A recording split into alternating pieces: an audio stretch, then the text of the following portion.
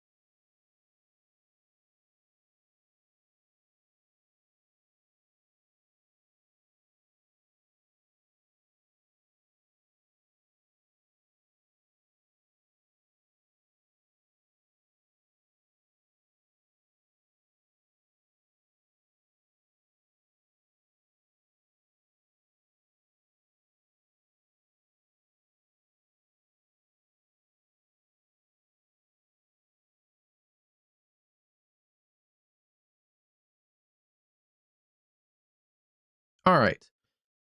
Oh, hey everybody, how's it going today? Santa Tracker, how's it going? Howdy. Colorado Clouds, welcome, welcome. Don't know if this bot got up and running in my pre-check, so we'll throw that up and see if it activates. It might. There it goes. Okay, so we do have our moderation bot up and running. All right. Sorry about the delay getting everything going today. It's been a crazy afternoon here, but Tornado warning has been perfect issued. timing. Are just getting new tornado warnings. There's been a couple tornado warnings here in Iowa as we were finishing up getting the stream set up. This is actually a complex of storms that's been severe really for the last couple hours, and it went up kind of in the Minnesota-Iowa border, continues to crash to the southeast, embedded tornadic circulations in here. Let's get to our first warnings here in Iowa first. 60-mile-an-hour winds. There goes a new tornado warning, and it's an observed tornado warning around Webster City.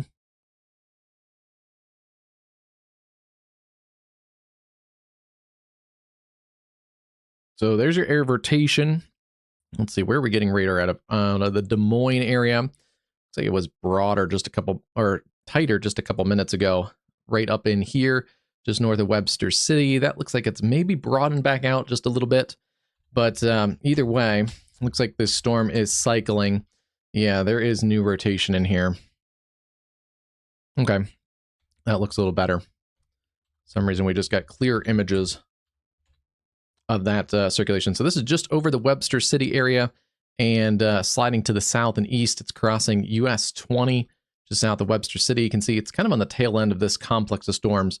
So we have a little bit more inflow to work with. This is well north of the Des Moines area, but that storm continues to crash to the southeast. Let me get a camera that way. We should have cameras that way near the Webster City area. Ooh, we do. All right.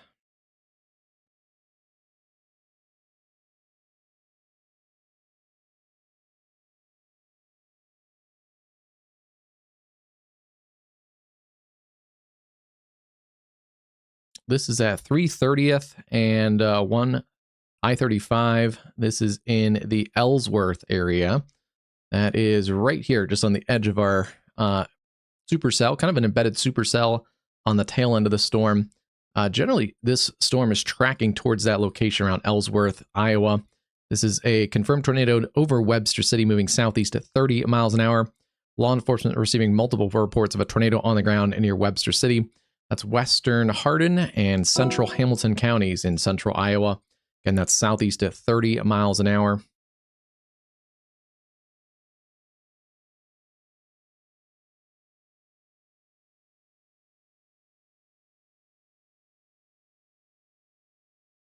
Stretching that out, Kemrar, about 7 minutes, Ellsworth, 26, and that would put it towards Jewel Junction in about 20 minutes as well. You can see what this looks like kind of on the edge of the precip shield. So this tornado would be tucked back up on that northwest side of the storm. So a little bit unconventional area of rotation there. Let's see if it's showing up on correlation coefficient. Hard to fully detail that on correlation coefficient. I don't see much CC where there would be a tornado there near Webster City. It's actually kind of 2 areas of rotation along that hook. But yeah, it looks pretty impressive, at least on the reflectivity, even if we aren't seeing a correlation coefficient that would really confirm that debris signature. This other area looks like has gusted out somewhat.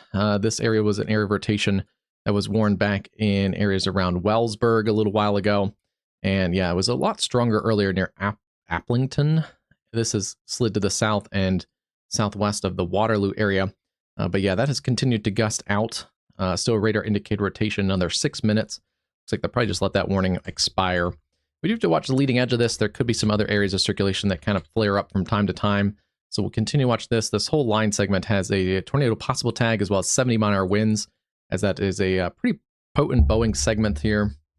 They've extended that out through Vinton and then into the Cedar Rapids area for the considerable threat, 70-mile-an-hour winds, and also that tornado possible tag that covers the entire Cedar Rapids area in central Iowa, up towards Keystone, Garrison, Vinton, Mount Auburn, and Walker. It also includes the 380 corridor. This is generally also headed towards I-80 and Iowa City. So pretty dangerous complex of storms all the way from Cedar Rapids up through Independence, back through Waterloo, Dysart, Marshalltown, Grundy Center, and then over towards Story City, Garden City, Buckeye, and back towards Webster City.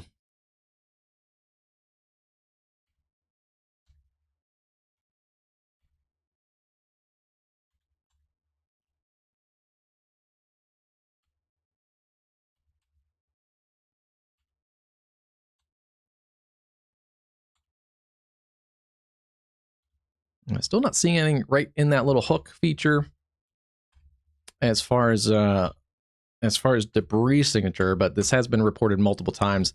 There's still kind of 2 areas of circulation, so it's an interesting little hook. One right there, and then one kind of on the leading edge of that.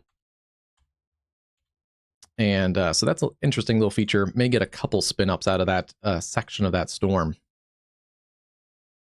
Let's see. Oops, let's get this draw tool back on.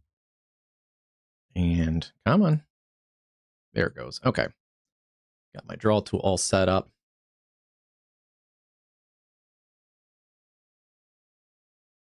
Hey, McKin. Yeah, if you're in that Webster City area, you should be getting those emergency alerts on your phone.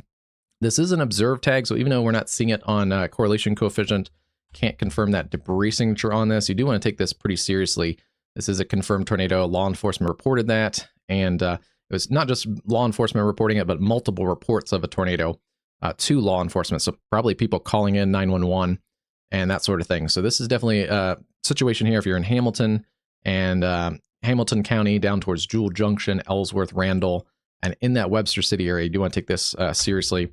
It's on the southeast side of Webster City now, continuing to move towards the south and east at about 30 miles an hour. Hey, Leighton, how's it going there, Santa? And just be aware that you may get emergency alerts, even if you're not right in that warning polygon. It depends, if you're around that area and say your cell tower that your cell phone is pinging off of is maybe in the warning polygon, but maybe you're up here by Williams, you'll still get those emergency alerts if you're anywhere kind of around that area, just based on where cell towers are. So there are some areas that may be getting some of those warnings, even if you're out of that warning path. But generally they have trimmed off the Webster City immediate area right around Webster City downtown. But basically that tornado warning continues if you're along and south of US 20.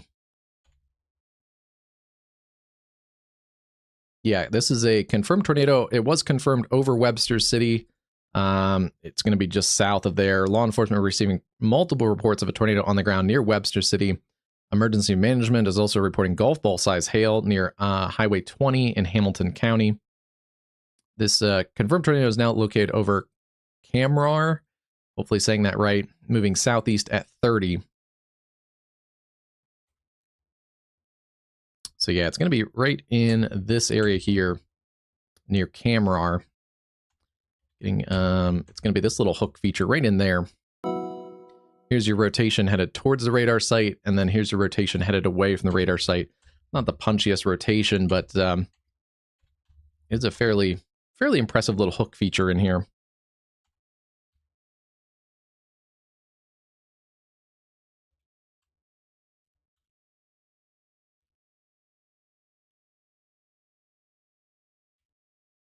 Yeah, maybe a little bit of CC lowering in there now too.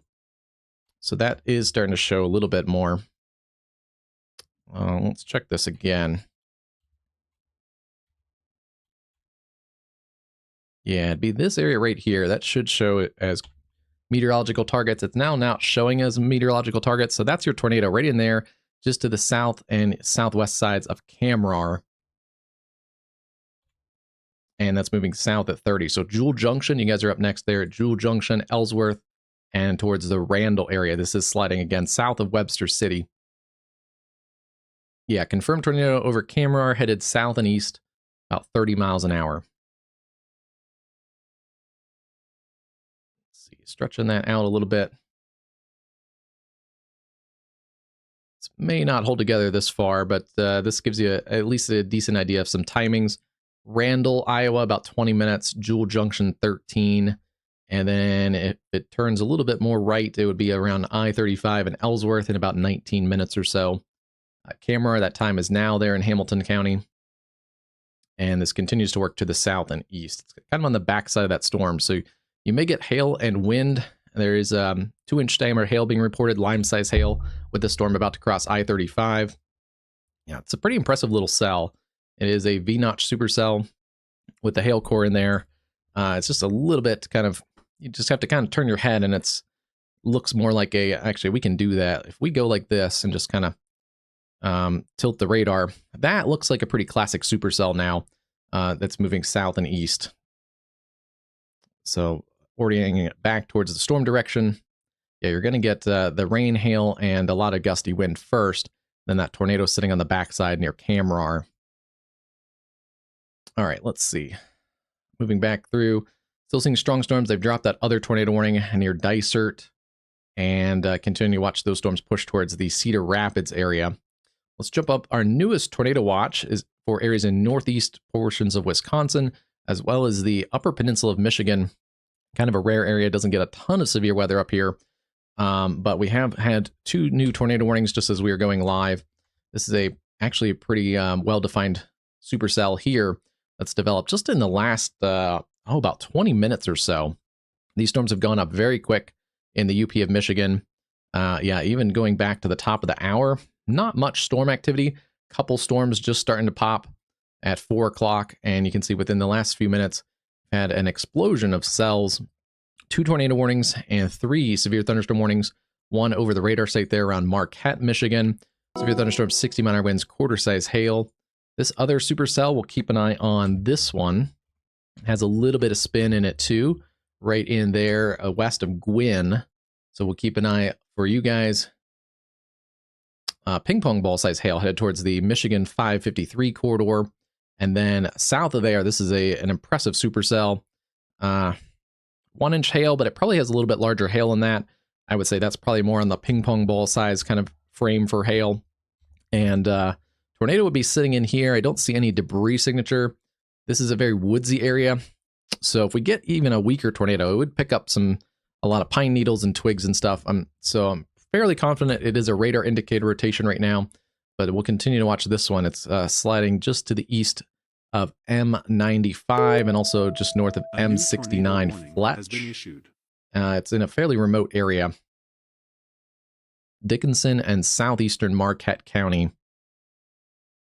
But this area does have a lot of trees, a lot of terrain, so you're not going to be able to see this one coming easily. This is definitely not the plains in this part of Michigan. So if you do live in there, south and southwest of Gwinn, Michigan, do take your tornado safety precautions. Lowest level into your room, away from those doors and windows. Put walls between you and the outside. If you have a storm shelter, probably not many up here, but if you at least have a basement or those lower levels that are fully or at least semi below ground, those are your better options. If you don't, at least get to that lowest level into your room, away from the doors and windows, typically a hall closet, a bathroom, something like that. That is in the Copper County State Forest right now. Our other tornado warning cell, this is another cell. Looks a little less impressive, but tornado warning there. Rotation around Iron River, just east of Iron River. Actually, kind of a couple cells in there. So we'll see, this may go through a little bit of a boundary interaction with some different cells. It is kind of broadly rotating there as it went tornado warning a few minutes ago, crossing the Iron River area. A little bit of a left split, so we may get some extra hail out of this storm. We'll see if that continues off to the right. Any of these storms right in here could have some, at least quarters, but closer to maybe golf ball size hail at times, approaching Crystal Falls, Mastodon, Michigan. And then certainly this one here probably has larger hail north of Felsch. And if that isn't enough, we just got a new tornado warning also for the cell that is just north of Marquette, Michigan. This is about to basically be more of a water spout issue here in a minute. This is Lake Superior. But if you're anywhere north of Marquette, this tornado warning does include downtown Marquette, the Northern Michigan University area, up towards Sugarloaf, Freeman Landing, and then up along County Highway 550 towards Buckrow, Birch, and Halfway Village. There's that area of rotation. This is pretty close to the radar site out of Marquette too. So yeah, pretty good low-level rotation there that's showing up on this cell. And you can see how this spirals in. Actually has kind of a leading edge inflow region there off the water. And this is winds going away from the radar site. So there's your spin right in here. And that shows up pretty pronounced here. Here's your little hook feature. So yeah, rotation right in there. It's basically riding along the shoreline. So if you're anywhere there around the Highway 550 area, just north and northwest of Marquette, tornado warning continues there. That is going to be for north central Marquette County. Marquette County is a massive county, so we have a couple different tornado warnings, but this is definitely an area you may get some warning alerts on your phones if you're outside of these warning polygons, just because there's a little bit less cell coverage. But yeah, this is Marquette County, all the way extends all the way up here, but and then all the way like down like this kind of thing. So a couple different tornado warnings in Marquette County, one north of Marquette, and then also the one in far southwestern Marquette County. Severe thunderstorm warnings continue through central Marquette County. We'll get a better look at this storm. This may have some rotation on it, but it's right over the radar site. This is a little bit of a supercell in here too. It's going to bring at least quarter size hail, probably more like $50 to ping pong ball size hail into downtown Marquette, Michigan. this purple area just on the west side of town along Highway 41 would be where your larger hail core is sitting. And that is going to roll through downtown. Marquette is a beautiful town. If you haven't been there, if you get a chance to get up on Lake Superior, it is a wonderful community. Yeah, overlooks the lake. Beautiful part of the country. And yeah, this hail core is headed right into the Marquette area. If there is rotation, it's back here, and it's kind of in that cone of silence. So we'll take a look at that radar signature later as that gets out of the cone of silence. Good news for this other tornado warning right now is that area of circulation is pushed just offshore right now. This may still scrape the shore around Buck Row, so keep an eye on this. But tornadic waterspout would be a potential here just along the lake shore. So 3 tornado warnings right now in Michigan. So that tornado watch is already kind of verifying. That tornado watch goes until 11 p.m. in the central time zone. A few tornadoes are likely, scattered hail up to tennis ball size possible, and scattered wind gusts up to 75 miles an hour are likely. That includes Marquette, Iron Mountain, and then into portions of northeast Wisconsin, Rhinelander, Merrill, down to Stevens Point, just to the Sheboygan area, just north of Sheboygan, Manitowoc. It does include Green Bay. I believe Green Bay is kind of the largest metro area and the more populated area down in this corridor here. It does also include Escanaba, Michigan, over towards Manistee, not quite into the eastern portions of the UP of Michigan. But that goes until 11 p.m. in the central time zone. Our other tornado watch goes until 10 p.m. And we are getting an updated tornado warning there. Some of this has been trimmed off just a little bit. They've trimmed off the northern portions around West Union and Decorah. There was also originally a portion, so we can probably step it back. Yeah, here's what they've done. They bumped a couple of those. They've trimmed off that northeastern corner. You can see there if I go back in time. But they've also added a couple counties there to the southeast portions of this. So this does include now through Iowa City towards Muscatine, Iowa, Wapello down towards Mount Pleasant and Fairfield. So this tornado watch goes until 10 p.m. in the central time zone. Few tornadoes likely, scattered hail up to tennis ball size possible, and scattered wind gusts up to 75 miles an hour is also likely. I think we've confirmed probably a couple of those. I don't know if we've had the largest hail yet, but this storm complex has had at least considerable threat, 70, 75 mile an hour winds at times. You can see that big surge there. Pretty organized little convective system we have working to the south and east. There's your leading edge of those heavier winds. That's pushing towards Cedar Rapids, Vinton. It's through the Vinton area now. Marshalltown, it's kind of through you guys. Pushing towards Cedar Rapids, Iowa City, Williamsburg, Grinnell, Kansas. And then the complex kind of stalls and arcs back. This is where we have a little bit of a supercell attached to the complex on this northwest portion. Tornado warning continues here around Jewel Junction. Let's take a look at this again. This was a confirmed tornado a little bit ago.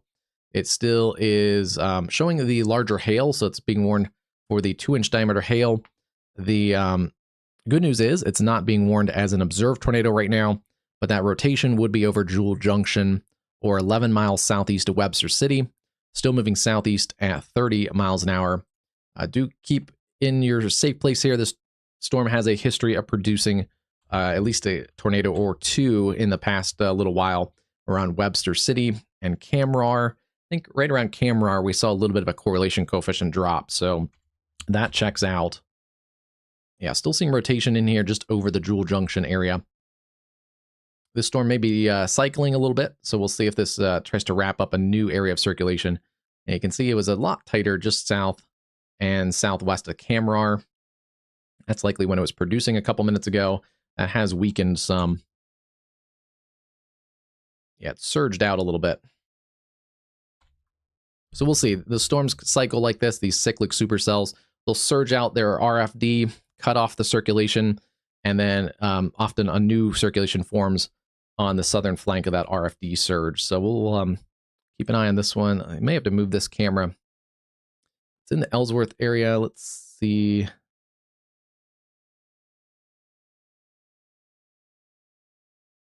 might be just too far south. A new flash flood warning has been issued. I need a camera right at Randall, but apparently we don't have one. Ellsworth area is in the tornado warning, but it's going to be a little bit south of Ellsworth, it looks like. We'll see. Maybe they'll move. I'll keep the camera here. Maybe they'll move the camera. Ellsworth, let's see, this may get into some of the larger hail just north of Ellsworth, and then that tornado would be sitting just to the west of this location. So we'll keep an eye on that storm. All right, let's see. Yeah, we have a lot to cover today. We will get to tropical activity when we get a downturn in these tornado warnings. One good news here, it looks like they are going to let this tornado warning around Iron River probably work itself out. Looks like this storm has gone through a couple different mergers and shifts. Really just a severe thunderstorm warning here east of Iron River, Michigan. And that's going to be for areas around Channing and Mastodon, Crystal Falls, Michigan, Iron and Dickinson counties in south central upper Michigan. So yeah, this storm kind of recycling. We'll see if it kind of tries to wrap up a new area of circulation. It does show a little bit in here now south of Mastodon. So this may need to get reoriented for this little bit of a reorganized cell. But yeah, certainly if you're out here towards Sagola Township, this is a cell to watch, as it's generally headed to the east-southeast around Michigan 69. Let's get a read on this one. This is going to be east at 40.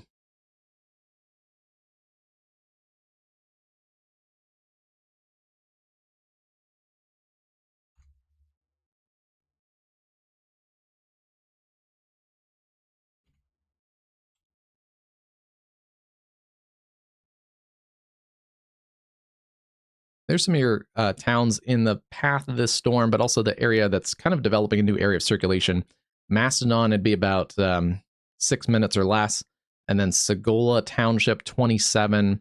Randville, 27. And then the northern sides of Iron Mountain, also kind of in that path. Basically the Michigan 69 corridor, about 27 minutes.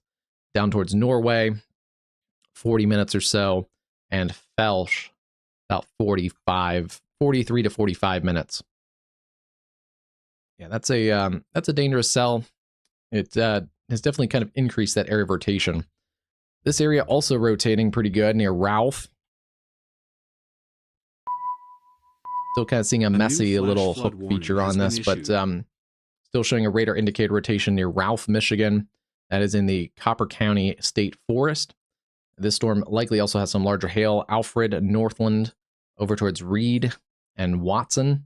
Tornado warning continues there. This is going to be for southern portions of Marquette County, northeastern Dickinson County, and this storm is moving east at 35. Good news, it is in a fairly low populated area, but there are some communities out here, especially along these county highways in here, Ralph, Alfred, Northland. That circulation is just kind of going to parallel the 426 corridor. So if you're anywhere in there along Highway 426, keep an eye on that storm. Continue to stay in your tornado safe place. We have other storms with some larger hail in portions of southern Marquette County. And then right over Marquette, this storm was producing some larger hail a few minutes ago. Good news is it's still kind of over the radar sites, but it looks like it is not quite as rotational as I thought it might be right over the radar site. We're still also watching this other supercell. For the most part, it's over the shore line. It is capable of producing a tornadic waterspout just off of areas around Buckrow. That tornado warning continues for east central Marquette County. It does include downtown Marquette. So if you are in downtown Marquette, and especially on the northern and eastern sides around the university, you do want to continue to stay in your tornado safety precautions, in your tornado safe place up towards Sugarloaf, Freeman's Landing. But it does look like that area of rotation is mostly offshore at the moment. Certainly, if you have any boating interests, that would be a big problem if you're out in the waters there in the lake shore.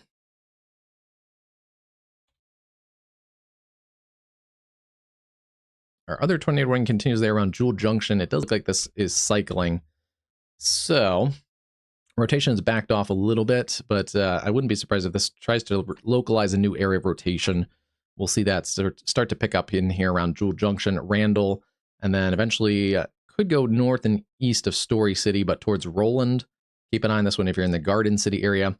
This is well north of Des Moines, but Des Moines, you may get on some of the severe activity later into the evening. Let's see, it's 5 o'clock right now. You may get through rush hour in the Des Moines area, but certainly after the dinner hour, that's when things get a little bit dicey around the Des Moines metro. Looks like we do have some larger hail coming down. There are some people kind of hunkered under the bridge in here. Please don't block highways like this, but at least they're on the, at least they're not on the interstate. It's extra frustrating when people are blocking the interstate, but this is likely some large hail and also some severe winds in here. So wind-driven hail around the Ellsworth area. That's potentially lime-size hail, and I wouldn't be surprised if it's lime-size plus, just by the looks of this reflectivity. It has actually picked up in intensity.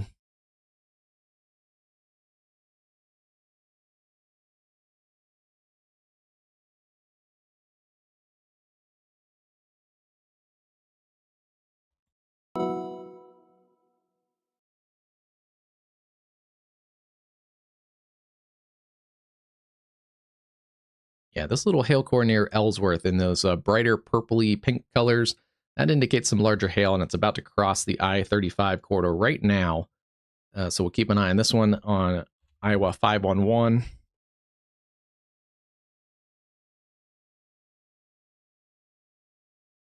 Sometimes hard to see hail, but I believe there is hail accumulating on the highway there. Let's take this a little bit fuller and just, I think that's hail accumulating on the highway down in this part of the screen. If you look on the lower left there, it just looks not quite wet, but it looks kind of snow-like, almost slushy.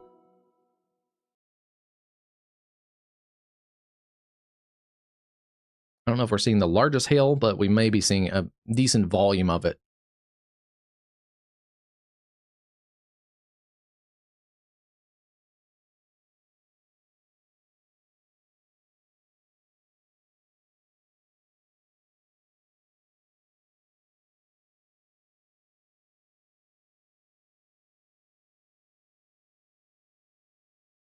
Yeah, I believe that is hail. It kind of moved with the traffic that just rolled through. So we'll see what they do for this storm. It looks like right now they may kind of just continue this as a considerable threat, severe thunderstorm. That would be for Story, Hardin, and Hamilton counties. 2-inch hail and 60-mile-an-hour wind gusts. Emergency management does report that hail. So confirmed 2-inch hail. Yeah, I think that is hail that's on the highway there too. So keep an eye on that. That we don't talk about that very much, but that could add some traction issues if you're rolling through and catch a bunch of hail on the road like that. I mean, it is balls of ice, so you could run into some traction issues, especially right now. People don't really expect to deal with ice and icy road conditions like that. Not in the sense of ice on the roads, but it can basically be like walking on marbles if you catch a bunch of hail like that. But yeah, this storm is likely going to cycle to the south and east of Jewel Junction. Right now, it's a little bit outflow dominant, but it has a pretty impressive look to it. The hail core has continued to increase in intensity. That generally indicates a strengthening storm with a stronger updraft, and it's displaced. The updraft is displaced from the area of rotation. So that means that your rain and hail-cooled air is falling away from the area of rotation. This is allowing this to access warm and moist inflow and continue that rotation. Let's see. Hey, Mama G, welcome. Hope you're doing well. Looks like they are going to continue that tornado warning. So tornado warning I think that's a good call, even though the rotation isn't super strong at the moment. It as I was just kind of showing you, it has a really a pretty pronounced look to it. It's a well-structured supercell. This could easily increase rotation in any minute. So I think it's a good call there to increase that tornado warning. This is going to be for northern Story County and then into southwestern Hardin, southeastern Hamilton counties in central Iowa. They still do have this working to the south and east at 30 miles an hour. Let's get a new track on this since it has adjusted just a little bit more towards the southeast. So some of the new areas in the path of this.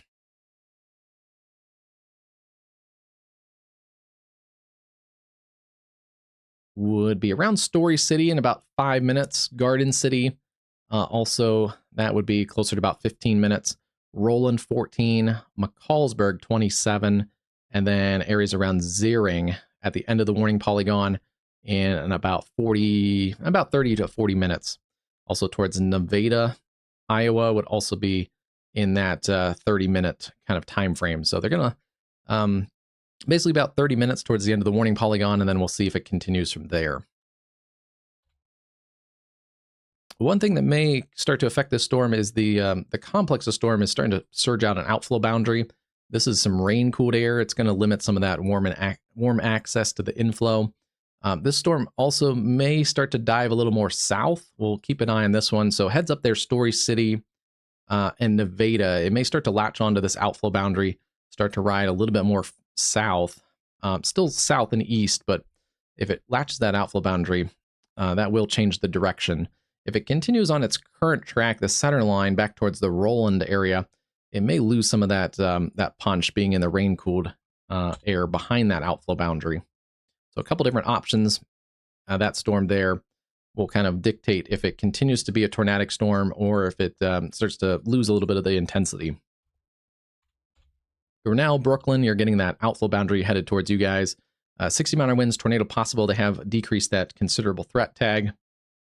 And then still the considerable threat approaching areas around Cedar Rapids, Hiawatha, Walford, Ely, and we'll see if this gets down towards the Iowa City area as a considerable threat severe thunderstorm. We also have new storms that have kind of bubbled up along the leading edge of this complex.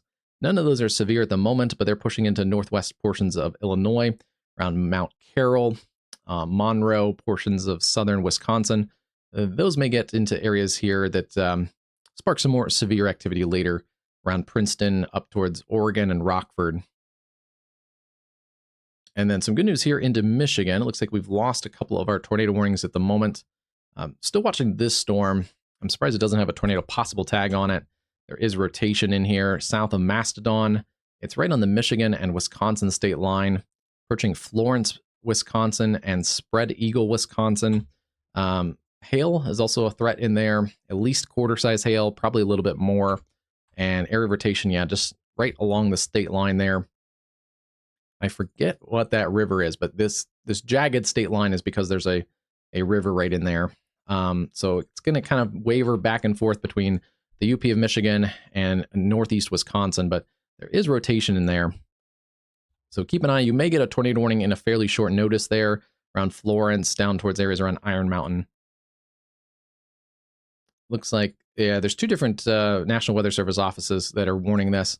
I'm kind of on the camp of this side. I would at least have a tornado possible tag on that cell, like the weather office out of the Weather Service out of, let me see.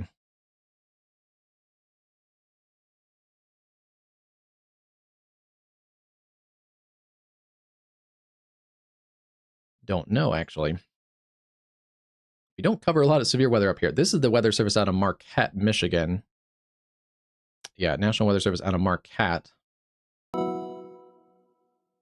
This one does not note who which office is warning it. So that's why I'm a little bit stumped right now, just off the top of my head on which office that is.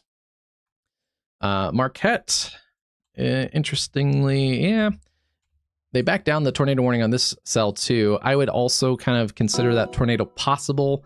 It's a very well-structured supercell. It doesn't have a lot of rotation at the moment, at least low-level rotation in here. There is kind of a weaker, broader area of low-level rotation, but it's structured well enough. This is a well-defined supercell. I would at least have a tornado possible tag. I do agree right now it's probably not tornadic, at least as an imminent tornado risk, but we'll have to watch this as it heads towards Cornell and Brampton, Michigan, along the Michigan 35 corridor. It's north and east of Felch. Should stay north of the Michigan 69 corridor. Yeah, heads up down here towards Gladstone eventually, Brampton. You guys are right along the edge of that warning polygon. This may go back to tornado warned if that area of low-level rotation intensifies again. And certainly the hail core has come up in that. They are warning that for 1.5-inch diameter hail. And then this area around Marquette is still very interesting. Right now, it does look like that tornadic circulation would be offshore, but this cell is likely still producing a tornadic water spout. It continues to show pretty strong rotation there just off the shore into Lake Superior. There's going to be some cell mergers and stuff. This is going to go through some interesting cell mergers in here. This may end up being one big supercell. The cells are kind of right now going a couple different ways, but we may have to watch this later around Autrain Township, areas there along Michigan 28, east of Marquette. Just an area to watch as this whole complex of storms kind of merge together.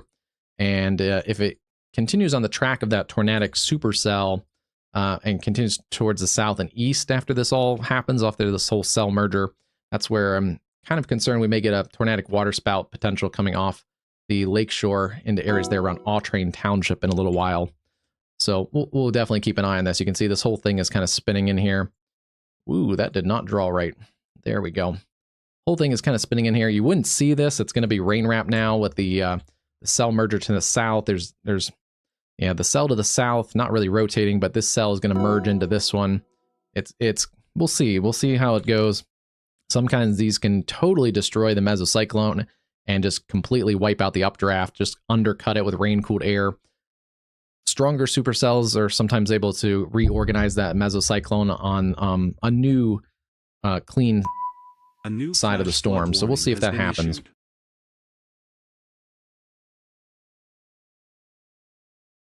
Interesting weather there in the UP of Michigan, an area that we haven't really covered too much on these streams.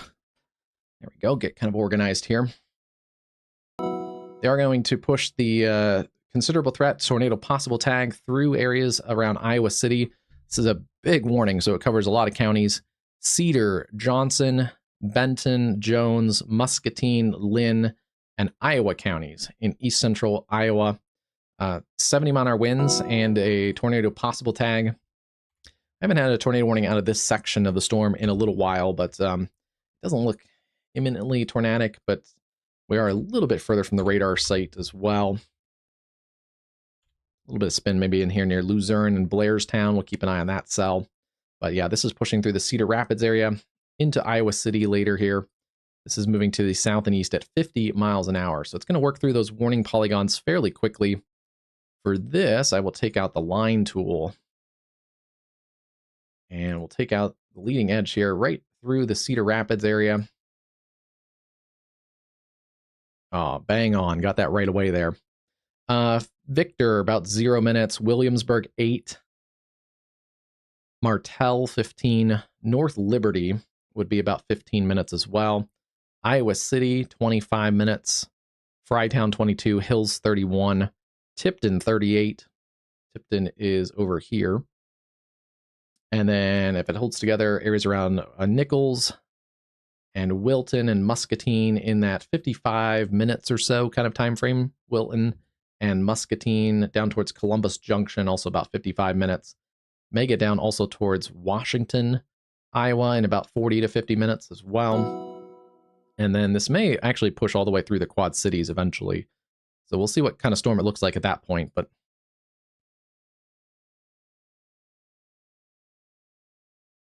new storms going up right on the outflow boundary of that complex of storms. We'll keep an eye on those. None of those are severe yet.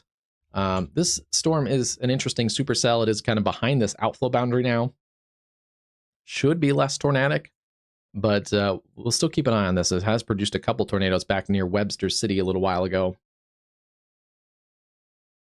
That was before this whole complex of storms surged this outflow boundary out. So that is one thing to note. It's still a pretty well-structured supercell.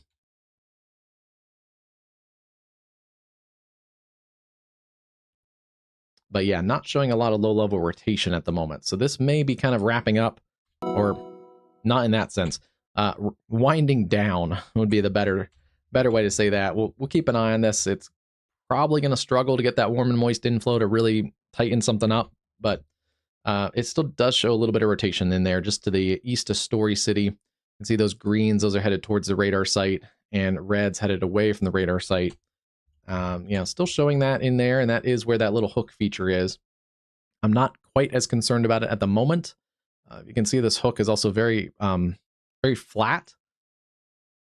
Usually when we start to get tornado genesis, we'll see that hook kind of surge as the RFD surges out, pinches that inflow region, tightens everything up. We're not seeing that at the moment, but that can happen fairly quickly, so we'll keep an eye on this. It is sliding to the east sides of Story City, and then it heads up there around Roland. McCallsburg, you guys are going to get on the larger hail.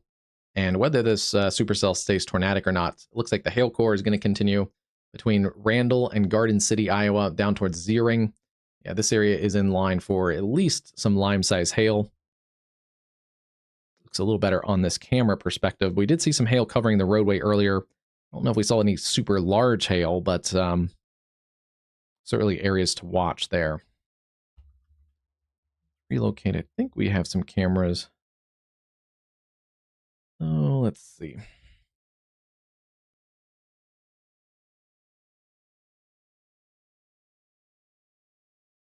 quite a bit of cameras on I-35. This is the one little area that doesn't have a great look at this. This is a photo. This may be the kind of the eastern side of the wall cloud. The wall cloud can mesocyclone can look like not a wall cloud. The mesocyclone, sorry.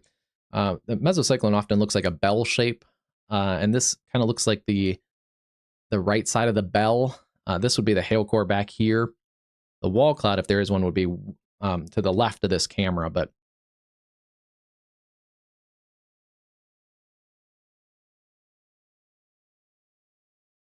if you draw it out, you can. I'm not a great drawer, but then the wall cloud kind of extends out from that. If there is a tornado, it would extend out from that. So we could be looking at kind of this area. It's hard to say again, because this again is a one of those cameras that take a photo every couple minutes. So I can't tell if that's a rotating mesocyclone or not, but just by the feature itself, we could be looking at kind of this little piece right here, just the leading lip of that mesocyclone, and then looking back towards that hail core.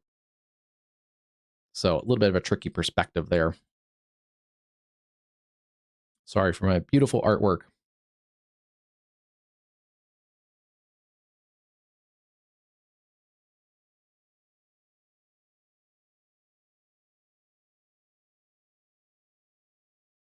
This is the next camera down. It may be just a little bit too wide of a shot, but we'll stay there for a minute.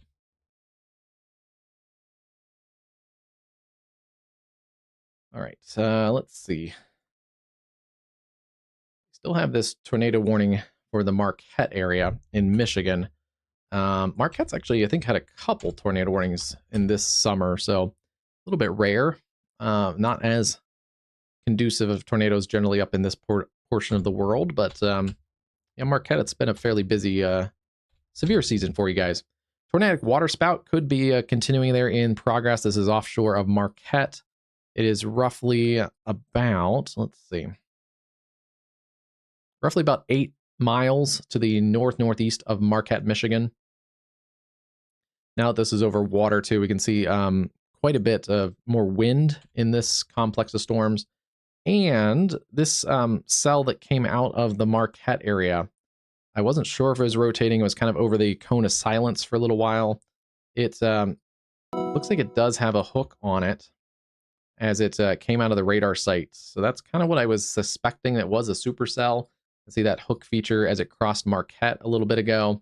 That continues offshore and is now potentially producing a tornadic waterspout just offshore off of Beach or Beaver Grove.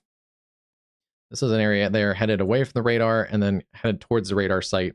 A pretty tight little couplet in here and very close to the radar site too. It's actually a really compact little hook in here. A little bit of an inflow notch. This is where the RFD surges back around. So yeah, there probably is a tornadic waterspout in there. We're just not seeing it on correlation coefficient, obviously, because it's just sucking up water. But also there is a weak echo region. This is a bounded weak echo region here where we're not seeing those precip levels. Should be able to see this on, yeah, that's showing decent there on the spectrum width as well. So likely a tornadic waterspout in progress.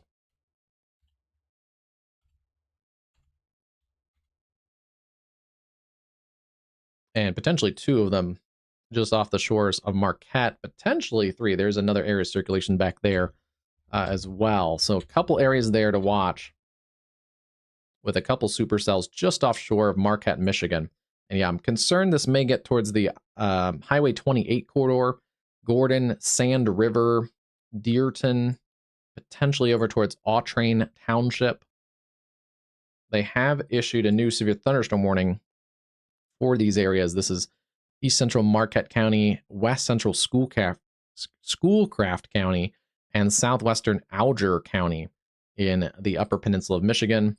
That does include Autrain, just north of Chatham, and then areas east of Marquette around Harvey. If you're along that 28 corridor, Harvey over to Gordon, Sand River, Dearton, and then Autrain.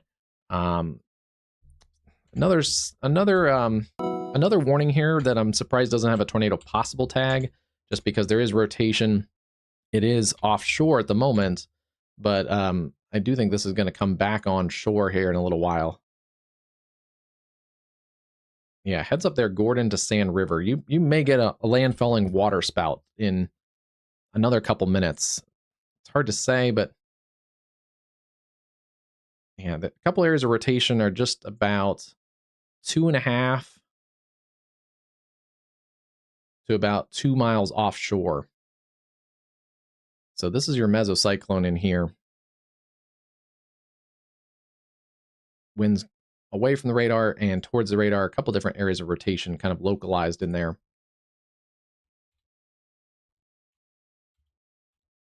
And you can kind of see it a little bit. Also, there is a little bit of a hook in here.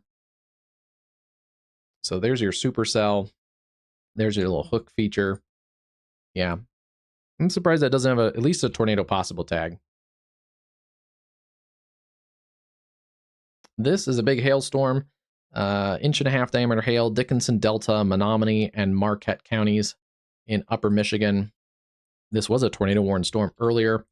Yeah, still kind of broad rotation. The wind has picked up in this cell, and the hail core has picked up significantly. But if there is a tornado threat, it would be in here near Reedy, Arnold, and Mashick. Headed down towards Watson. That's some larger hail there. Watson to Hendricks, St. Nicholas, down to areas around Brampton. Heads up there, Gladstone. If you're out on the water, north of Escanaba, Michigan, you need to get off the water. These cells are headed towards, this is upper portions of Lake Michigan now. And they are going to go with a tornado warning for that cell again.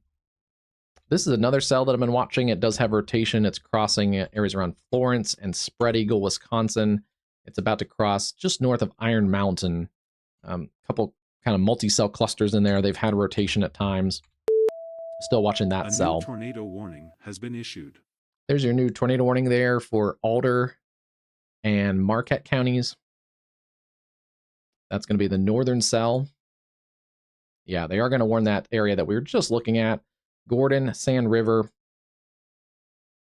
It has to be radar indicated because, again, we don't see the correlation coefficient, but this was at least a couple minutes ago likely producing a tornadic water spout offshore.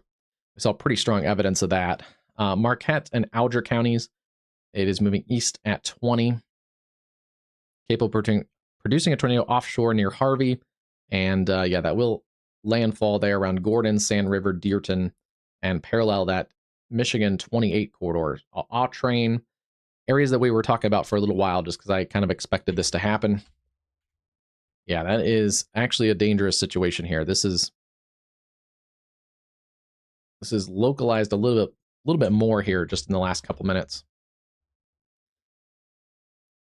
Yeah, still not seeing anything.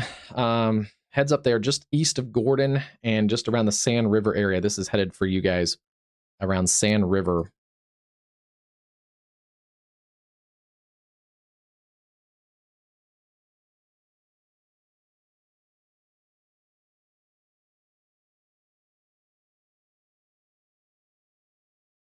Yeah, Sand River, about 14 minutes. Dearton, 25.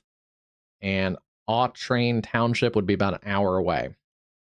So it is moving a little bit slower at about 20 miles an hour, but seeing pretty strong rotation in here. Just offshore into Lake Superior there of Gordon, Michigan. Yeah, that is wrapped up very tightly. This is a well-defined supercell. This is your rear flank. Your rear flank surge is pushing across the Gordon area, Mangum, and Green Garden. That has some damaging winds likely in this surge. Just ahead of this radar product, now surging out there through Gordon. And then back in here, this is our winds going towards the radar. These are winds going away from the radar. You can see where they tighten in is where that RFD surge interacts there, right, and meets with the inflow region. You can really see, even on reflectivity, the rotation in this supercell. It is a well-defined supercell. Even has kind of a little bit of striations on that forward flank of the cell with some hail cores in there. And then this whole storm funnels back in, kind of this little sink drain effect in here, spirals up into the rotating updraft. That's where your rotation and tornado would be sitting. This is just offshore. It's about to come ashore. Let's see.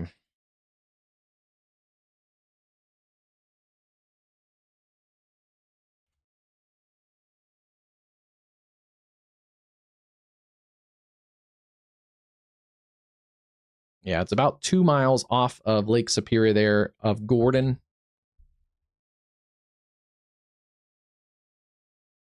And approaching areas just to the north and west of Sand River.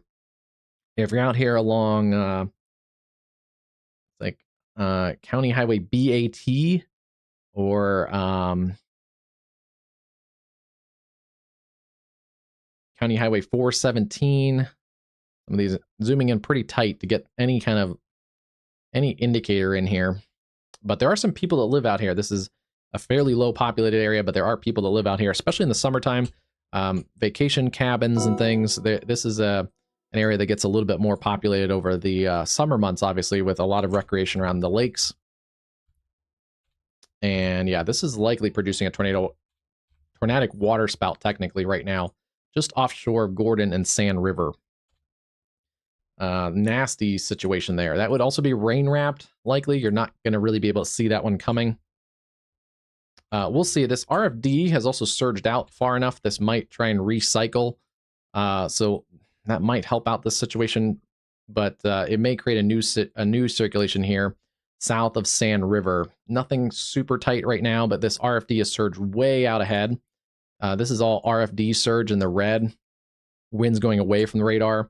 And you can see it's already trying to develop a little new hook feature in here. As, yeah, it may try and localize a new area of rotation out here just to the southeast of Sand River.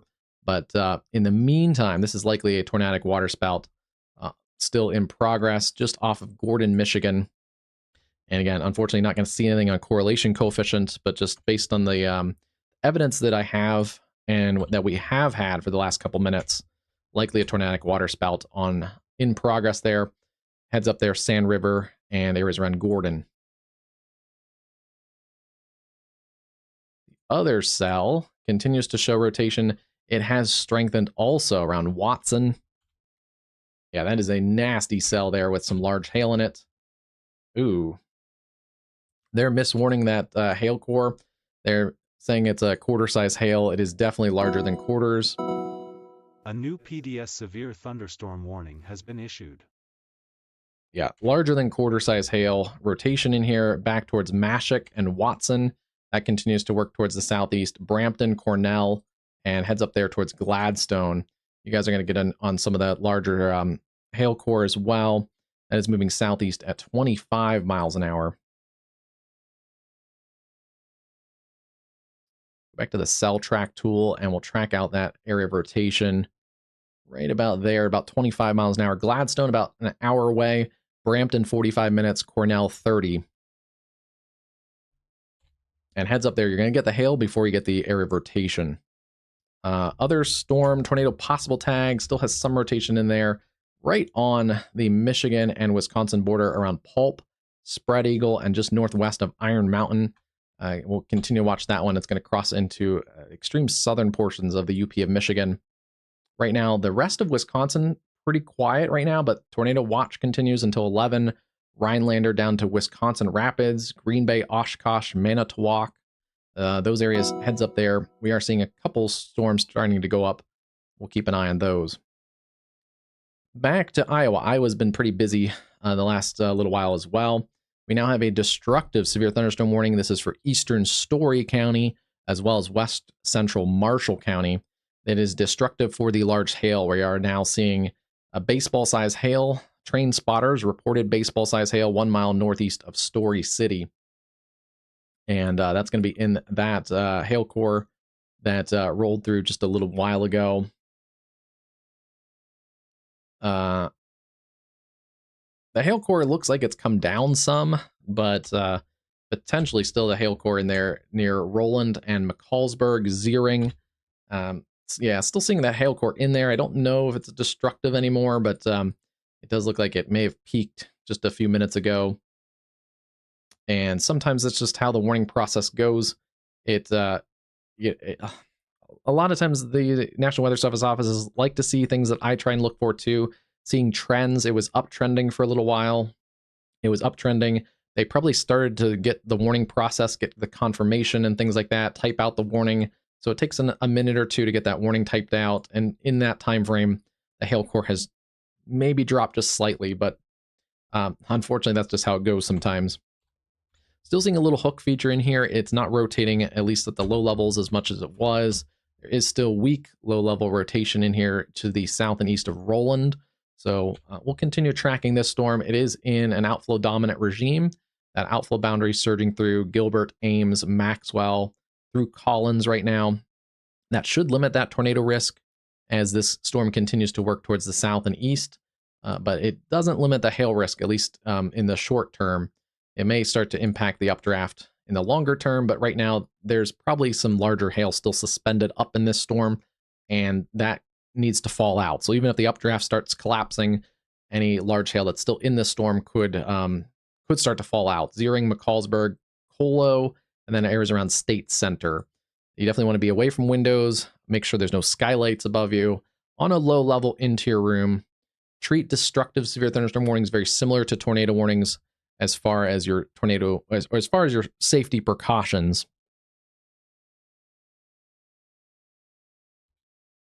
Hey, Storm Team, how's it going today? I've been pretty busy here the last couple minutes, so I probably have not caught up on my chat as much as I needed to. Cruz, welcome, welcome. Sarah, hello, thank you. Thanks for joining us.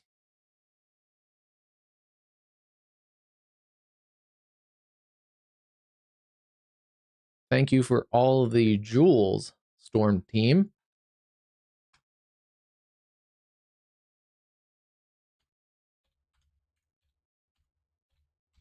Got enough jewels to get some serious bling now, I guess, but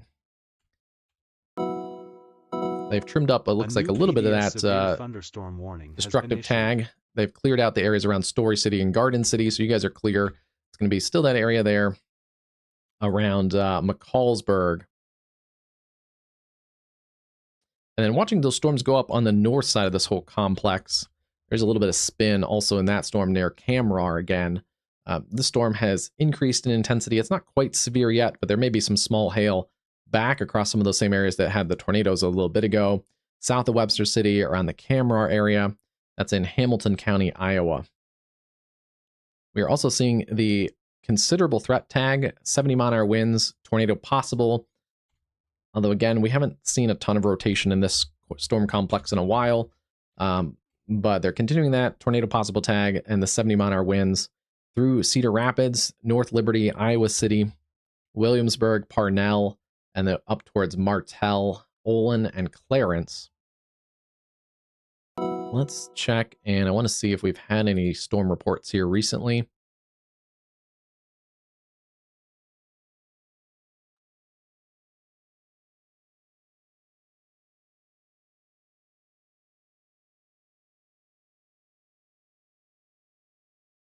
Funnel Cloud reported a few minutes ago, 502 near Story City. There's also been some confirmed, looks like baseball size hail by storm chasers, baseball to tennis ball size hail there. So this storm has definitely had a history of some of that larger hail. And then we have had a considerable wind gust. It looks like at the 5 o'clock hour near Shellsburg, 74-mile-an-hour winds. That was a automated weather station report. Another weather station public report there, 70-mile-an-hour winds in Lynn County. We should get some new weather reports here out of the Cedar Rapids area as this storm complex crosses the Cedar Rapids Airport down in here, eastern Iowa Regional Airport. Should get a new wind report out of that in the next couple minutes. So yeah, this storm definitely has had those considerable threat winds in there. That's 65 to 75 mile-an-hour winds. at times. Luckily, have not seen as much tornadic activity in that storm in the short term, but we'll keep an eye on this one, continuing to watch. Tornado watch continues. They have pushed this down through Fort Madison, Burlington, Mount Pleasant, Wapello, Muscatine. Some new counties they've bumped into this tornado watch all the way down there into southeast portions of Iowa. You can see that here. If I put it into motion, they've added actually a couple different counties to those existing tornado watches. Let's go back to Michigan. Michigan, serious threat here because there's not as much tornado safety plans in these areas, and people may not be quite as aware.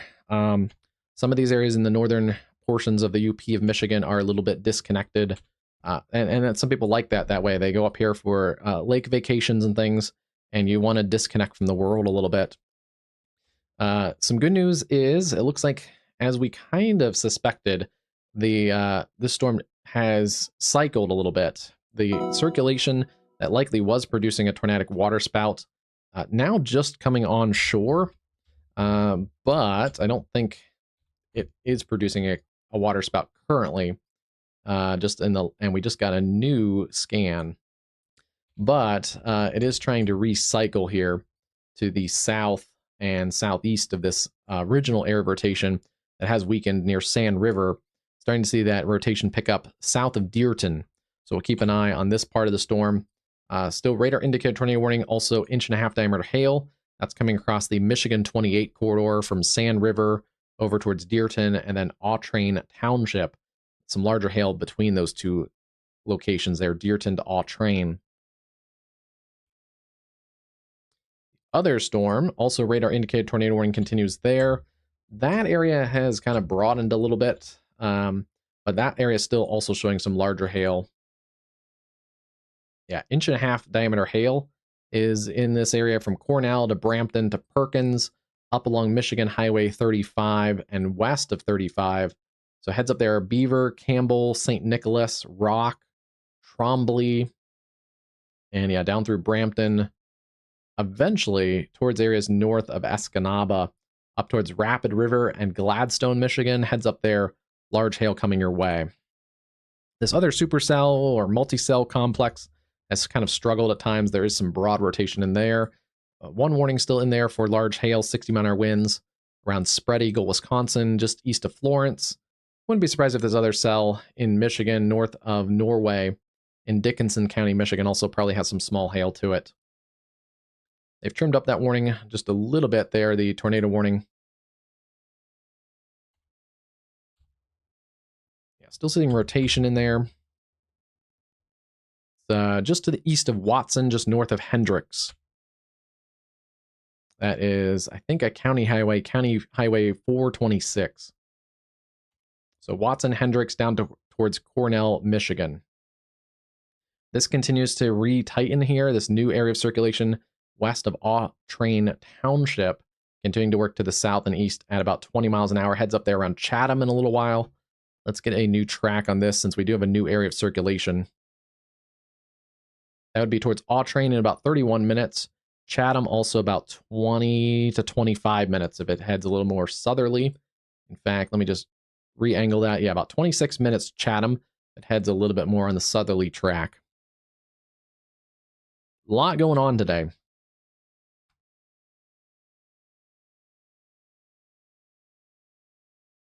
Yeah, busy day. We still have our considerable or our destructive tag. This continues to show a little bit of rotation. Still working south-southeast. State Center, Colo, Clemens, Collins. Heads up there, Rhodes and Melbourne. Destructive for large hail. And if it is producing large hail, it's going to be just in there, just to the southeast of McCallsburg.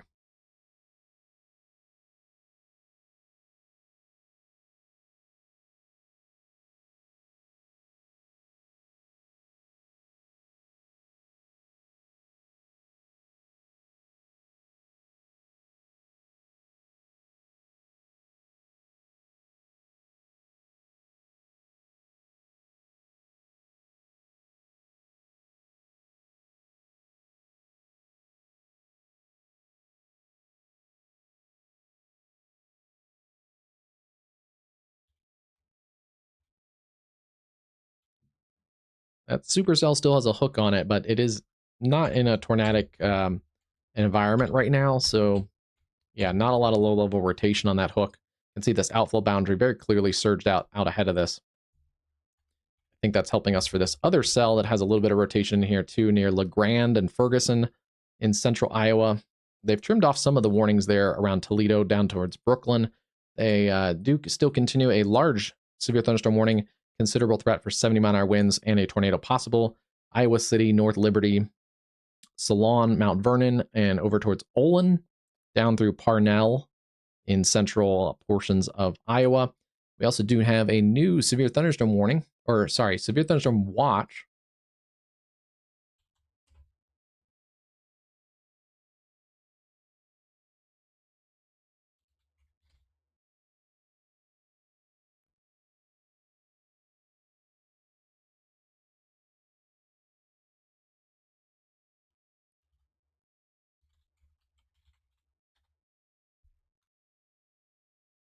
New severe thunderstorm watch goes until 11 p.m. in the central time zone. Isolated hail up to 2 inches possible. Scattered wind gusts up to 80 miles an hour likely. And frequent lightning is also possible. That includes Clinton and Davenport, Iowa, the Quad Cities area. It includes areas around Cahokia and Memphis, and areas there in extreme northeast portions of Missouri, and then also much of northwestern portions of Illinois, from the Quad Cities area down through Galesburg, Peoria, into kind of like north central portions of Illinois, I guess, Lincoln, Springfield, Bloomington, Normal, and then back through western Illinois, Macomb, Rushville, and Carthage. Burlington, Iowa, you guys are right along the edge of that new watch area as well on the river there. And not quite to Peru straighter, but anywhere kind of west of I-39, I'd be very cautious. Princeton, Illinois, Walnut, Cambridge, and in those areas. So late night severe risk there. Looks like the idea is this complex of storms will continue to work towards this area with damaging wind threat.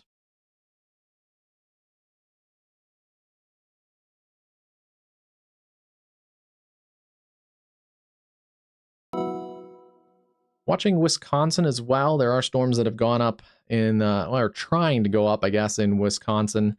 None of those are severe, but lightning has upticked a little bit around Merrill and Wausau, Wisconsin. We'll watch these as they head towards the Green Bay area and into northeast Wisconsin.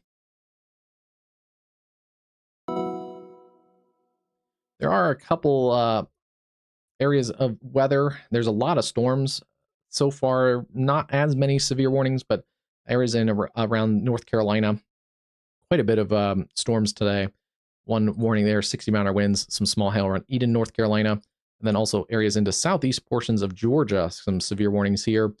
Quarter-size hail, maybe some 60-mile-an-hour winds. Claxton, Lyons, Douglas, Alma, and Baxley over towards Jacksonville in Georgia. We also are watching tropical development.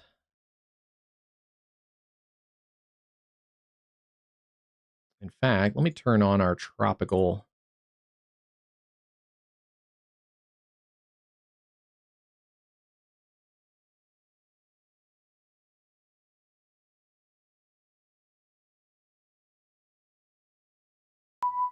A new flash flood warning has been issued. We had some questions about it earlier since we've covered, I think, most of the current severe weather. Let's see. I think it was ST Nguyen was in here earlier asking about Tropical Depression number 2. And yeah, Tropical Depression 2 is in here. It has winds around 30, 35 miles an hour. It is forecasted, potentially while we're still on the stream here, to become a tropical storm later tonight, potentially. And as early as later tonight, I should say. It may get delayed. We'll kind of see. We'll have to see. But generally, the National Hurricane Center forecast track taking this off to the north and east, roughly paralleling the Florida Panhandle, the Mississippi, and Alabama Gulf Coast. And then it starts to turn it. This would be by tomorrow, early tomorrow, turning it across into Tuesday, turning it more westerly. That may direct it towards southern portions of Louisiana, especially far southeast Louisiana. where currently the storm or the National Hurricane Center forecast track takes it essentially into southeast Louisiana and weakens it to that tropical depression. The caveat to that is there are quite a bit of model discrepancies in this. That's why this forecast cone very quickly kind of broadens out after it kind of makes this turn here. We're pretty certain it's going to make the turn. That'll keep the center of impact or the center of the circulation off of the Florida coastline. But as this makes this turn, it kind of depends where and how quickly it turns. If it makes the turn a little bit south of the current center line, it has that can adjust the forecast intensity quite a bit. If it continues center line or north of the center line, it's going to take it a lot closer to land, and it will eventually interact with land in southeast Louisiana at some point. That should weaken it. But yes, if it starts to turn quicker or makes more of like a wiggle turn where it turns and then kind of wiggles back, more of like an S-shaped kind of situation, it could do something like that. Essentially, if it stays offshore, this would be the best chance of development further, where it could lead to some performing a little stronger than the current National Hurricane Center guidance. Obviously, that just puts it over more warm waters of the Gulf for a lot longer period. A new flash flood warning by Friday, it gets over here into extreme southwest Louisiana and into the weekend into Texas. The other thing also to keep in mind is kind of no matter where it goes, but even if it stays kind of as a depression and then weakens from there, it's going to drift towards Texas eventually. And into the weekend, this area was hit very hard with flash flooding earlier this week. We had a forecast video about that, and unfortunately, the forecast video was not hype. It verified that we had flash flooding that rivaled the flash flooding that we had last year on July 4th. The flash floods that devastated the camp and unfortunately, over the 24 fatalities of the school-age campers last year. That was horrific. And some of those areas in the Texas Hill Country this last weekend received flash flooding that rivaled that, at least as far as the flood gauges, how fast the river rose. The same river, the Guadalupe River, rose about 36 feet in 4 hours on Tuesday morning. I think that was Tuesday or Wednesday morning. So yeah, this area was devastated again with flash flooding. Luckily, the number of fatalities this year was a lot lower. Some of that is recency bias. I think people did actually heed the warnings, and the camps in this area had much stronger safety plans in effect, so that certainly helped. But at least as far as the washes and the flood-prone areas, some of those areas received very similar effects. Roads washed out. I think I even saw a bridge basically completely taken out somewhere out towards Uvalde, Texas. A new flash flood warning has somewhere been out here. Anyway, long story short, the point is no matter what this strength is generally these forecasts take it towards the Texas Hill Country over the weekend. That could bring some more tropical rainfall into areas that don't need any more tropical rainfall. So heads up going into the weekend, regardless of intensity, you may have to deal with more flash flooding across portions of south central Texas. We do have other storms, but they're not really a factor for anything serious right now. This storm is Tropical Storm Fausto. It is forecasted to become at least a Category 2 hurricane. It's going to continue to track away from Mexico and out into the eastern portions of the Pacific. It'll eventually hit cooler water and diminish in intensity.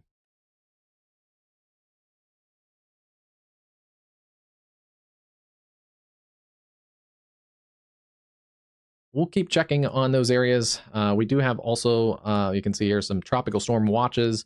There are also storm surge watches in effect for portions of the coastline. I do have some cameras up along the Gulf Coast. This is the Mississippi Gulf Coast. This is US 90 Beach Boulevard in Biloxi, and also Porter Avenue right there at the Gulf Coast. You can see some of those white sands of the Mississippi Gulf Coast. off just below where it says MDOT traffic.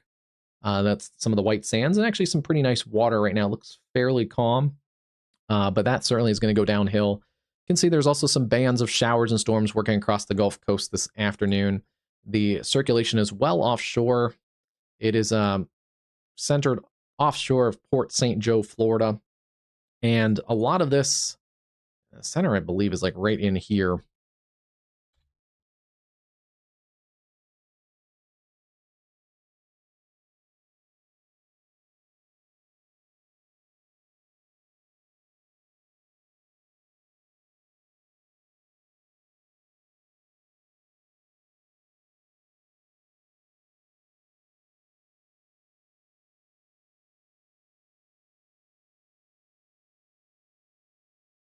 Yeah, the center is in here. It's actually right in there. There's a little bit of a swirl in the low-level clouds in there.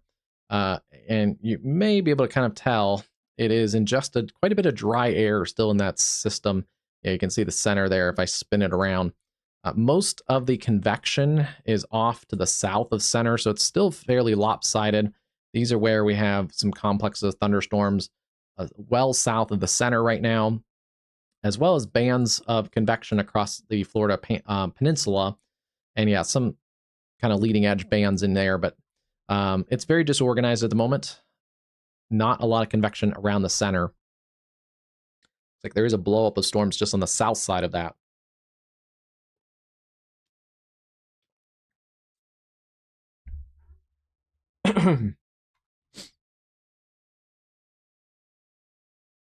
Yeah, some blow up there on the south side of that center of circulation. But yeah, it's definitely not co-located.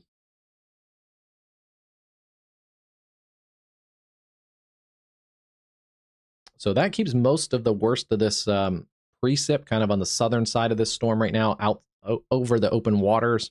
Some of this kind of leading band here, or a leading band or two, may get onto southeast Louisiana later tonight. But yeah, a lot of the storms south of that center, the more persistent storms right now offshore. You can see some bands of some isolated stronger storms, some gusty winds potentially, especially on the leading the coastal areas here, Cedar Key up towards Cross City, and then this will kind of cross this area south of Tallahassee along Santa Rosa Beach. Some isolated and scattered storms working through with some gusty winds, but right now most of the strong storms offshore. But yeah, storm surge watch in effect, southern Louisiana, southern Mississippi. That includes Pascagoula, Ocean Springs, Gautier, and Moss Point. Forecast winds fairly light, but let's see, what are they calling for the storm surge? 2 to 4 feet, potential storm surge there, 2 to 4 feet. That is 2 to 4 feet above normally dry ground. So just keep that in mind. A new tornado warning has been issued.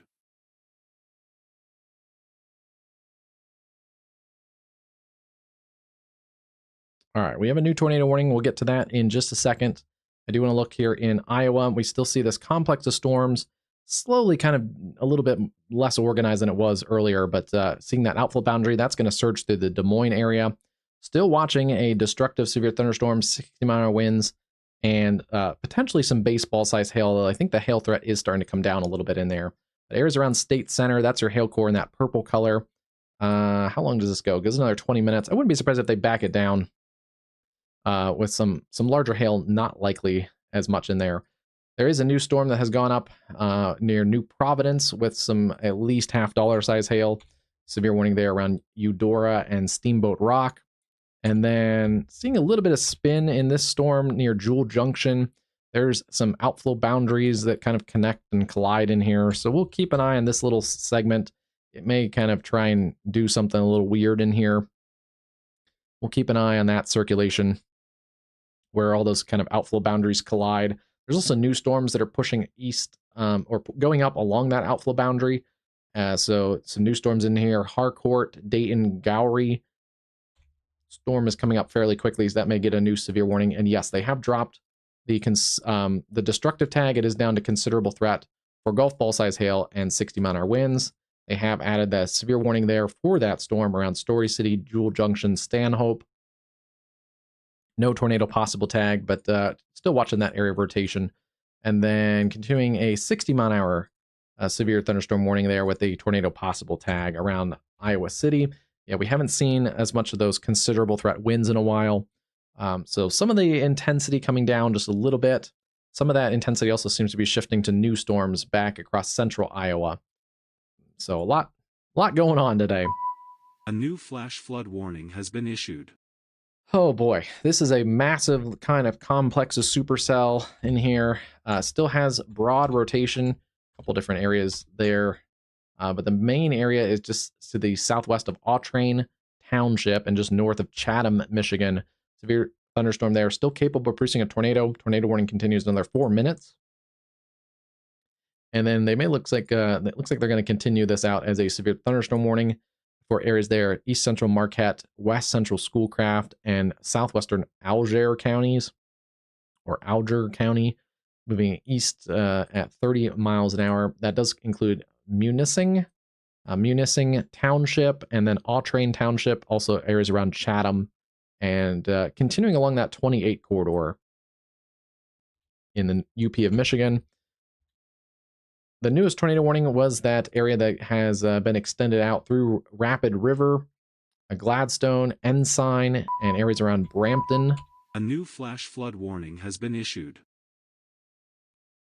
There still is an area of spin in there just to the west of Brampton. A little bit of a cell merger going on, so we'll see how this kind of reorganizes, but yeah.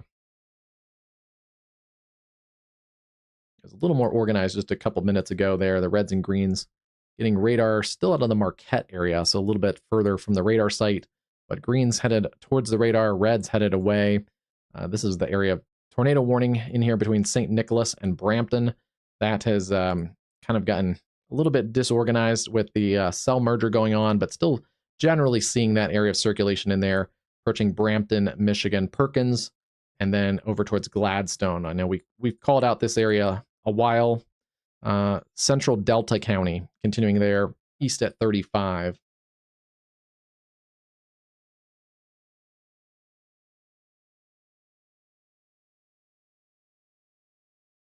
Yeah, Brampton about 3 minutes or less. Ensign, 20 minutes. And then if it holds together, Nama and Garden, Michigan. Nama would be 39, Garden, Michigan, 50. And Gladstone, roughly about 10 minutes as well. Same for River Rapids, 12 minutes. It does look like the strongest part of this storm is going to stay north of Escanaba, Michigan, down here, fairly populated community along the northwest shore of Lake Michigan.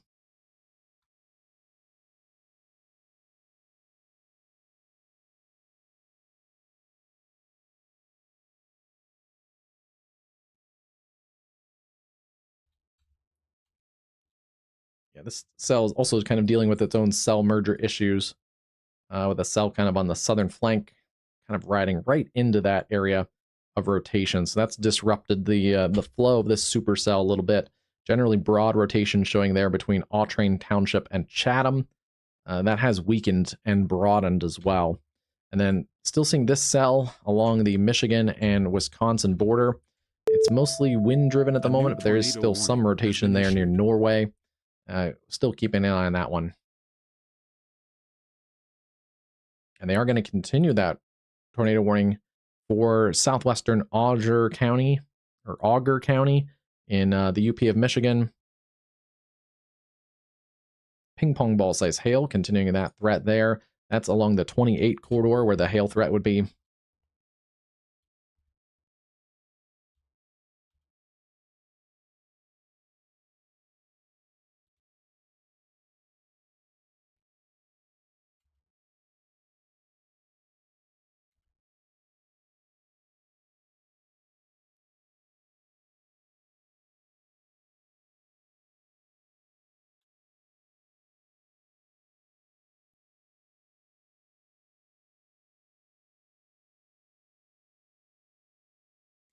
Interestingly, this new tornado warning is not for the original kind of broad area of rotation.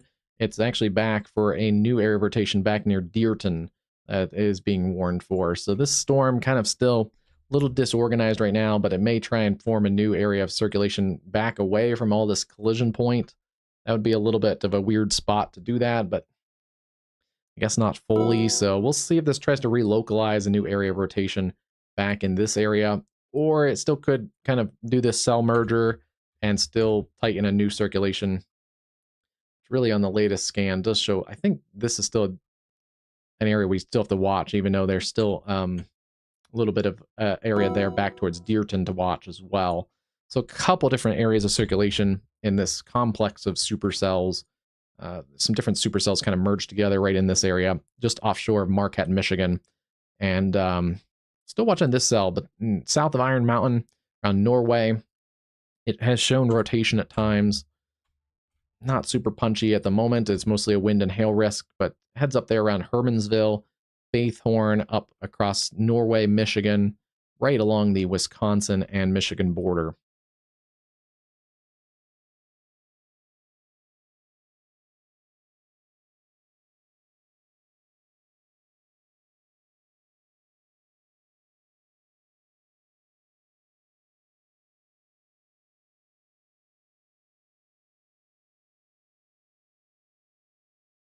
Sounds good, Cruz. I may have missed you a little bit ago, but have a good vacation. That sounds pretty nice right now. Some mini golf.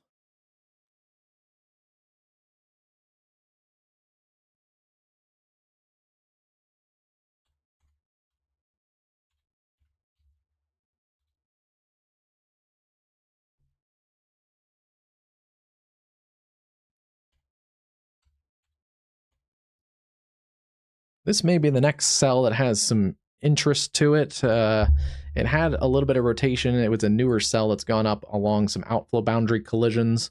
It is still mostly outflow dominant, but there are a few different outflow boundaries in here that can do some weird things as they collide into each other. There's a little bit of rotation back up towards Stanhope. There's a broader area of kind of spin in here near Story City, but the wind has started to surge out of this storm.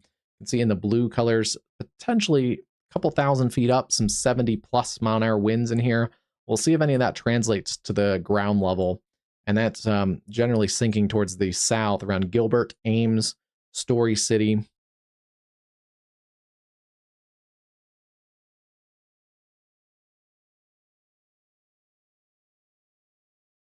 Some of those areas kind of west of Story City and south of Story City that got missed by the first storm are in line for the second round of weather.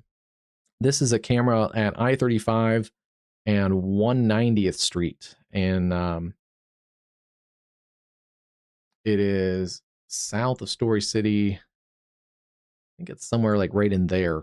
So looking towards that storm, you can see the dark clouds in the distance, a little bit of gusty winds already on that camera, but things are going to go downhill quicker.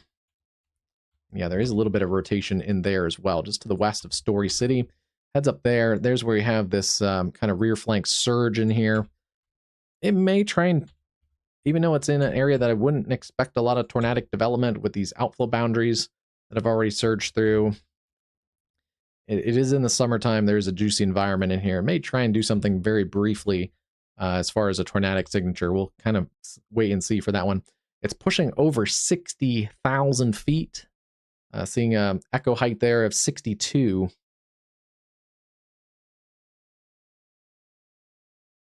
So yeah, that is like close to double the height of a lot of commercial aircraft. If you think you're flying to Vegas, you may be flying at 30,000 feet. That is up at 62,000 feet. So a very potent cell there in central Iowa. Otherwise, strong to severe storms, Clarence, Tipton, West Liberty, working through the Iowa City area. And then they've pushed out the warning polygon, so looks like maybe not quite as severe, headed towards Washington at the moment, back towards North English, and then severe warned cell near Grinnell, Brooklyn, and Montezuma, crossing the I-80 corridor.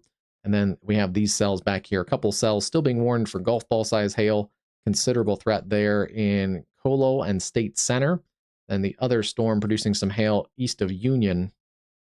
But in this area, this is a little bit of an area that we do have to watch. There's some outflow boundary collisions, a couple different cells going up along these outflow boundaries. So I'm kind of increasing focus along these areas. And as I suspected, the outflow boundary did affect the storm that was originally the tornado warned storm and also produced destructive hail potentially. That storm has weakened as this is in the rain-cooled environment. But this little area right in here, kind of a weird little area where these outflow boundaries do kind of collide and interact with each other. If it wasn't an outflow-driven cell, it probably would be a little more tornadic at the moment. Yeah, not seeing a lot of low-level rotation with that cell right now, but still one I'm kind of keeping my eye on.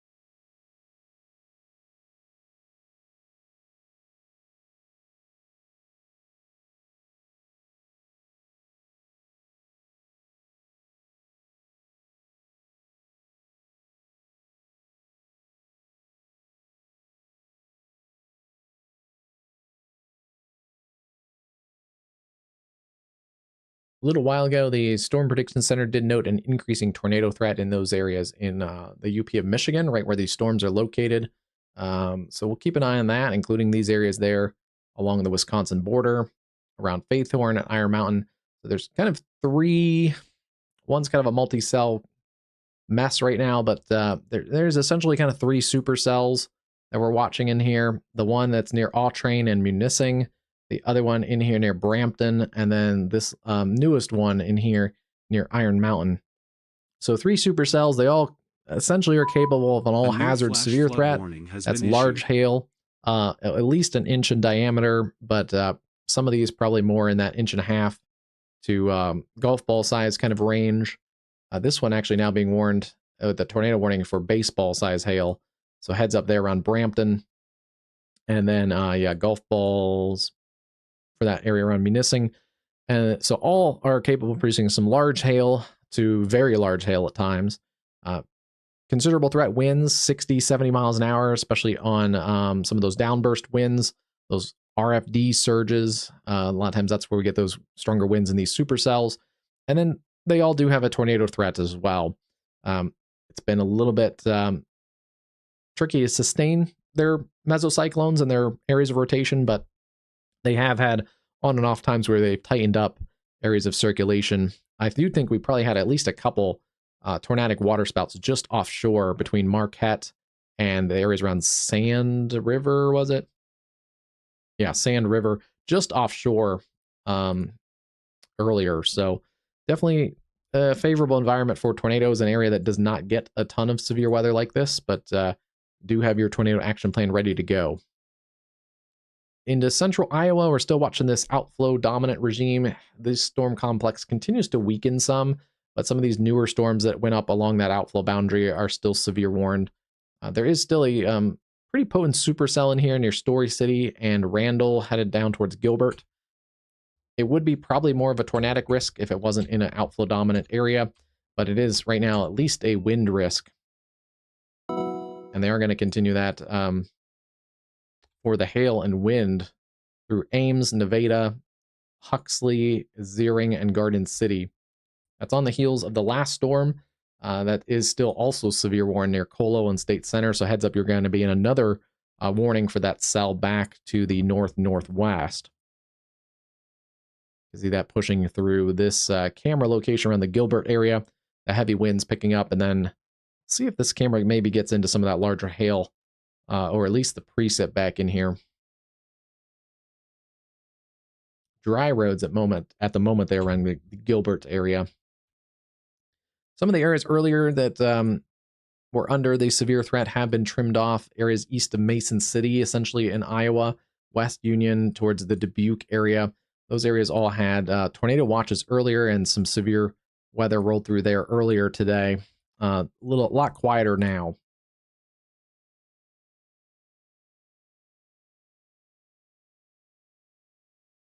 And then also keep an eye on the Gulf Coast. No, we haven't had any severe weather right now, but we are keeping an eye on Tropical Depression number 2. Tropical storm watches continue across the areas in southern Alabama around Mobile, Fairhope Gulf Shores, over towards Pensacola, Navarre, Niceville, Santa Rosa Beach, down towards Panama City, Mexico Beach, Apalachicola, and then just to the areas around Carabel in the Florida Panhandle. Those tropical storm watches also continue along the Mississippi Gulf Coast, Pascagoula, Gulfport, and then areas to southeast Louisiana around St. Bernard Parish, Lake Borge, Pearlington, into areas there east of US 90. We also, in the pink colors, have those storm surge watches. That's 2 to 4 inches of storm surge above normally dry ground. That includes southeast Louisiana, Plaquemines Parish, down to the mouth of the Mississippi, areas there east of New Orleans in St. Bernard Parish, as well as around Slidell and Pearlington.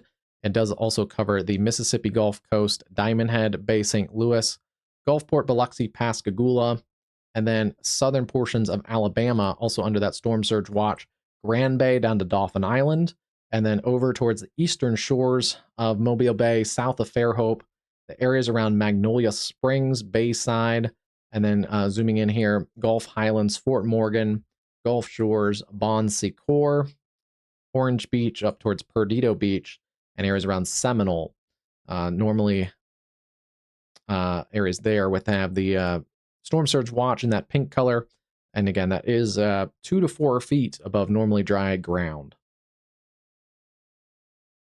Most of that begins as this storm continues to strengthen. It is expected to strengthen into at least a tropical storm in the next couple days, potentially as early as later tonight. But the storm surge watch, the main concern window does the National Hurricane Center notes that the main concern window is into Wednesday morning.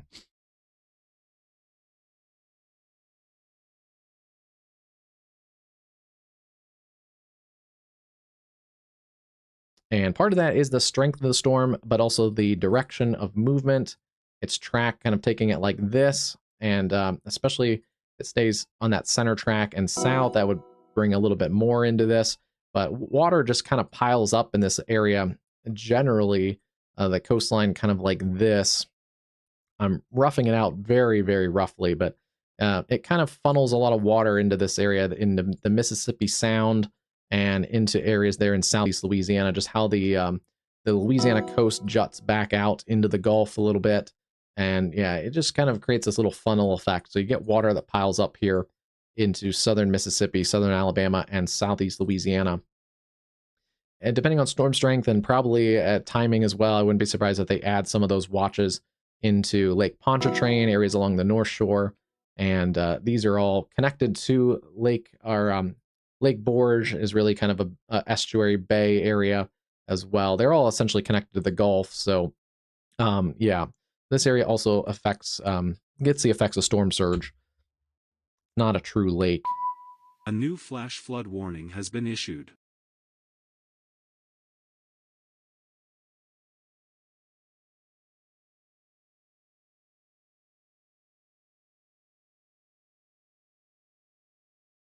Should note we do have some severe storms also ongoing in the southwest. It is monsoon season.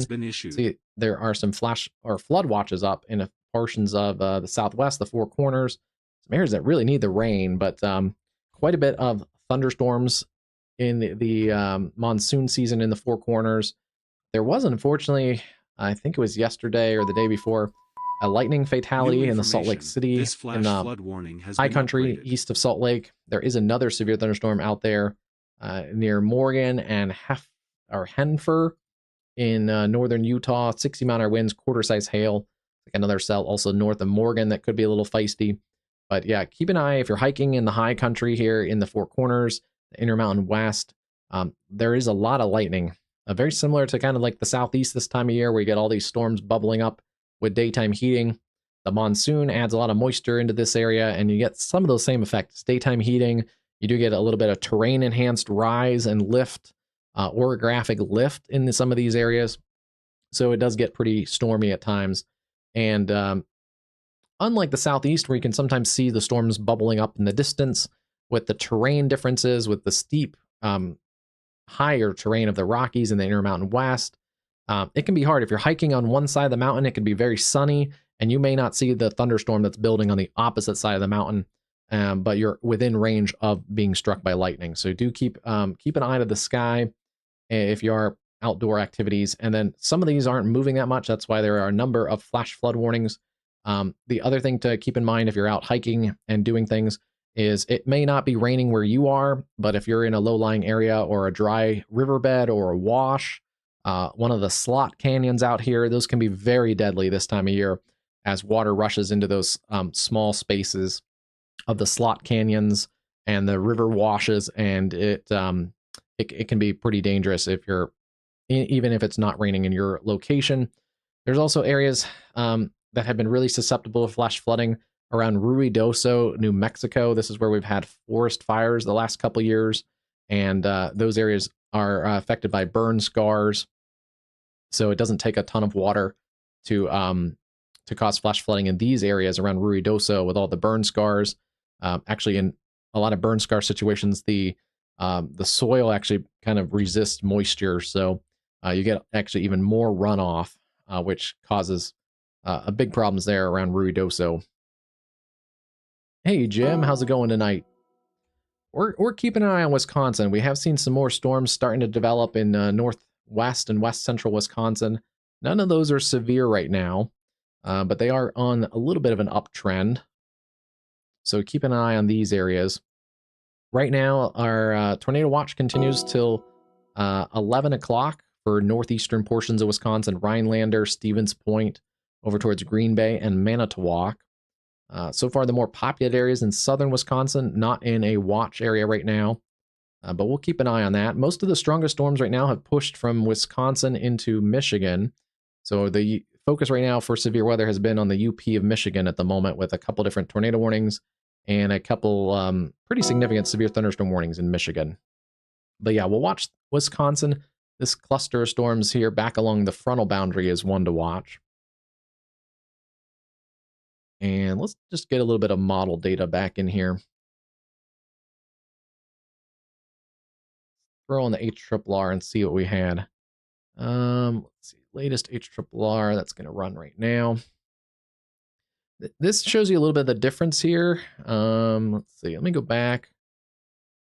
Earlier today, there has been some model adjustment. You can see earlier today, this HRRR run showed storms breaking out across that area in Wisconsin, but comparing that to the latest HRRR run, it does keep more of those storms up here, isolated storms or two into northwest portions of Wisconsin. Some of that is this earlier complex of storms has kind of pushed a rain-cooled boundary out, so that is affecting a little bit of our latest data here. But let's see. Yeah, just does break out storms. It wants to break out storms still kind of in this area from about Eau Claire, Wisconsin to the north and east. So we may get more storm development over the next hour to 2 hours here up towards Rhinelander, Eagle River. This is just one model run, but yeah, then by about 11, keeping storms pushing offshore, but still storms potentially there around Oshkosh, Wisconsin, and kind of fizzling after that. So we'll see a little bit more of a question mark if storms get down towards Chicago. It looked like the last day or so, the models pushed a lot of storms towards that area, but with the rain-cooled air in the wake of those storms across Iowa, that may save a little bit of these areas in northern portions of Illinois, as well as southern portions of Wisconsin from getting some severe weather. And yeah, by about 1 in the morning Central Time, that would be 2 a.m. Eastern, pushing a line of storms across northern portions of lower Michigan. So yeah, still watching those storms in the UP from right about now. And then kind of keeping an eye on northeastern Wisconsin from basically about now, but especially about 7 o'clock through roughly roughly midnight, 7 to midnight, kind of in that time frame. And then we'll still kind of keep our eye on these storms as they continue to sag towards the south and east. This model wants to weaken those storms by the time they get to the I-55 corridor into central Illinois, but still wants to kind of keep the storms that refired back into a central Iowa, still keeping those going through the Des Moines area, roughly about 9 o'clock, and then may get down towards Ottumwa, Mount Pleasant, areas along the Iowa-Missouri border, potentially around 11. Maybe even some more storms overnight, but shouldn't be as severe then.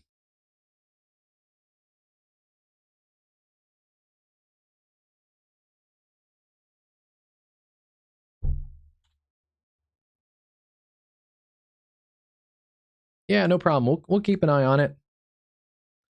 Yeah, starting to see a little bit of storm activity now, a little bit more. Eau Claire up to Merrill, but nothing crazy yet there. Go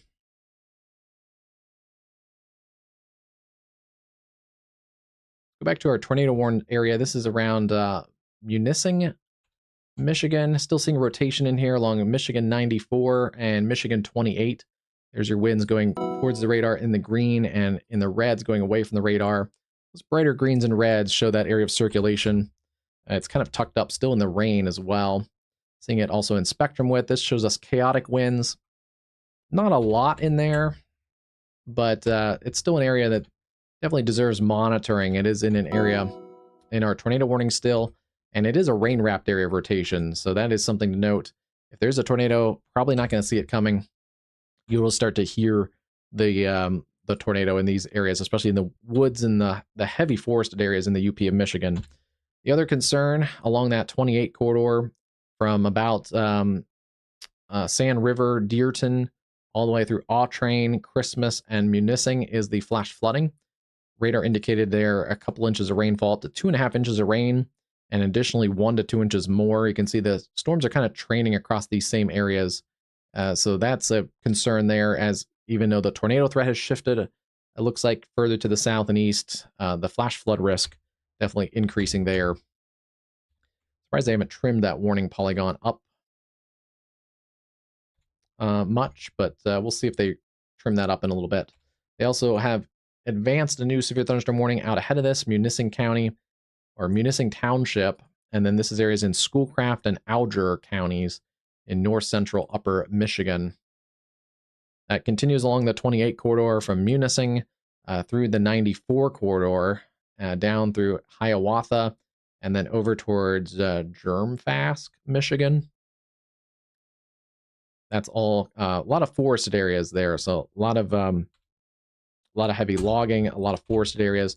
Good news is this other cell that was tornado warned near Brampton has now gone below the tornadic limits. There still is some spin in here to keep our eye on, but it's crossing Highway 2 right now, just to the east of Ensign, and then heads up there, Nama, Garden, and Cooks. Could we see a new warning? Maybe. Maybe a tornado possible severe thunderstorm warning. I think there's still probably some larger hail in this cell. It's going to split the difference there, likely between Thompson and Garden, Michigan. A new tornado warning. And while we're in this area, the newest tornado warned storm was this area that has had a generally increase in rotation. It's right into the southern portions of the UP of Michigan. It was kind of riding the Michigan and Wisconsin border for quite a while. Came out of the areas around Florence, crossed just north of Iron Mountain, then stayed on the Michigan side of things for a while. This is a issue here from Ford River down along Michigan Highway 35, down through the Escanaba State Forest, and then back towards Kearney, Gurley, Spalding, and Hermansville. We called you guys out a little while ago. The storm was just outside of the warning polygon originally for Hermansville. That area of rotation is just south there. Broad area of rotation along Highway 388, approaching U.S. Highway 41 between Kearney and Spalding. And that's going to continue out working towards the lakeshore. This is a beautiful drive. If you ever have a chance to get up to the UP of Michigan from Escanaba, down along Michigan 35, down into Wisconsin, this 35 corridor is right along the shoreline. Just absolutely beautiful. And then it gets into areas there north of Green Bay. It eventually gets down to Green Bay. This tornado warning for Delta and Menominee counties in south central upper Michigan. And that is moving southeast at 25 miles an hour. Let's get a track on that one. See if there's any other communities I may have missed. I don't think so. Yeah, it looks like basically Gurley is the main kind of center line location. And then Harris, if it turns a little more towards the east, would be about 24 minutes. Ford River, keep an eye on it. It's just south of Ford River's the tornado warning, about 45 minutes. And then also towards Nadeau, 8 minutes or so. But yeah, center line would be about the Gurley area, 17 minutes. And you're going to get that hail core first. That's going to be some larger hail in there, up to at least about ping pong ball sized. I wouldn't be surprised if there's some, maybe even some lime size hail in this pocket right in here, just near 41 and US 2 near the Spalding, Michigan area. Hey Logan, how's it going today? Oh no. Let's see. No idea why. Hey WeatherCast, sorry I missed you going live. That sounds like a good day. Yeah, I'm sorry, Logan. I got your message though, I see it here. I was able to recover it. I don't know if I can post. Yeah, I can't like undelete it from what the bot closed out, but I can see it myself. So sounds like a nice day swimming. That sounds like a classic summer day, just out at the swimming spot. There is, we've been so busy with the severe weather, we haven't really discussed it much, but there's a ton of heat. And let's pull some data.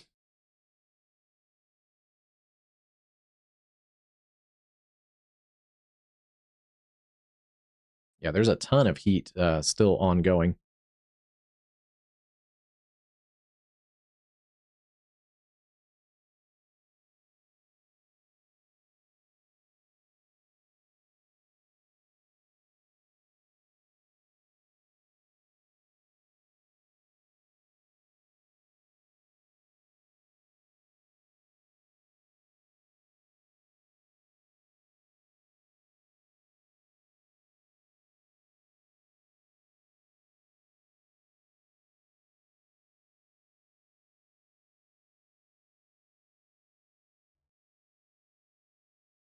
Yeah, especially across the central U.S. Let's see. It looks like 102, North Platte, Sydney, McCook, Nebraska, hundreds around Omaha, down through the central portions of Kansas into northern Oklahoma. Solidly in the upper 90s there around Springfield, Tulsa, Fayetteville, Fort Smith, and then back across Texas, the Gulf Coast, Texarkana, Pine Bluff, down towards Brookhaven, and really muggy, humid weather across the Gulf Coast. Yeah, this is pretty warm. You can see where we've had some showers and storms. It's a little bit cooler right now, rain-cooled airs across southern portions of Georgia, across portions of the Carolinas. But where you haven't had rain, that's where it gets pretty warm. You can see there, rain-cooled 77 at Winston-Salem, where it hasn't rained, 94 in Charlotte.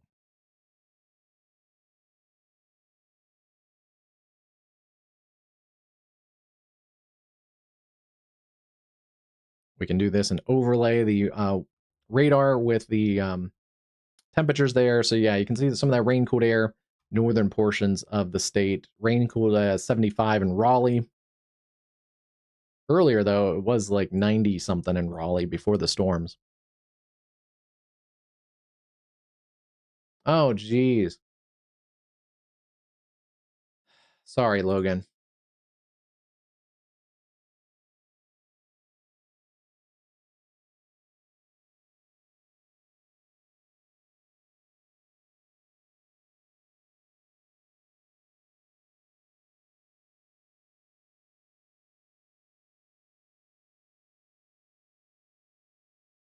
Yeah, tomorrow looks like Logan brought up a good point in the message that the bot deleted. Let's go, since we are down to one tornado warning right now. I definitely want to check in on that in just a minute again. But taking a look here, this is the Storm Prediction Center forecast for today. You can see the enhanced risk there across portions of the UP of Michigan, across much of Wisconsin. Although, there is some question mark right now across southern Wisconsin. If we get some of the, it's kind of rain cooled right now. That's a little bit more stable. There's a little bit of a conditional threat there. We'll see. The models right now don't like storms developing down here, but the models keep a lot of the storms up here and push that towards Michigan later tonight. So we'll see if we get stuff. But and then yeah, we've had this area has definitely verified. So right now, I think part of our risks have verified, others have not. This area, actually not quite that tall, but this area has definitely verified for all hazards of severe weather. This area has as well. It looks like we've had a couple tornadoes, some large hail, some considerable threat winds. And then we're kind of waiting here to see what develops in Wisconsin the rest of the evening. That's tonight. And then going into the overnight hours, we have our categorical risk. They have bumped that up earlier today. 10% hatched risk there for a couple strong tornadoes. I don't know if we've seen a strong tornado yet, but we'll keep an eye on that. This does include areas that there may have been a strong tornadic water spout, but that's a little bit different. But that does include areas there into Wisconsin and then back into Iowa. The wind risk is the main risk here. We have the wind risk. Let me close a little bit of this out so you can see it a little better. Okay, there we go. 30% hatched wind risk. That is the conditional intensity guidance level 1. So we could see some considerable threat winds, 70 to 80 mile an hour winds potentially in pockets in here, and then 30% chance there within 25 miles of a location. That includes Green Bay, Sheboygan, Milwaukee, Rockford, and then back through areas that have already verified that wind risk, Fort Dodge to Cedar Rapids, but also includes areas like Medford and Mauston, Wisconsin that haven't really had a lot of action yet. The hail risk, hail isn't the biggest factor today, but we could get some larger hail. We have seen actually some baseball-sized hail reports. So we may actually have verified the hail risk already, even a little bit higher than the conditional intensity level 1 risk area. So hail is actually, I think, overperformed slightly. As Logan alluded to, this all shifts to the East Coast tomorrow. Large slight risk includes everywhere there from the northern portions, the Adirondacks and upper portions of New York. They've actually bumped that, I think, further north through the day today. Includes back towards the I-75 corridor around Findlay, Ohio, back through Indianapolis and then into the Ohio Valley with this slight risk, and then back across portions of the Carolinas. Within that, we have the enhanced risk. I think that has also expanded a little bit as well. Much of Pennsylvania in the enhanced. So is almost all of New Jersey, Delaware, Maryland, back through areas in the upper Ohio Valley tomorrow. And that is a wind-driven enhanced risk. 45% probability for damaging wind in that pink color. And that's a moderately high probability by the Storm Prediction Center of damaging winds. This is damaging winds within 25 miles of a location in that pink region. I wouldn't be surprised if we get some CGI hatching as the as this continues, probably into the day 1. Wouldn't be surprised if we get some CGI hatching, because I think there could be some considerable threat winds in that 70, 74, that hurricane force wind risk in here, particularly I think in this area tomorrow. Kind of that upper Ohio Valley could get some CGI hatching. Wouldn't be shocked about that. But anywhere in there from Buffalo, Oswego, Syracuse, down through New York City, and then back down towards the Tidewater of Virginia, damaging winds are going to be one of the primary factors. We do have a 5% tornado risk. Tornadoes not the biggest threat tomorrow, but there could be a couple of them. And that does include areas up towards the I-90 corridor, the New York State Thruway around Syracuse, back down the upper Ohio Valley into portions of even northern Kentucky, as well as towards like the Tidewater of Virginia.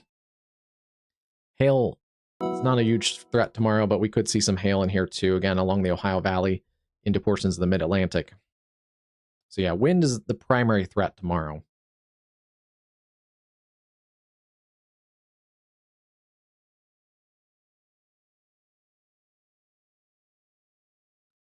Nothing yet down here. This is an interesting thing for tomorrow. If the tropical depression number 2 strengthens into a tropical storm late tonight or into the overnight hours or early morning, you could see a level 1 risk. I wouldn't be surprised to see a level 1 risk added in this area for any tropical tornado threat. A low risk, isolated, spin up tropical tornado risk would be probably somewhere like this area, extreme southern Mississippi, southwest Alabama, potentially into the Florida Panhandle, then southeast Louisiana. Yeah, depending on the strength of that, I wouldn't be surprised to see a tropical tornado risk.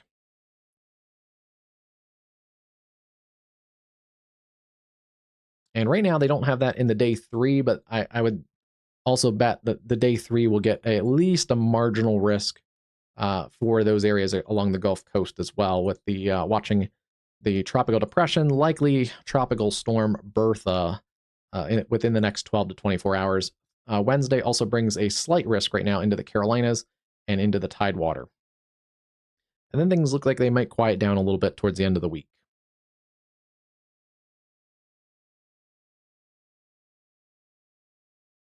Let's see. We did get a continuation of this warning. Go back to the velocity. This storm still pretty feisty, still pushing 55,000 feet. Yeah, this still...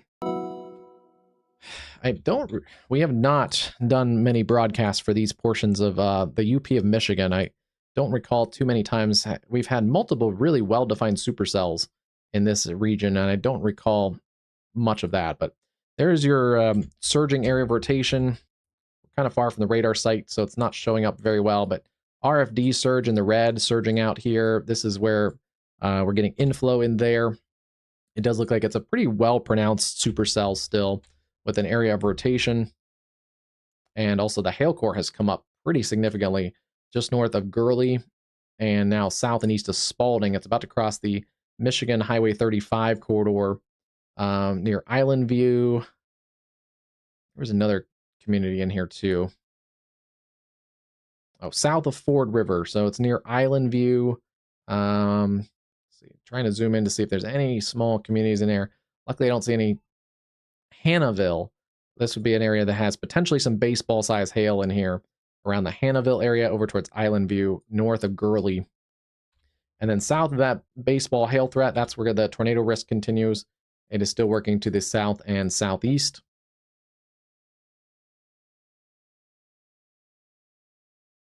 Delta and Menominee counties at 20 miles an hour. Let's see.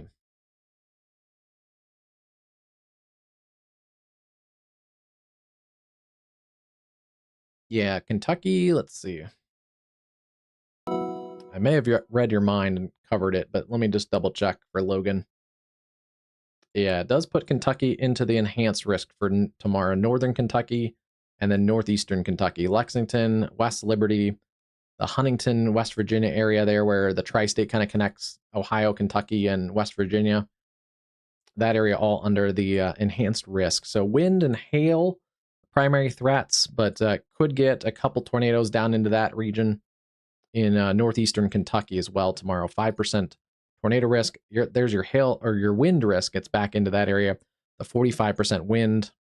Currently unhatched, but we'll see. And then, yeah, there's your hail risk as well.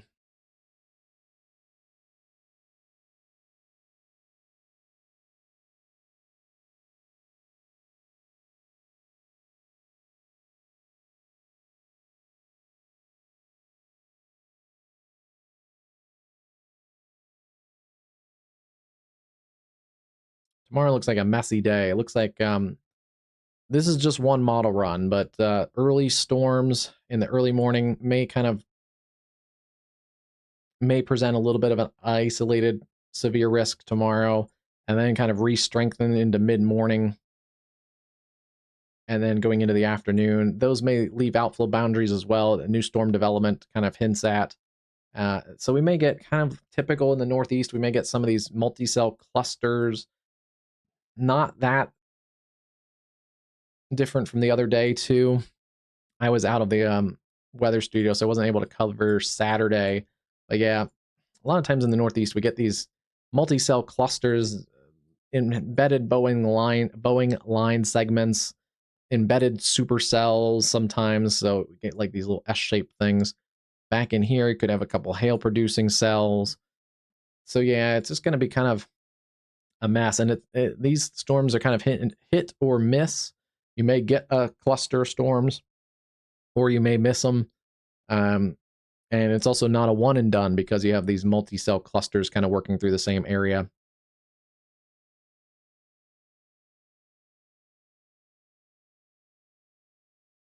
So yeah, looks like anytime kind of tomorrow, late morning to afternoon into the evening.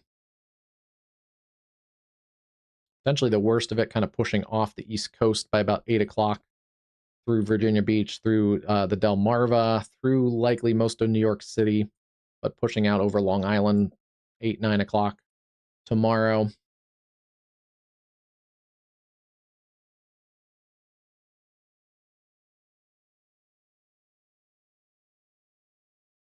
And yeah, anywhere you get these kind of Boeing segments, these mesoscale complexes, that's where you could get some of those damaging wind areas kind of accentuated.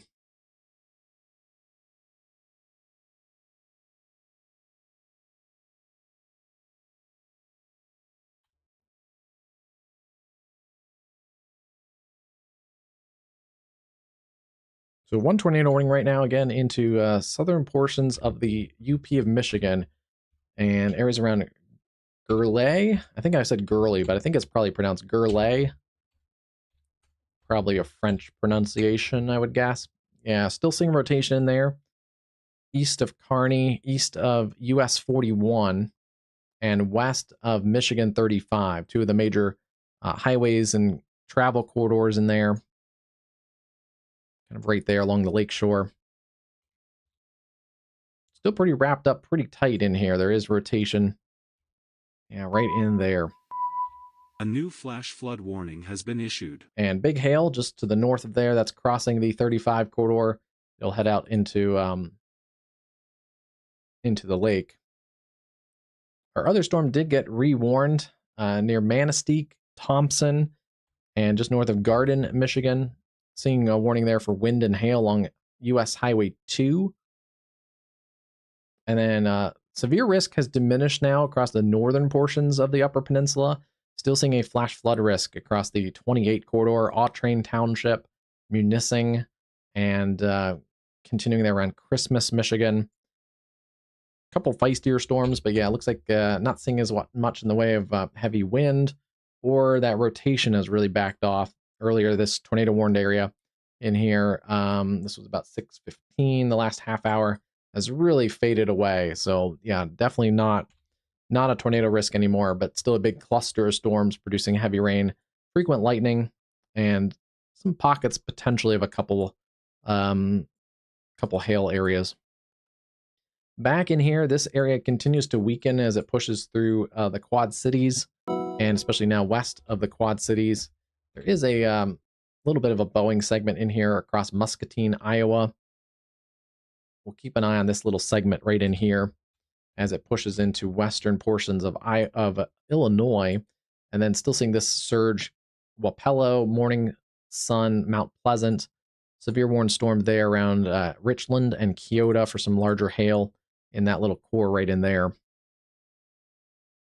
This is our other kind of complex of storms that's somewhat separated out now. It's hung back along the outflow boundary, and it's a big mess of storms, but considerable threat for lime-sized hail and 60-mile-an-hour winds, as well as around golf ball-sized hail still potentially there around State Center. And then they've added a tornado possible tag now on the rear cell. This is the cell that probably not tornadic, though, just because it's now behind that outflow boundary. If it can catch the outflow boundary, it may have a better chance. This cell would have been likely a little bit more of a tornadic threat as it crashed towards the south earlier. You can see it was a supercell with some larger hail in it too. Considerable threat for Lime-size hail as it crashed south along I-35 through Ames, but it has been consistently behind the outflow boundary. So yeah, that is affecting the tornado risk, at least right now. Still seeing considerable threat winds in there, 60 to 70 mile an hour potentially in there. That's all generally lifting towards the Des Moines area.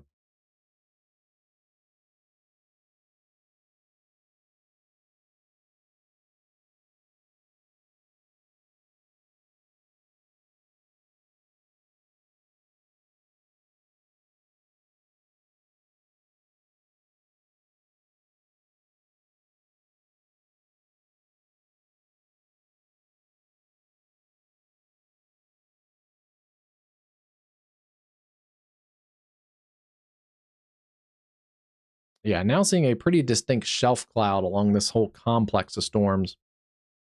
Dry roads out in front of that.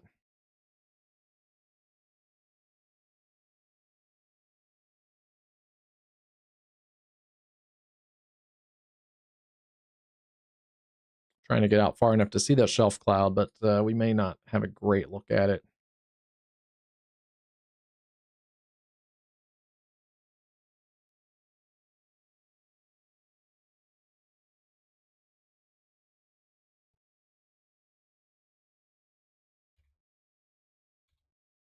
Yeah, and unfortunately, right along 35, that's where our pocket of heavier winds are located with that cell.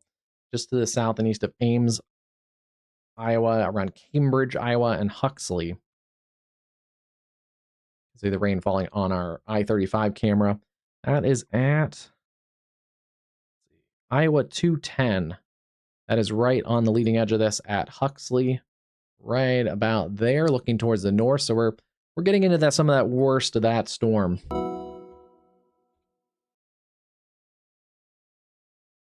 They have added a new considerable threat warning there for some smaller hail. The hail threat has come down, but 70 mile an hour winds potentially in there, approaching the area's north sides of Des Moines. That does include Polk, Story, Jasper, and Boone counties in central Iowa. Southeast at 30 miles an hour, 70 mile an hour winds, quarter size hail.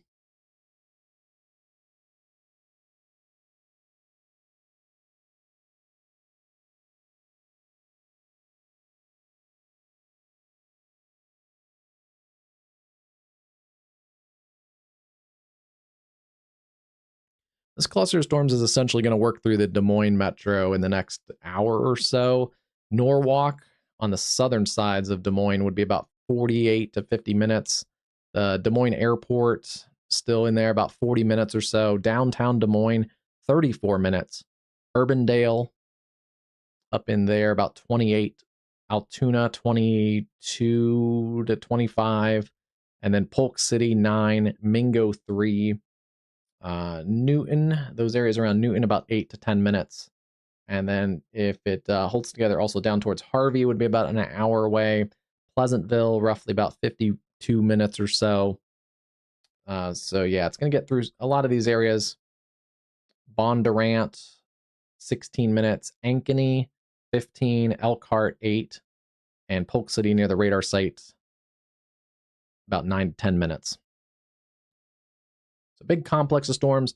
If any points of this complex hits this outflow boundary and can catch it, that may be an area where there is a little localized tornado risk. Right now, a couple of these storms do have some broad rotation to them, but because they're in the outflow dominant regime, this is all undercut those the needed, pretty much needed wind inflow regions. So yeah, without warm and moist inflow, it's really hard to get tornado genesis, but there's one area of rotation right here. And then there's another kind of broader one tucked back in here near Huxley. And yeah, if any of those do catch those outflow boundaries, we'll have to watch them. Right now, that outflow boundary is well out ahead of this complex of storms.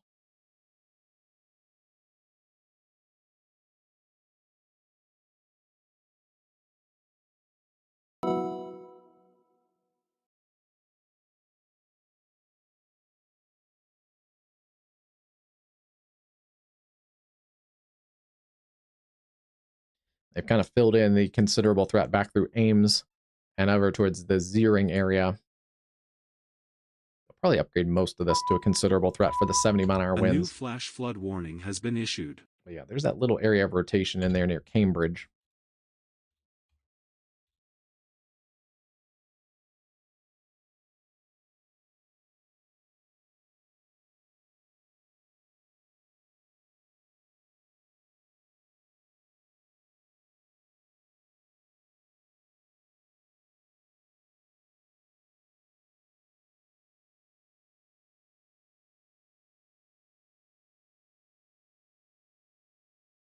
This is near the White Oak area, 142.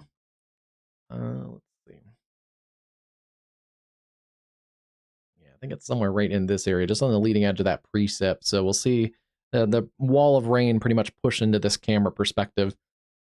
And this, we've seen a few hints of it. It's hard to kind of see because these cameras are mostly focused on the road, but there is a bit of a shelf cloud look to this. It looks like probably a pretty impressive shelf cloud at times. Here's a look at Beach Boulevard still. Actually seeing the setting sun kind of sparkle along the water there. A new flash So flood actually a warning nice has been evening issued. in Biloxi right now, but we are keeping an eye on the Gulf Coast. And Tropical Depression number 2, likely transitioning into Tropical Storm Bertha as early as later today.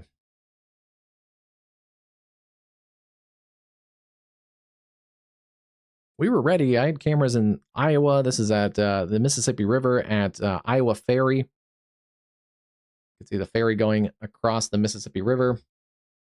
That area got skipped by most of the heavier storms. That's up in here near Lansing and Ferryville. This region right here. This is looking from the Iowa side off into the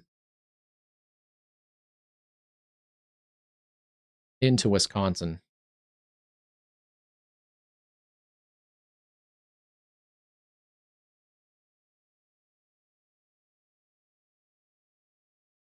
We do have a new severe thunderstorm watch. This is going to include areas into northern lower Michigan.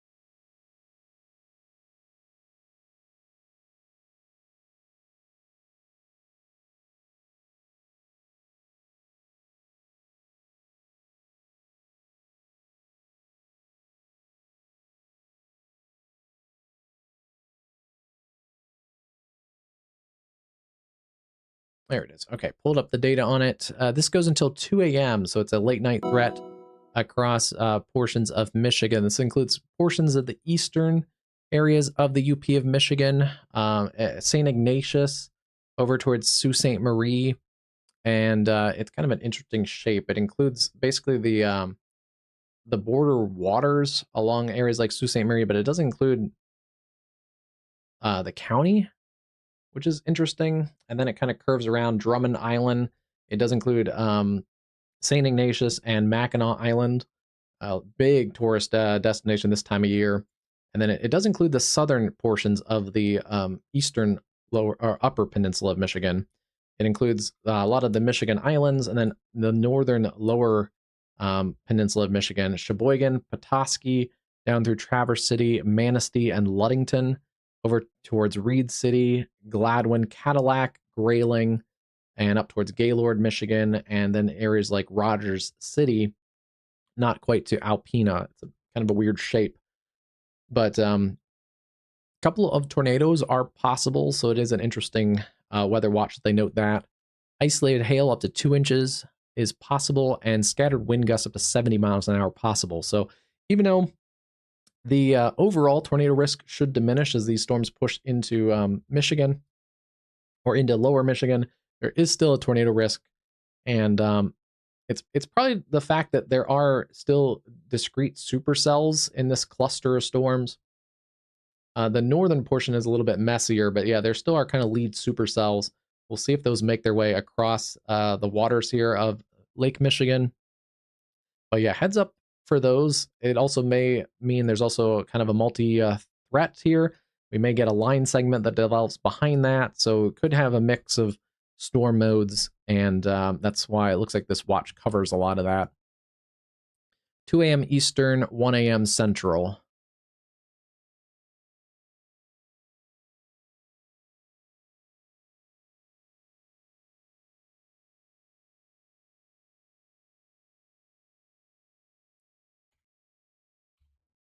The supercell is still ongoing here. It's boy, pretty far from the radar site, but still is decent rotation in here.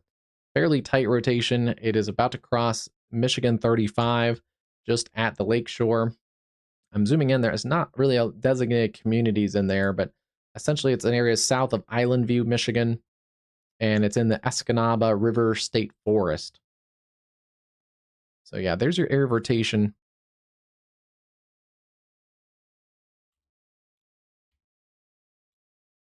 Looks like we just got a new radar scan right in there.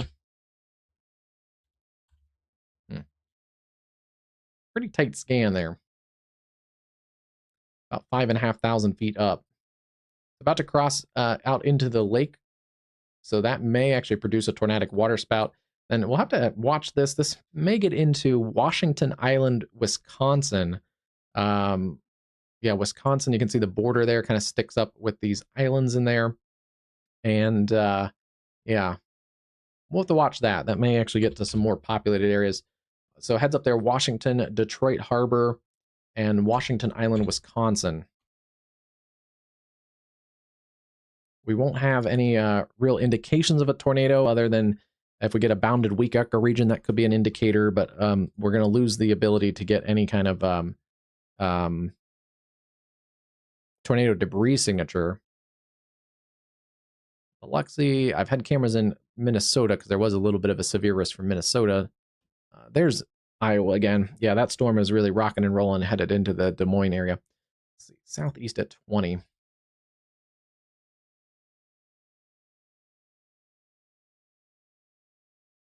If it holds together, Washington and Detroit Harbor would be about 50 to 55 minutes into northern Wisconsin.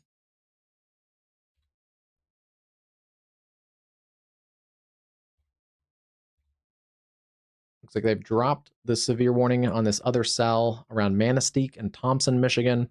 Still seeing some pockets of some small hail in there. And then a lot of heavy rain. A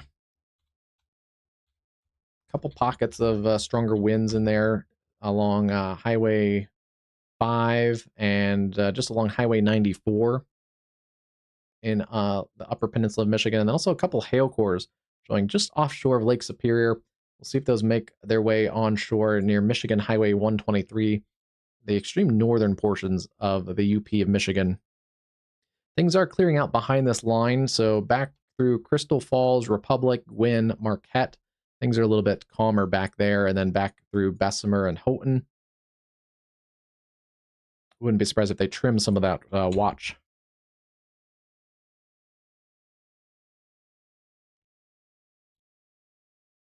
Back into Iowa, seeing severe storms again continuing there. Fairfield, Lock Ridge, and Richland. Some of this activity is weakened as it's pushed into Illinois, so the stronger storms seem to be along the Mississippi River and surging south. So heads up there, Fort Madison, Burlington, Keoswara, and then potentially into the very northern portions of Missouri, as well as kind of this area east of the river there around Keithsburg, Bald Bluff, Monmouth, Illinois. That area has a little bit higher chance of severe weather, but yeah, some of this out here towards the Quad Cities and east is mostly just kind of general rain. And then we have this multi-cell cluster with a couple embedded supercell features. The good news right now, kind of holding this back from being a big problem, is this multi-cell supercell cluster here. There were a couple more, but there's now kind of two that have really kind of taken over here as far as like this complex of storms. They're both behind this outflow boundary in rain-cooled air, and they have not caught up to that outflow boundary. If they can, there could be a situation where they can catch this outflow boundary, and then there would be more of an all hazards threat with tornado risk and some larger hail. Right now, it's mostly a damaging wind risk, considerable threat for 70-mile-an-hour winds. They do have the tornado possible tag still on this cell. It is a little bit closer to that outflow boundary, but not seeing a lot of low-level spin and anything really organized with both of those. But heads up there, Boone to Luther, Madrid over towards Elkhart, Mingo, Maxwell, Collins. The strongest part of this is through Ames, but it's pushing it towards Polk City, Ankeny, Bondurant, Mitchellville, Colfax, and then it's going to head into downtown Des Moines in a little while.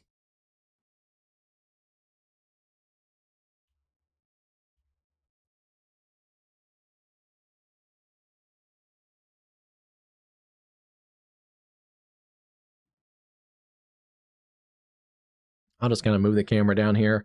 This is basically downtown Des Moines.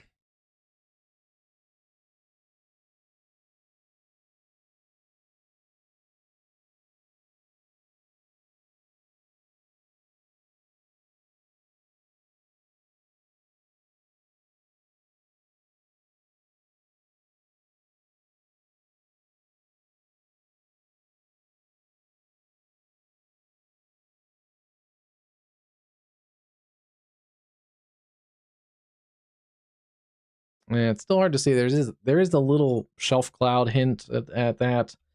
Trying to find a camera that shows that shelf cloud a little better.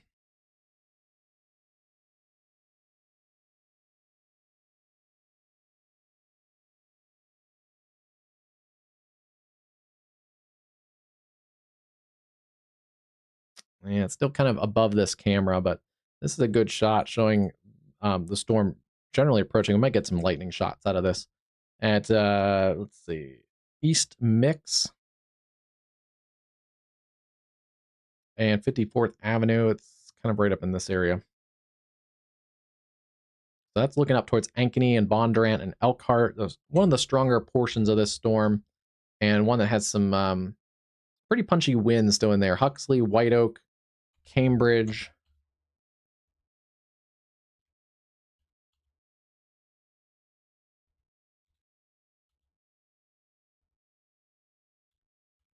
Mostly straight line winds showing in that part of the storm right now. But you can see how dark that cloud is getting as we close in on these storms.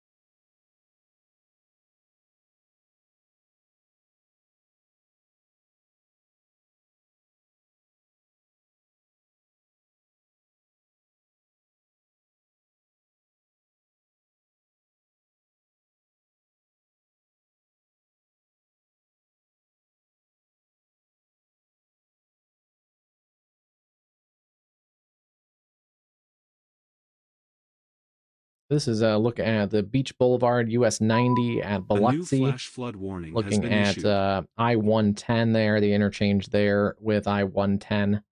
But you can see some of the blue waters there in the left of the screen, and then some of those white sand beaches and palm trees.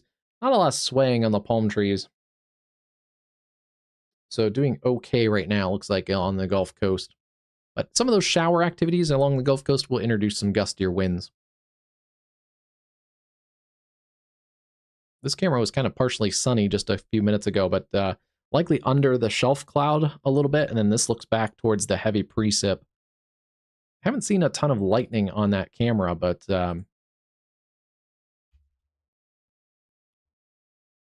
Yeah, that's interesting.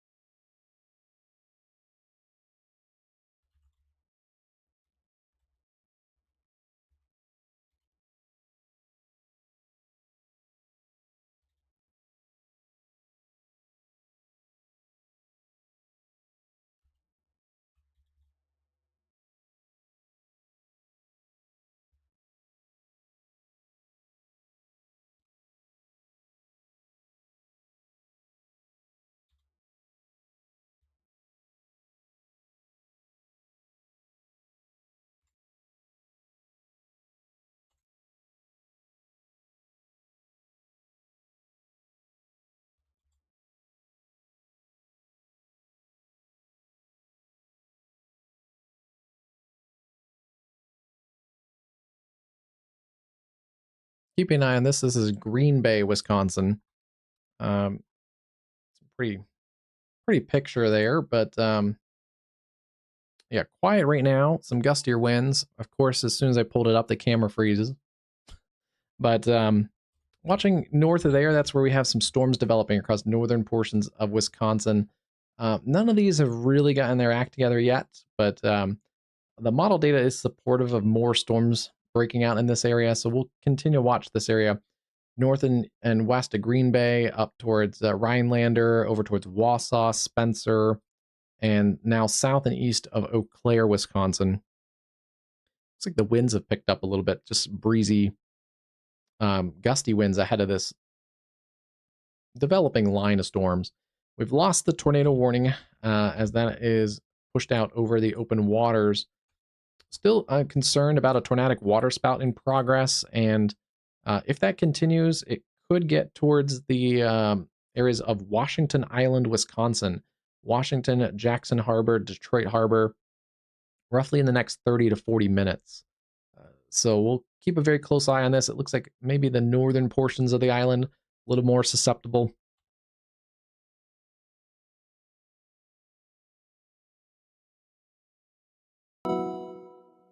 But yeah, that is still a pretty well-defined supercell with potentially an ongoing tornadic waterspout in that weak echo region. Storm still drifting offshore near Thompson, Michigan. That one has some small hail in it. Now into the open waters of northern Lake Michigan.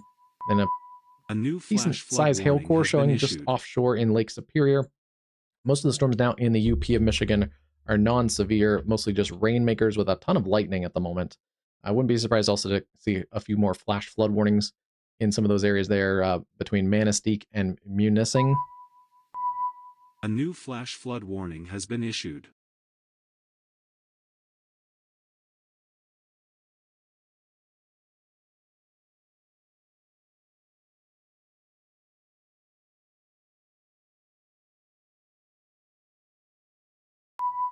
A new flash flood warning has been issued.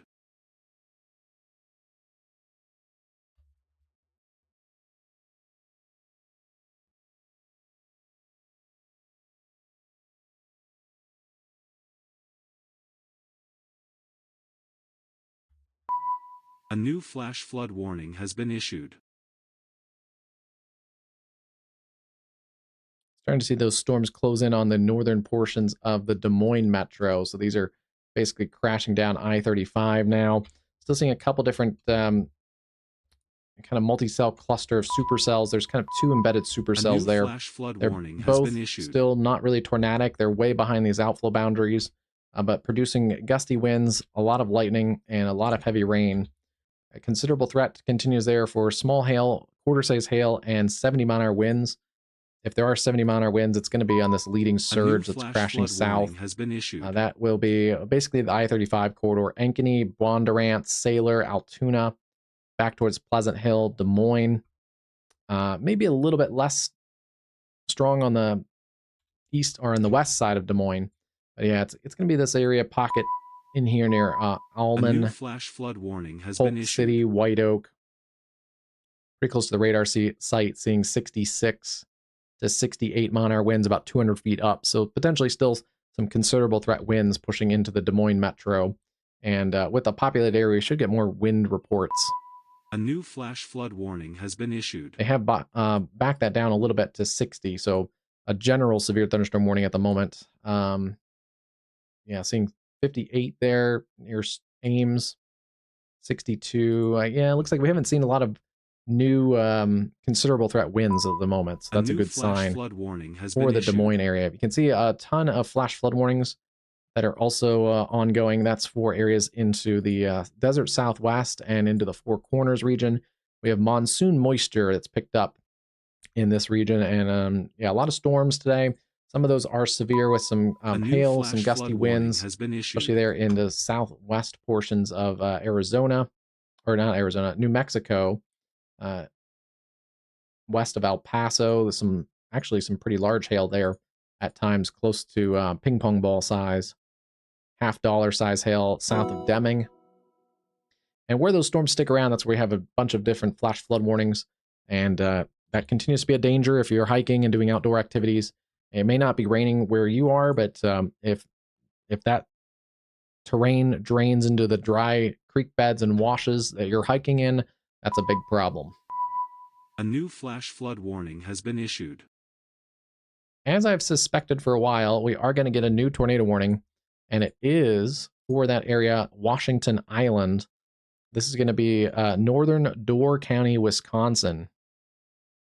It is for that thunderstorm capable of producing tornado 19 miles north of Newport State Park, or that is moving southeast at 35.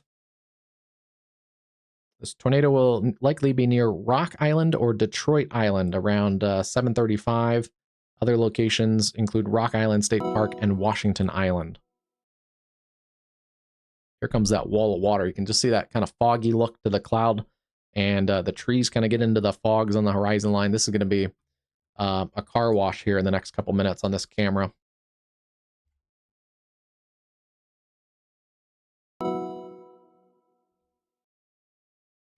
Oh, look at that. It got so dark, it switched into night mode on this camera perspective. That is interesting.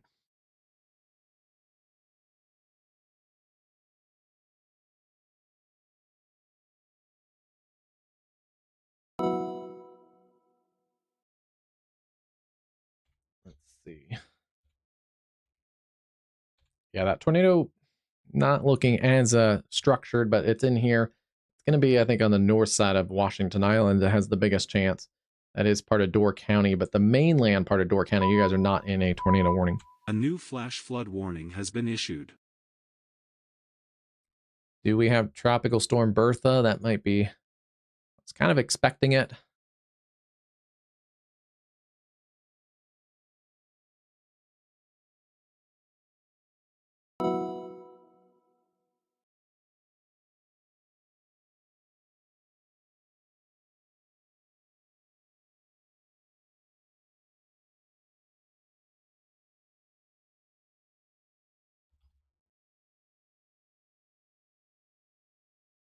Yes, it has 8 minutes ago.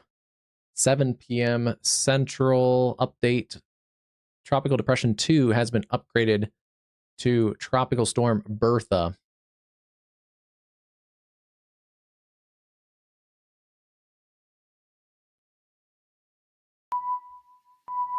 A new flash flood warning has been issued.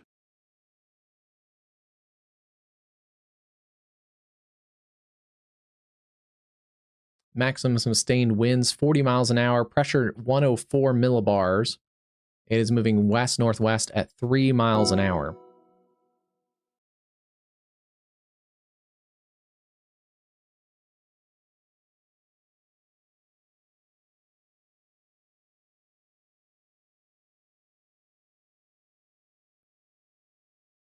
Since that storm is still a little bit ways away from A new flash flood warning has been Washington issued. Island in Wisconsin, let's take a look here at Tropical Storm Bertha. Still a very lopsided tropical storm.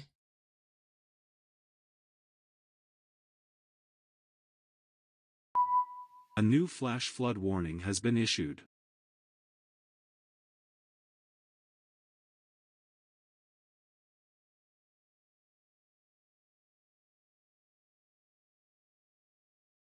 Yeah, so still what we saw earlier. It's going to get a little bit darker on this satellite image, but it looks like their low-level rotation is still basically in this area here. We have seen, since really we started this stream a while ago, it has had sustained activity, at least on the southern side of that area of circulation. So slightly more co-located with some of the thunderstorm development. You can see it's still kind of lopsided, though. There are quite a bit of storms that have persisted over the last few hours on the southern side of this low-level circulation. But likely with Hurricane Hunter reconnaissance, and also if there's buoys out there, we likely got some confirmation of those low-level winds. As yeah, it's had kind of an exposed circulation all afternoon and into the evening.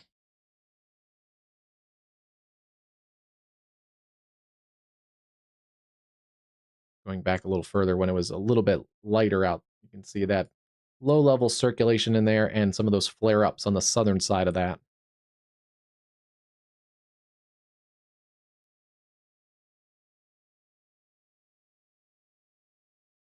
But yeah, it's still encountering shear. It has had dry air problems, but still a tropical storm now. Second one of the season in the Atlantic Basin.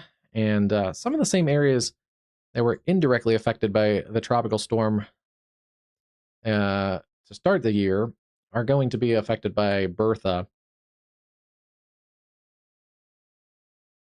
especially southern Louisiana, southeast Louisiana.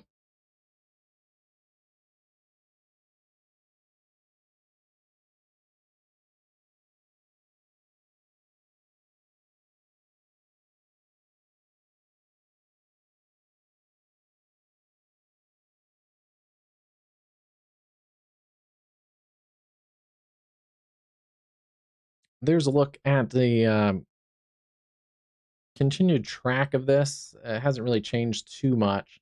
There's your wind radius in the kind of goldish color. So winds extending. Let's get a kind of a look at this. Winds roughly extending about 70 miles, it looks like, from the center of circulation.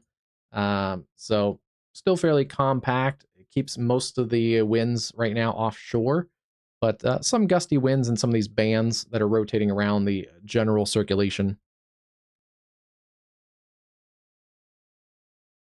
And yeah, the forecast cone hasn't changed too much, it looks like, in the last little while. Forecast cone still taking it north-northwest for the next little while, and then on Tuesday starts to take it off towards the west. Depending on where this hits, the southern coast of Louisiana will a lot of dictate the strength of this. As we looked at earlier, if it stays more on the left side of the current forecast cone, that could increase the intensity. Especially keep an eye on this if you're in southern Texas and coastal Texas. If it stays offshore, We just don't have a lot of good model data on this. The models are still really inconsistent, and it looks like they've maybe fattened the cone a little bit. Some of this even goes into deep South Texas with this forecast cone now, almost to the mouth of the Rio Grande. So, yeah, that's interesting. Some of this takes it. Part of the cone is all the way up towards Dallas and Shreveport, and then others down towards Reynosa and Brownsville. So yeah, there's a very wide cone as this goes further out. If it takes a track over more of the Gulf, that will increase intensity. If it takes a track over the I-10 corridor, that will limit some of the intensity. And as we talked about earlier in the stream, feel free to go back, and I might clip that part out just as basically a separate forecast video, essentially. Very concerned over the weekend, Saturday, Sunday, maybe even beyond.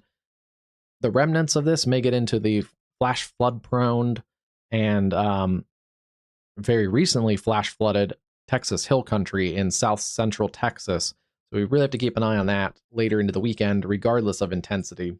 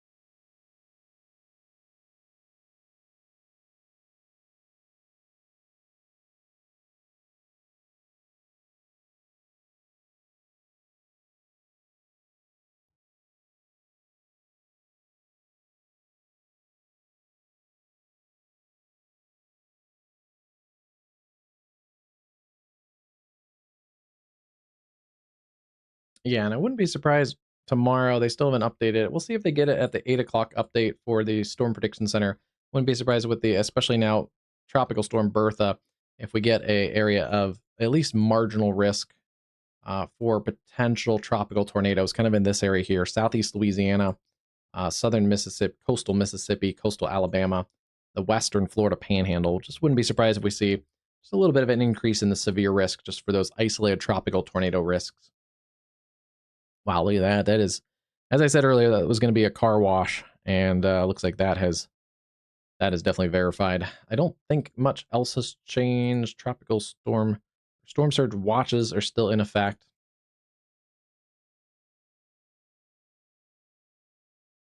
There was text with these earlier, so they may be updating some of this. We'll also see they still have the tropical storm watches in effect here from the Alabama and Mississippi state line all the way through the western portions of the Florida Panhandle. Since I don't see those watches anymore, I'm guessing they're going to extend tropical storm warnings. Just kind of waiting to see, but I'm guessing we'll see tropical storm warnings likely eventually listed for those areas.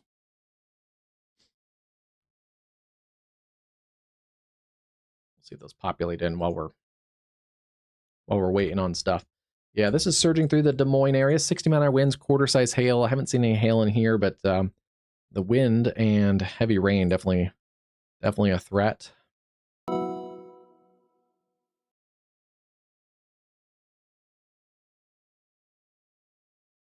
Here's a look at downtown Des Moines. And you can see the dry road's out ahead of this, but this is about to go downhill very quickly as well. Good news is I don't see as many cars on the highway.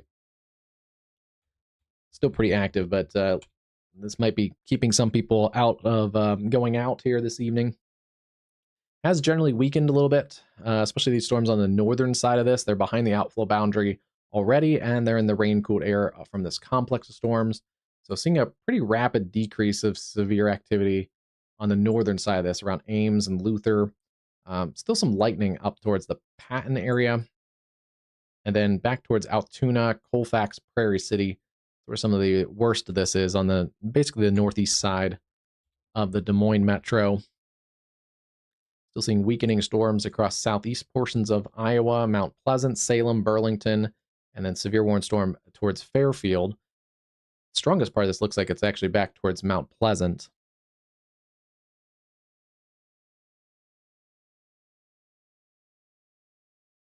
Our tornado warning continues for northern Door County, Wisconsin.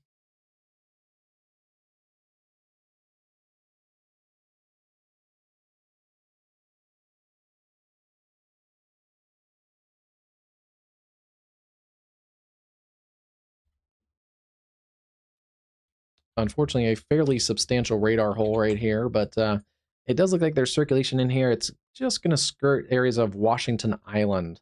So Washington, Jackson Harbor, Detroit Harbor, you guys are in this warning polygon, but they've warned the whole island. But I do think the area that's most affected is going to be the northern side of the island. There's also Rock Island State Park. There's a Rock Island out here as well. I don't believe there's like a permanent population out here, but if you are in Rock Island or Rock Island State Park Campground, tornado warning continues there. Jackson Harbor, Washington, in northern Door County, Wisconsin. You can see that area of circulation. It is over the open water. There's larger hail in there, but we really don't have any read of a tornado in progress just because it is over the open waters. Otherwise, some pretty nasty storms still in there near Escanaba and Gladstone, Michigan, up through Hiawatha, south of the lake shore there around Munising. Things are clearing out around Marquette, which is good. And then still keeping an eye on storms north of Green Bay, but those storms really have not organized yet. Seeing a storm going there near Burnham Wood, around Antigo. We'll keep an eye on that storm.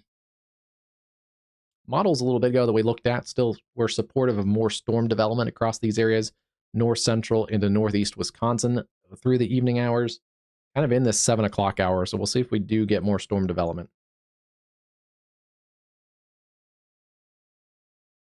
And yeah, still seeing our spin in here.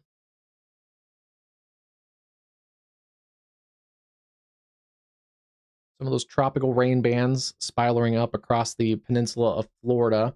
Like another one about to come onshore around Clearwater and Tampa. Some of these could have some localized gusty winds as they tap some of the vorticity and the wind energy around this tropical system. There's been a couple stronger storms even on the eastern shores of the Florida Peninsula today, including some there around Port St. Lucie and Vero Beach, earlier around Jacksonville.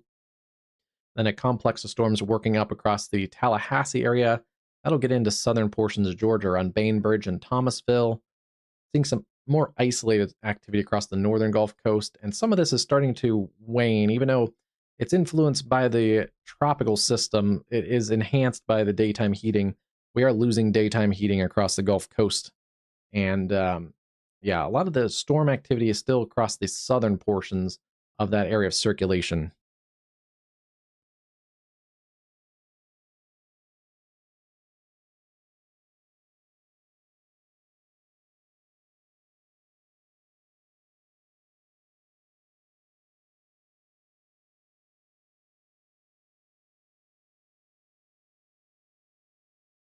Here's a look at Biloxi. This is Beach Boulevard, US 90 at 110. And you can see things are pretty much normal right now across the Biloxi area. You can see the setting sun, some of the white sand and palm trees not really swaying. But if you get in some of these bands of showers and storms, that's where you may get some localized gusty winds. But right now, dry roads there in Biloxi, the setting sun illuminating some of the casinos and the hotels there along the Beach Boulevard area.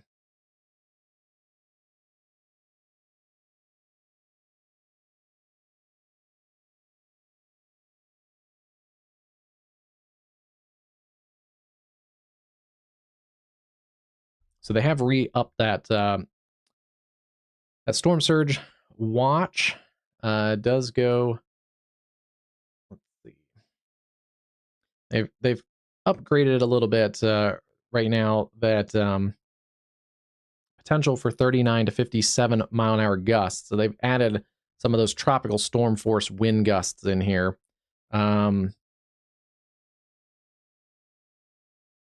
And then, yeah, still a storm surge 2 to 4 feet above normally dry ground.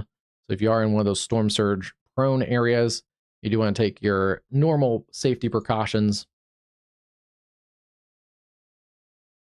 That does include areas like Plaquemines Parish, the mouth of the Mississippi, Boothville, Louisiana, Port Sulphur, out towards St. Bernard Parish, and then areas like Slidell, Pearlington, Bay St. Louis, Diamond Head, Gulfport, Biloxi, Pascagoula.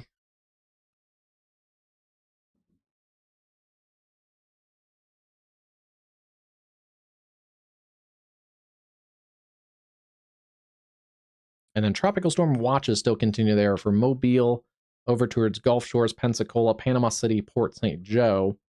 Right now, tropical storm warnings are offshore, but we'll see if they add those into areas there closer to southeast Louisiana.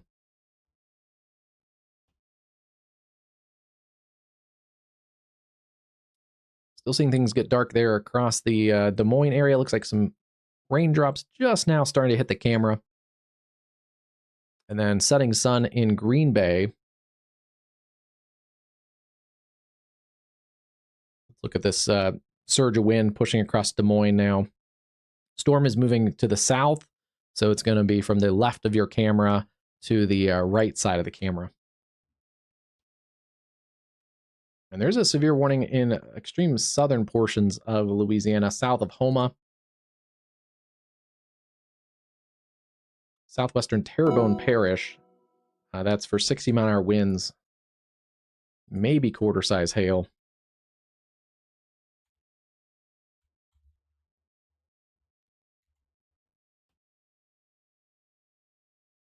A little bit of a spin in there too. It shows up on our rotation track.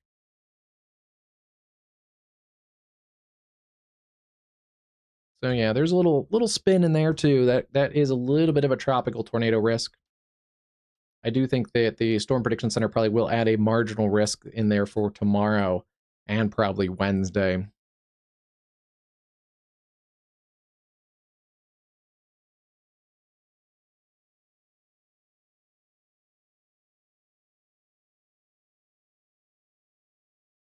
This is going to be another camera that is probably going to look like it's in a car wash here in the next couple minutes.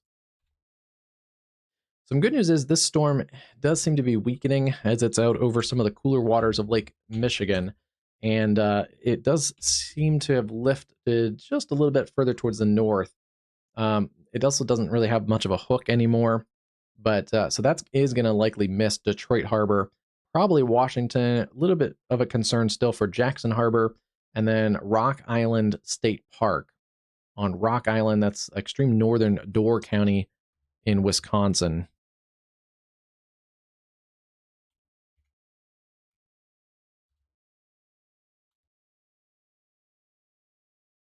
We are pretty far from the radar site, so it's really hard to see a low-level look at things, but there is still some rotation on the southern portions of that storm.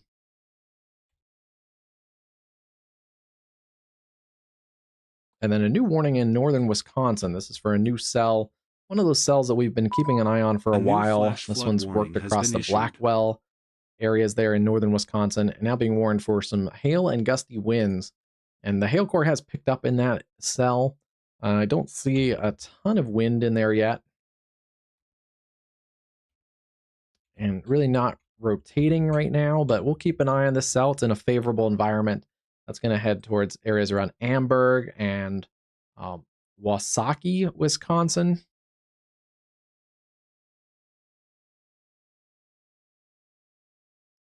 Most of our severe activity in this watch area has been kind of confined to basically those counties right along the Michigan border, and then earlier into the UP of Michigan quite a bit.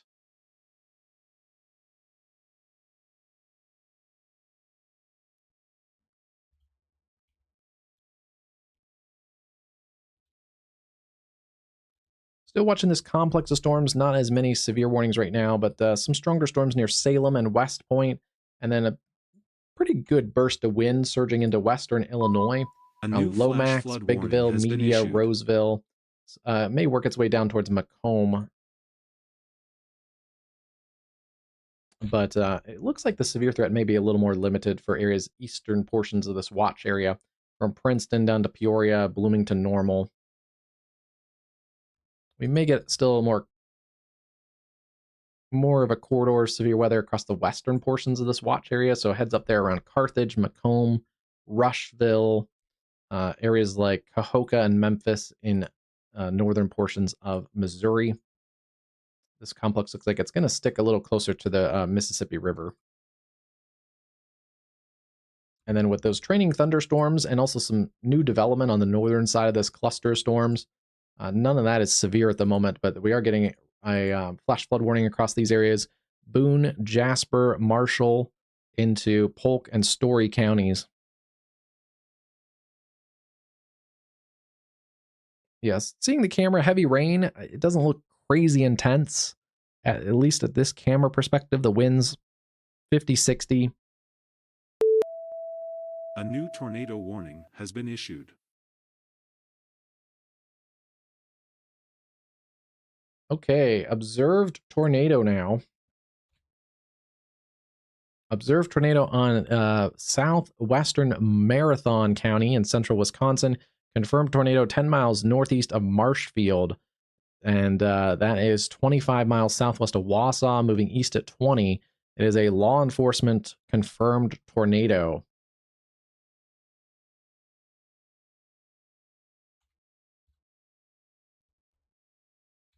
Let's see.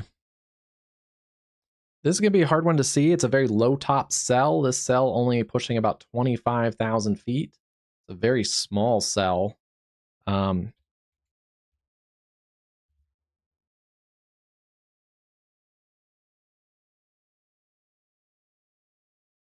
Maybe there's a little bit of rotation in there.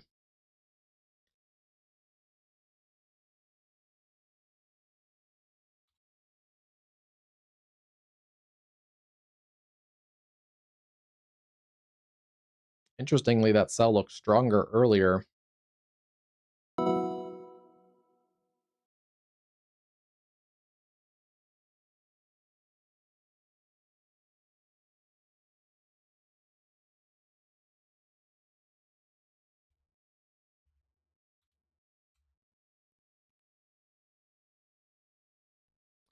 Another tornado warning there in Marathon County. This is for a cell capable of producing tornado near Weston, or 6 miles south of Wausau, moving east at 20.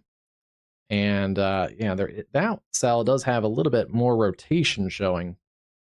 It's another low top cell, fairly low topped anyway, about 30,000 feet. A new flash flood warning has been issued.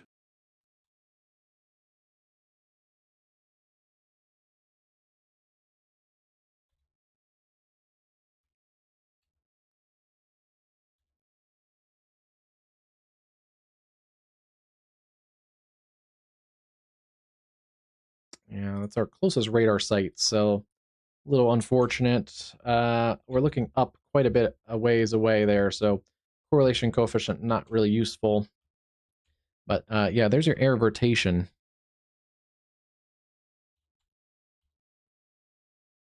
Just south of Wausau, Wisconsin.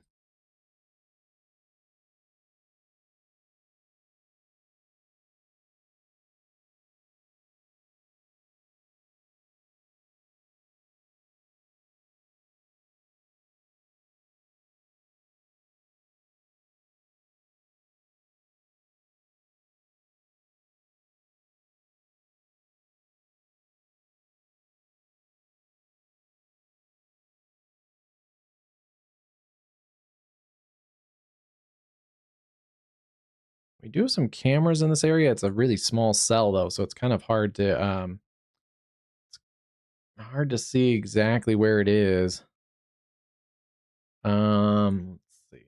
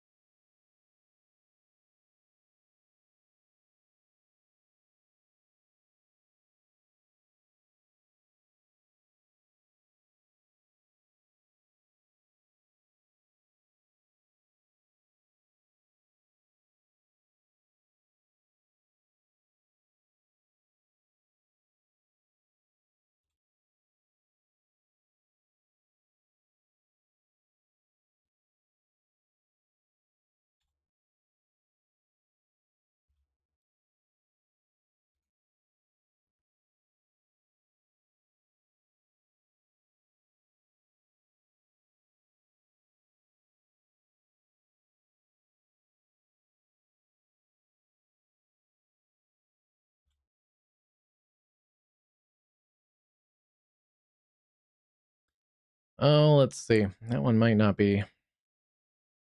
This would show it here at the 39 and US 51 interchange, but it looks like that storm is right over that location, so that may be affecting this stream. That's a fairly remote area. This is close to this, but I think this misses this cell just by a touch.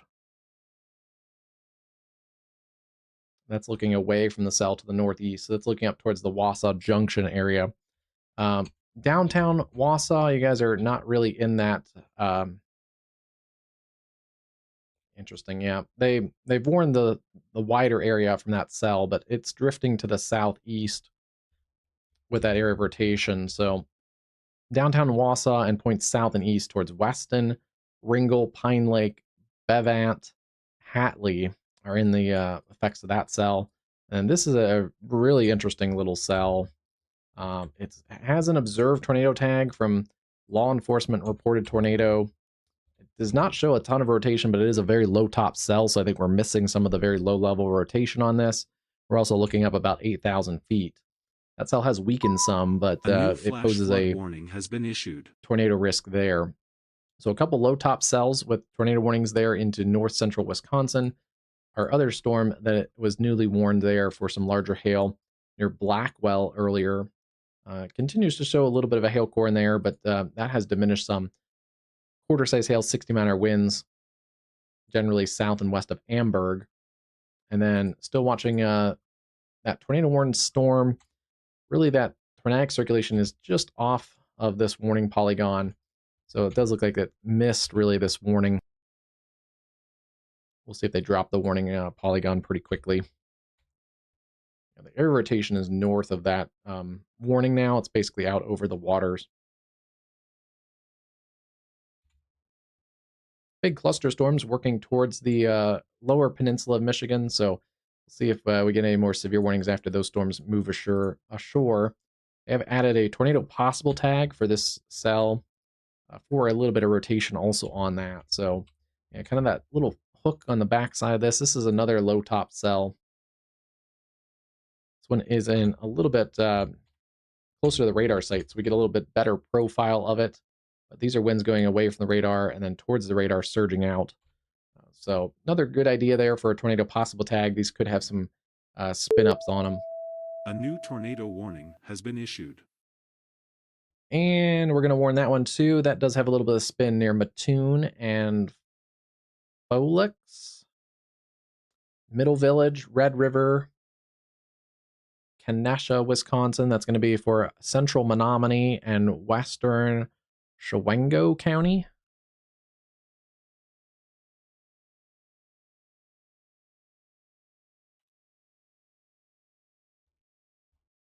It's in a similar environment to those other cells. The one that is observed, the other one that has radar indicator rotation south of Wausau, and then yeah, similar environment. So good idea to kind of warn all of those.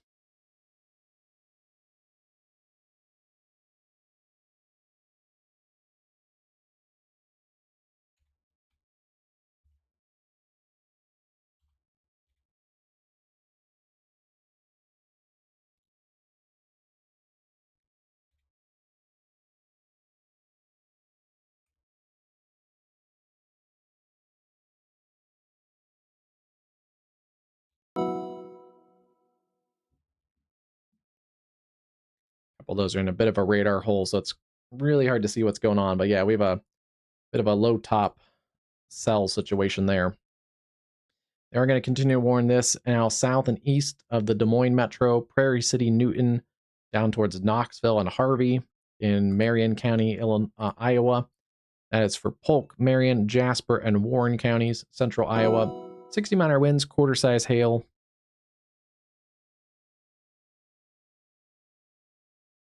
Seeing the storms pushing through the Des Moines area. Looks like downtown Des Moines maybe missed out on some of the worst of it. And if there's a pocket of hail, it's going to be in here near Pleasant Hill.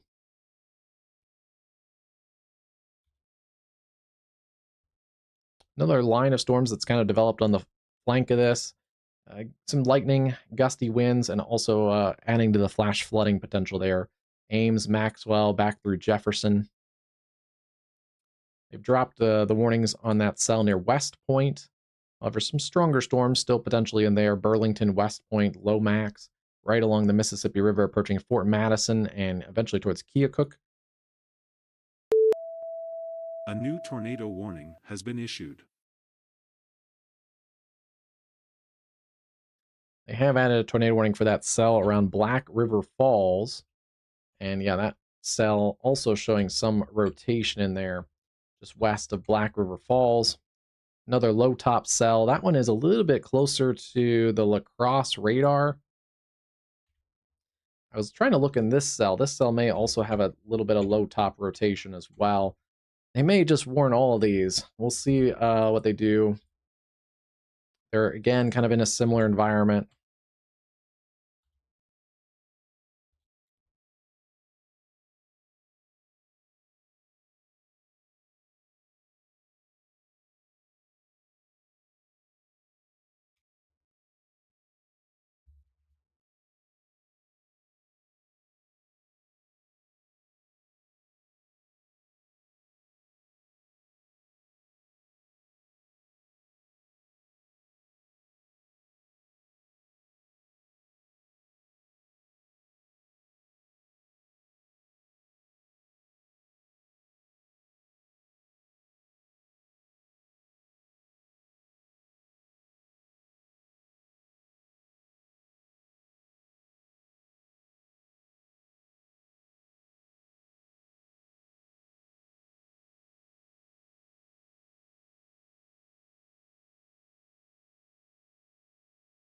Here's a look out of the Milliston area. It's looking, I think, back towards that storm where it's a little bit darker. Just kind of basically front center of your camera there on that radar. So yeah, there's your area of rotation. It does show up in here since we are closer to this radar site, but red's going away from the radar, green's going towards the La Crosse radar, which is down towards La Crosse. So this is going to slide just south of Black River Falls and then head over towards Shepherd Falls, Fall Hall, Glen, Shamrock, and then we'll keep an eye on that one towards Millston. Radar indicated rotation there for southwestern Jackson County in west central Wisconsin. That does include the I-94 corridor south and east of Black River Falls. Yeah, keep an eye on those storms. You can see they're very small, so if you're out ahead of the storm, it's pretty much dry roads. It may not look like a tornadic supercell, so that's one thing that people may not pull off because it looks kind of just like a little bit of a shower. But I guess that's one good thing is there's not a lot of hail in these storms. They're pretty much just small areas of circulations. This one also has a little bit, looks like, of low-level circulation there near Grattan and Lynn, east of Nellsville. Wouldn't be surprised if that gets warned. Yeah, this one's still working east of Stratford in central Wisconsin. Radar indicated rotation continues there near Weston. In that cell, south and east of Wausau. And then our other cell near Mattoon and Wisconsin Highway 47. It's going to parallel 47. So if you live along there towards Kenesha, Red River, Middle Village, Neopit, continue to take tornado safety precautions there. And then we still have our tornado possible severe thunderstorm warning in northern portions of Wisconsin along the Highway C. That one's still showing rotation there, back on this little hook feature. So heads up there, Wasaki, Wisconsin, along 141. A couple of low top cells there. 1, 2, 3, 4, 5 are currently warned. I wouldn't be surprised if this middle one also gets some warning, either tornado possible or even a tornado warning like the rest of them with that area of rotation near Lynn. Hey, Troy, how's it going tonight? Hope all is well. Yeah, Iowa's severe weather looks to be waning, especially if you're north of I-80. Still the southeastern portions of Iowa still have a severe threat. We have a cluster of storms working through the Fort Madison area. Those have gone below severe limits, but still some feistier storms down there with gusty winds, lightning. Looks like some of the strongest winds have pushed into southern or western portions of Illinois, but may get an isolated severe warning out of that cluster as it continues to work into Illinois. For the rest of the evening, the main portion is the central Iowa area, the cluster of storms now working through Des Moines, pushing towards the south and east around Knoxville and Newton. But yeah, if you're generally north of I-80, especially up towards Cedar Rapids, they've trimmed the warnings. Waterloo, and they'll eventually trim more up towards, this is the US 20 corridor, Fort Dodge, Webster City, all those areas, Grundy Center. Severe threat pretty much diminished for the evening.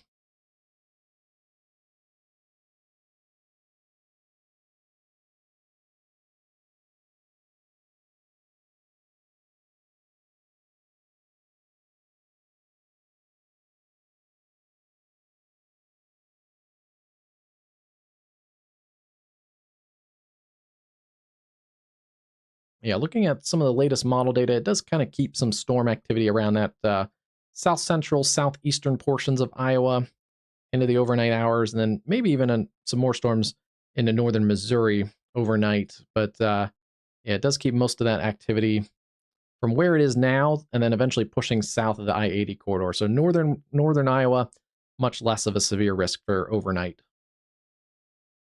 But yeah, if you're out here towards the Missouri border, keep an eye on the weather over the next couple hours. And if model data verifies, that could increase some of the localized flash flooding risks. This, for instance, shows still scattered storms around into 1 a.m., 2 a.m., and then kind of 3 a.m. finally starting to push into Missouri. So if that model does verify, we could see some more flash flooding across these areas.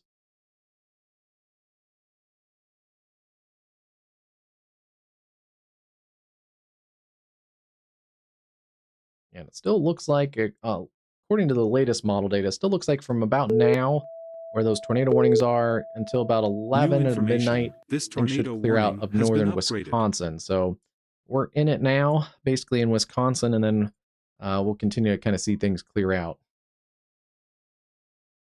They have warned that tornado possible severe thunderstorm now. This is actually one of the more well-structured ones. A new tornado warning has been issued. It has a little bit of a hail core in it, and it does have some robust circulation at times that has been pretty consistent here back in this little hook feature.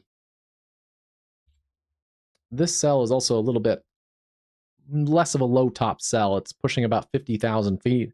Right now, about 48,000 feet. So this cell is a little bit structured differently than some of our other cells. This one, 27,000 feet, 30,000 feet. So yeah, we do have some structure to those. But yeah, circulation in here near Mattoon, that's in that cell. We're right on the edge of the radar data, so it's going to be really hard to get low-level looks at these. But the other area of rotation is sliding south of the Wausau area. It is south of Wisconsin 29, approaching Pike Lake and Bevent. There's your rotation in there. Just north of 153. It's basically pushed east of 39. And then this other cell also still showing some rotation in there along Highway 153 to the east of Stratford. Yeah, I've been watching kind of all these cells. This one also has that circulation near the Black River Falls area. Looks like it's going to slide south of downtown Black River Falls. But if you're over towards the airport, the Black River Falls airport area, over towards Shepherd, and north of Fall Hall Glen, that's where this tornado warning continues there. Let's see. North of La Crosse. That's this one here.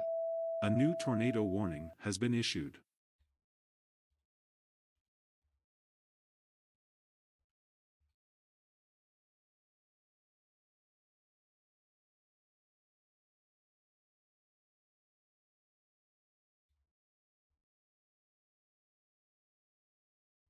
Yeah, that looks like it. That is, I think that is a CC drop right there.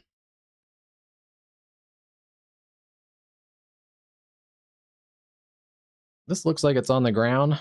That may be the first drop of it, and then the last scan, that has really picked up. Good eye there, Caleb. Yeah, this one is within distance of the radar site that we can get a good low level look at it. But yeah, that is likely on the ground there near Black River Falls.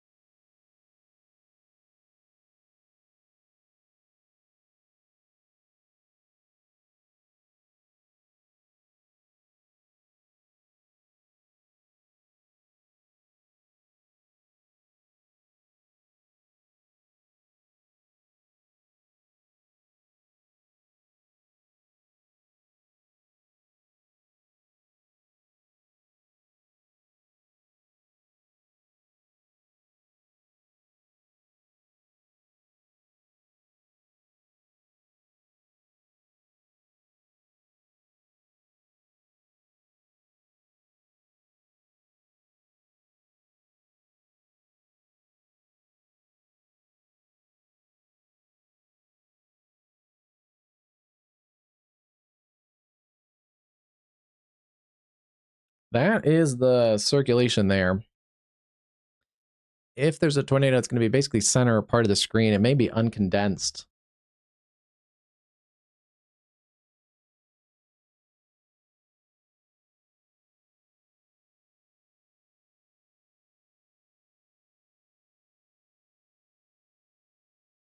This is at Black River Falls, looking to the south. So that is the area of rotation. It's kind of on the back side of the storm, which is interesting. These are very interesting little low top cells. This has also gone observed. It looks like, yeah, radar confirmed tornado. So that is correct. This lifting just to the south of Black River Falls around Brockway and approaching Shepherd.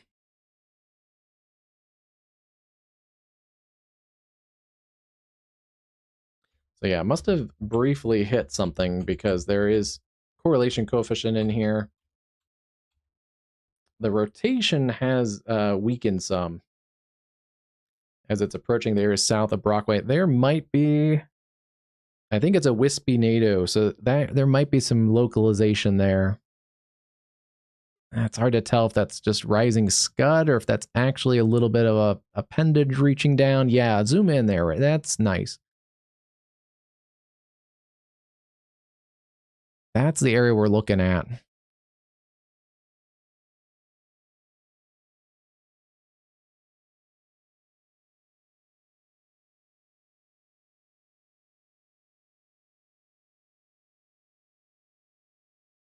So yeah, this is the area that we're looking at here. This is the mesocyclone. Well, the whole thing kind of is the mesocyclone, but this is the wall cloud / wispy NATO thing that we're looking at, where there may be some uncondensed circulation in there.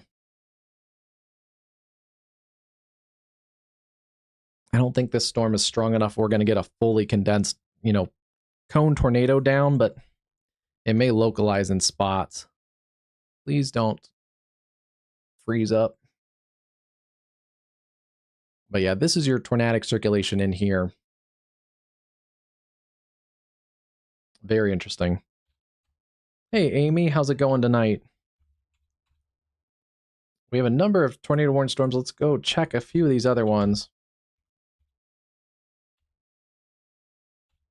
Unfortunately, they get progressively further from the radar site, like up 5,000 feet plus, so it's going to be hard to really get data out of these ones. But this one was our first tornado warned storm. It was a law enforcement confirmed tornado earlier near Stratford. That continues to parallel 153. And then we have our other radar indicated tornado warning continues there south and east of Wausau around Pike Lake. They've trimmed this one up. Radar indicated around Zor, Middle Village. That continues to parallel the Highway 47 corridor towards Kenesha, Wisconsin. Let's see, we have 2 cameras in Black River Falls. This one is looking basically back towards that circulation.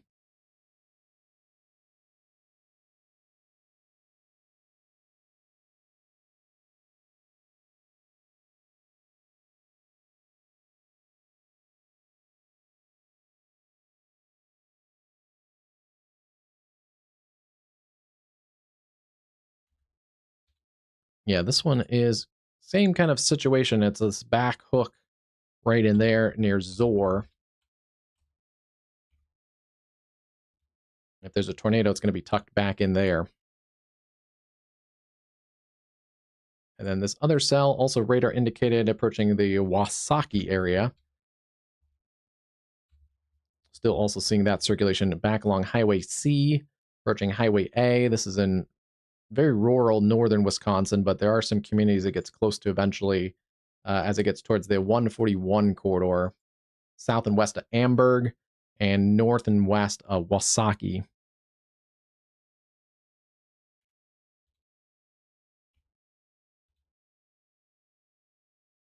So they all could be producing tornadoes. It's just harder to tell with some of those ones that are further from the radar site.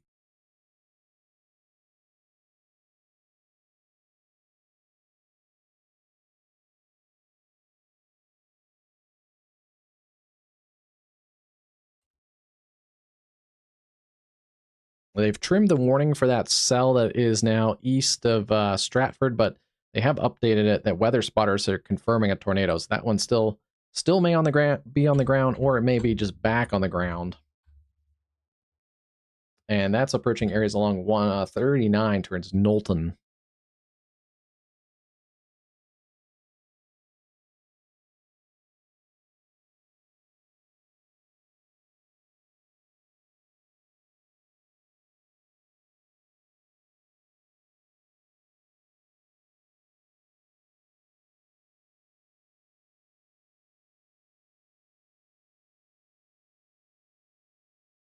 Look at the little barber pole on this storm. This is looking west.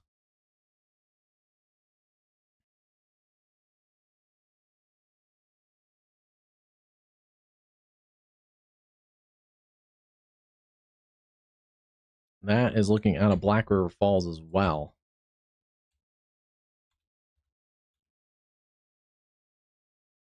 That may be looking at this thing.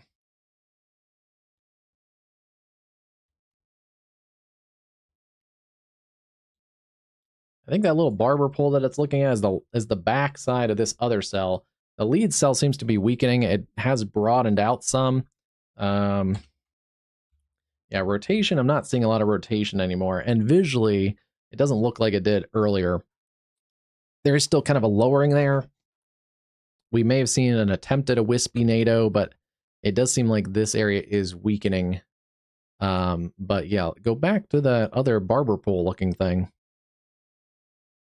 There's basically, I think this almost looks at this entire cell. You can see the highlighted area, that's the top of the cell that's getting some of the sunlight still. And then this tails back to where that circulation is. Yeah, let me just blow this up and just show it to you a little bit larger, but yeah, there's the top of the cell. Then this kind of arcs back. This is the mesocyclone, basically what's left of it back down in here. That's where I think we had maybe an attempt at a wispy NATO, but doesn't look like that area is rotating much anymore.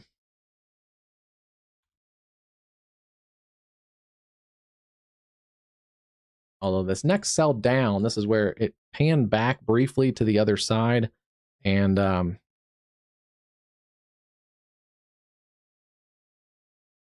yeah, that area may need a new tornado warning for this little circulation. It's really hard to see because it doesn't have a lot of precip on it, but this area is rotating now too.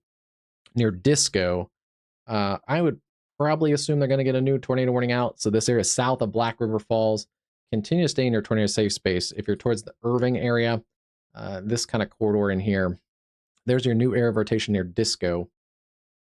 Again, it doesn't really show on radar that well, but it's basically kind of the extension of this cell right here. It's a rain-free base. It had a little bit of a barber pole effect. Wow. Low top cell action. Yeah, they're going to stretch out that area around Knowlton, Jordan, Poland, Rochette, Peru, and Amherst Junction for the observed tornado that has been weather spotter confirmed, Marathon and Portage counties. It's going to be for the areas just north of Stevens Point.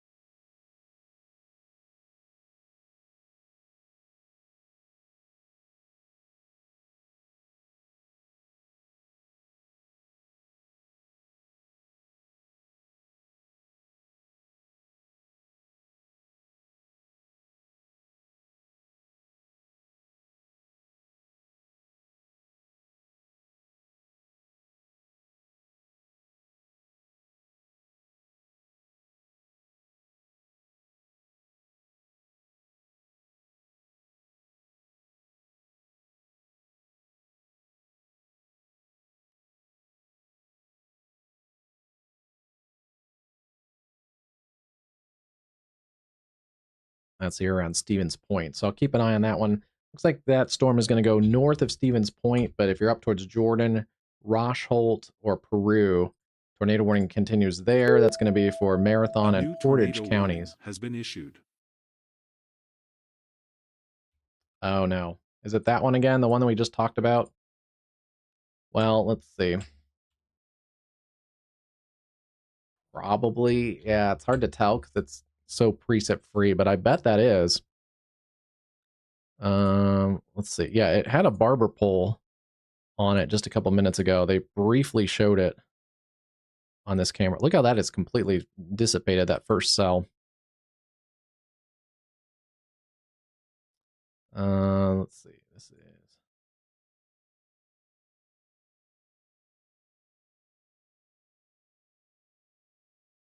If they pan back to the southeast, we may be able to see this.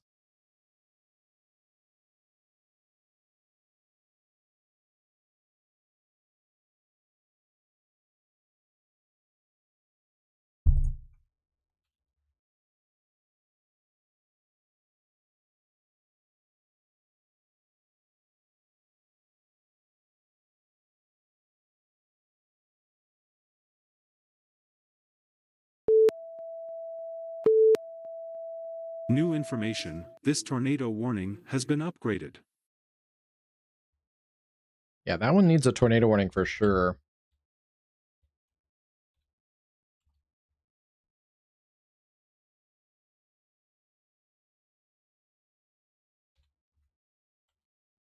Still showing rotation in there near Disco. Or just east of Disco. It's this whole cell. It's it wraps around and it hooks in right there. So yeah, if there's a tornado, it's going to be right here. It appears like there might be still a tornado on the ground. It may have lifted just on the last radar scan, but it's hard to say because it's basically in a precip-free area. So you get a lot of contamination, but I'm waiting to see if they turn back to see that cell. It definitely needs a tornado warning, although it has weakened some. And this cell is basically completely fallen apart. You can see that's the cell that they're looking at here. And it's basically collapsed on itself. So we've seen the whole process there of not just the tornado, but the whole cell has fallen apart. They've continued out the radar indicated tornado there, approaching areas around the 29 corridor, the Wisconsin 29 corridor, south and southeast of Wausau, around Pine Lake.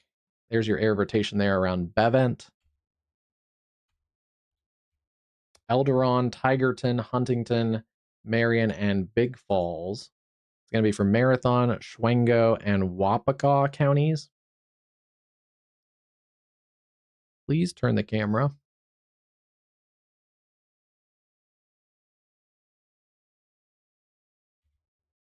Yeah, they're all like low top cells. Oh, that's not good. Here's another one.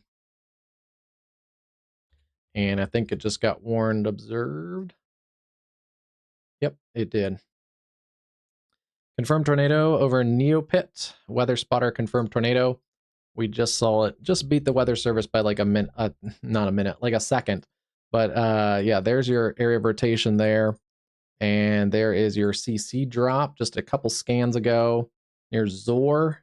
That continues there, showing there is a CC drop. And continuing there, a larger CC drop now near Neopit. This is a dangerous situation. It's coming into a small community here along Highway 47. That is a distinct CC drop here, and we are about 4,000 feet from the radar site, so that's not a good situation. This is lofting debris along Highway 47. Continue to take tornado safety precautions there. Neopit down to Middle Village and Kenesha. That is a confirmed tornado for Schwengo and Menominee counties, moving southeast at 25.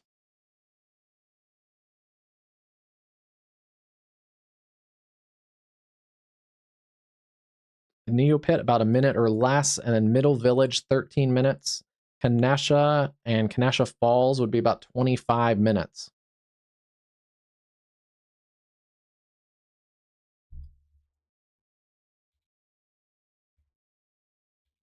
That one is slightly closer to the Green Bay radar, so we get a slightly better look at that one. The one near Pine Lake, not a great look at, and the one near Knowlton, we don't have a really good low-level look, looking up about 7,000 feet, and they're fairly low-top cells, so they have low-level circulation. This other cell, I'm still surprised, is not tornado warned. It needs a tornado warning. It's barely visible on the reflectivity, but this cell wraps back in here, and at times it looks like has maybe had a debris signature.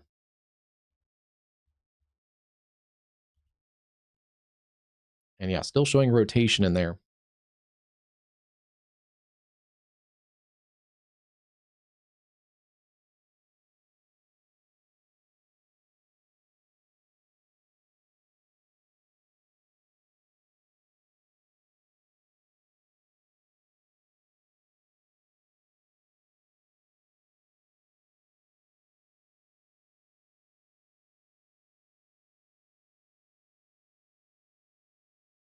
Amazing how that cell completely dissipated right in front of us on that camera perspective earlier. But yeah, this cell still seeing pretty vigorous circulation in here.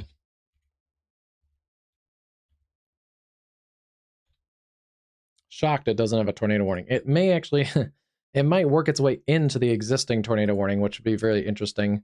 Although that expires in a minute. But this cell is passing just south of Black River Falls. It actually may just by happenstance work into this camera perspective as well. But it's crossing Highway 54 just south of Black River Falls. You can see it hooks back in here like that.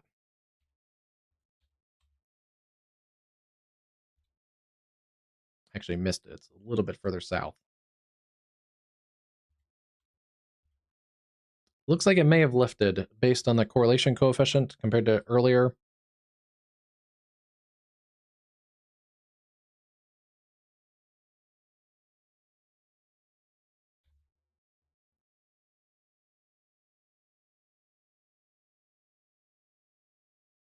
Radar indicated near Pittsville.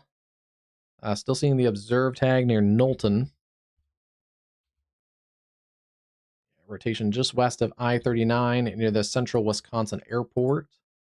Radar indicated there continues near Eldon and Galloway, headed towards Tigerton, Huntington, Marion.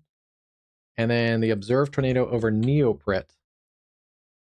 Still seeing a CC drop in there. It's not quite as defined as it was just a minute ago. But yeah, a few minutes ago, this had a actually pretty distinct CC drop.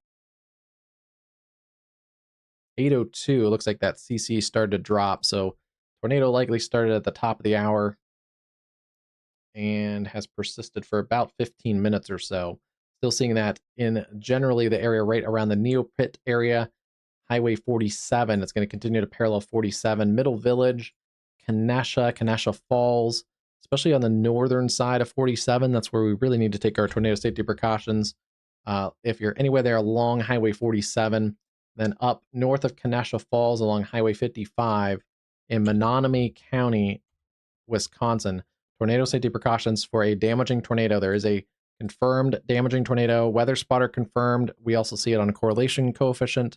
So there is a damaging tornado in progress.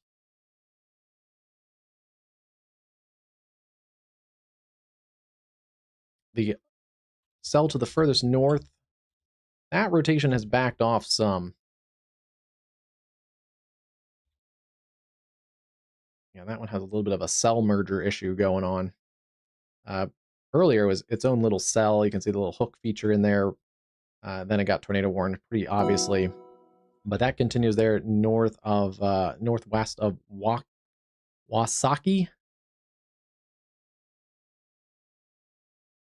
And then with this cluster of storms over the open water, they have added a severe thunderstorm warning there for 60-mile-an-hour winds and some quarter-size hail with this complex of storms off into the lake shore.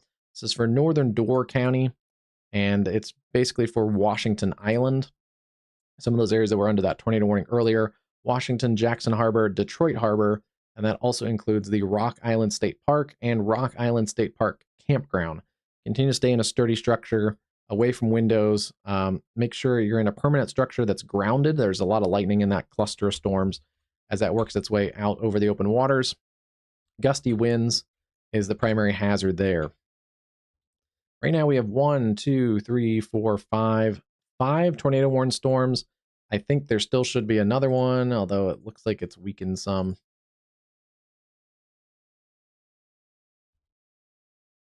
Maybe on the weakening phase, this storm again, it still does show some rotation in here. It's basically a extreme low precipitation supercell.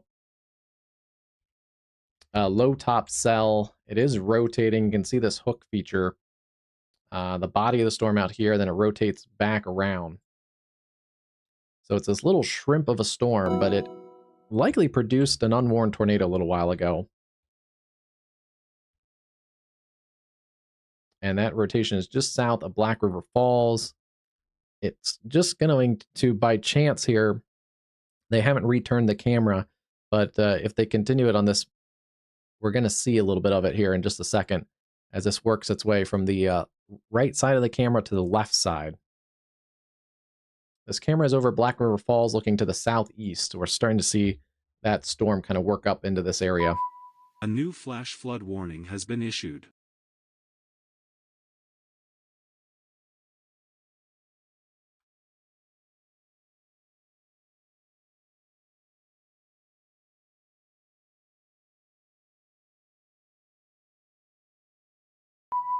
A new flash flood warning has been issued.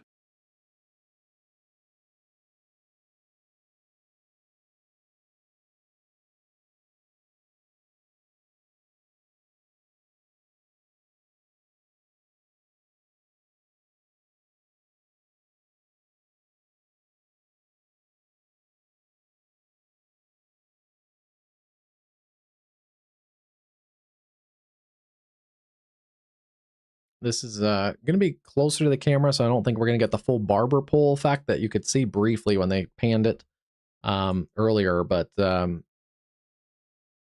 let's see here what this low-level circulation looks like. So above this camera, like where it says southeast and the darker clouds, that's going to be the blow-off that's out in front of this. Basically this lightly precip area here. But we're waiting to see the little hook that's going to be back underneath this brighter portion. This camera is at Wisconsin 27. That's on the north side of Black River Falls looking to the southeast. So we're kind of waiting to see what this looks like as it crosses the camera perspective.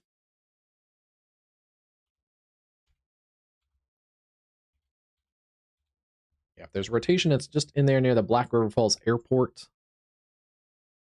Let's see if we can see it here in a second.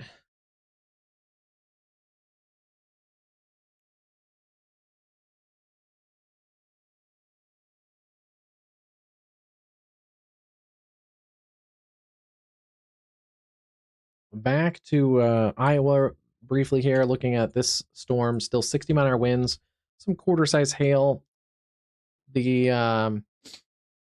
This has been an embedded supercell for a while. It is about to catch its outflow boundary, so we do have to watch this. You can see the outflow boundary there near Dallas.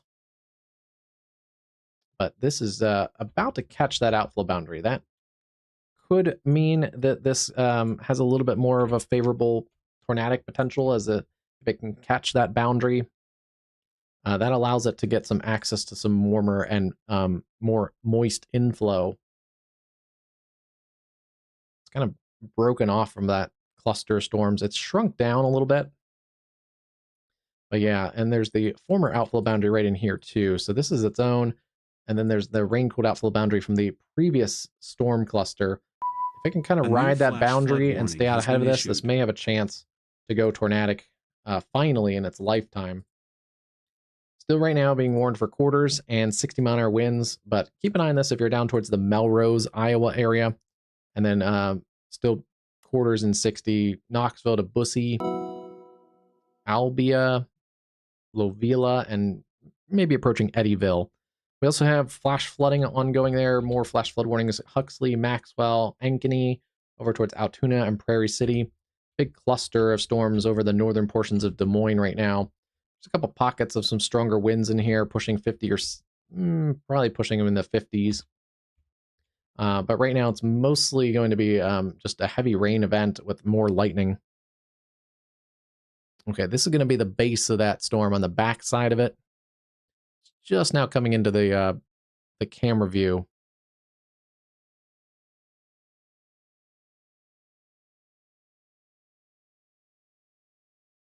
So yeah, if there's a tornado, it's going to be back in this lowering on the back side of the storm that's kind of furthest away from us at the moment.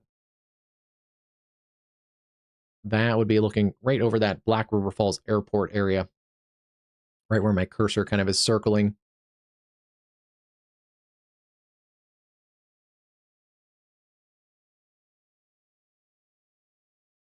It's hard to say what that is. There's a little bit of a, could be scud. There is a little kind of appendage there. Could be something back in there. It's really hard to tell though on this camera perspective.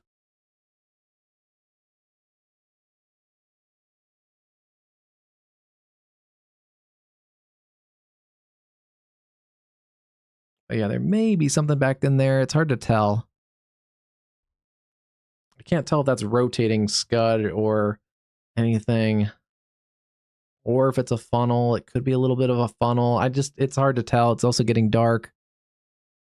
But that's the area that we'd be looking at, right in there. Let me take that a little fuller. It's going to be this area right in there. That's what I can't tell if it's a funnel or if it's scud. But that is the area of interest right in there.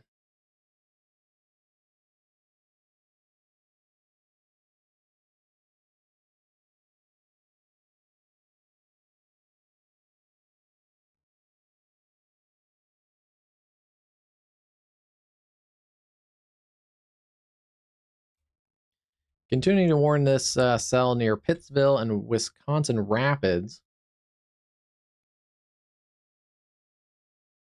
The cell near Black River Falls, it does look weaker than it did earlier, but yeah, rotation is still showing in there, but I don't think it's on the ground. But yeah, it's just east of the Black River Falls Airport. That is still unwarned.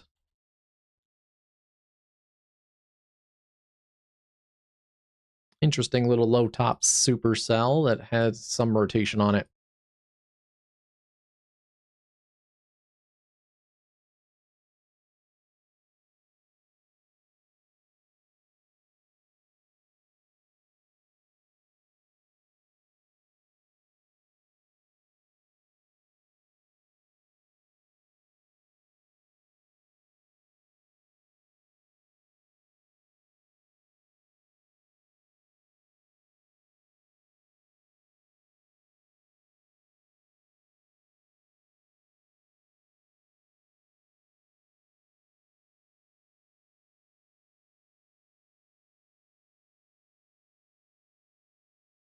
Still seeing that observed tornado near Knowlton.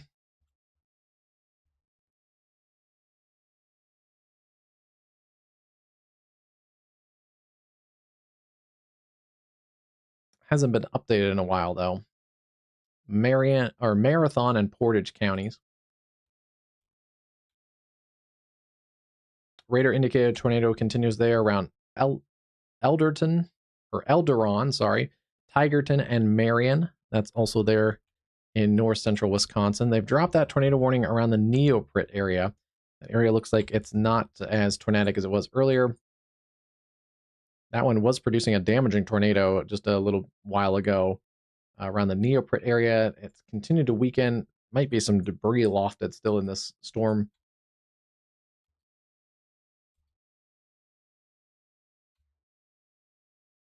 Surprised it doesn't have a tornado warning still. It still does have a little bit of spin still in there, but that has continued to lift off towards Five Islands. And it is north of Kanasha. They've also dropped that warning around Wasaki, as that area has gone through some cell mergers. It's more just a multi-cell cluster at the moment. Big storm complex there off of Lake Michigan, and still seeing 60-mile-an-hour winds, quarter-size hail around Detroit Harbor.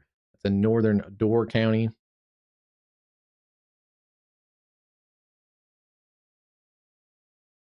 There's a pretty good look at that whole cell. There still is a fairly persistent lowering in there, which is very interesting. Still can't really tell if it's rotating or not. But that would be the area to look at.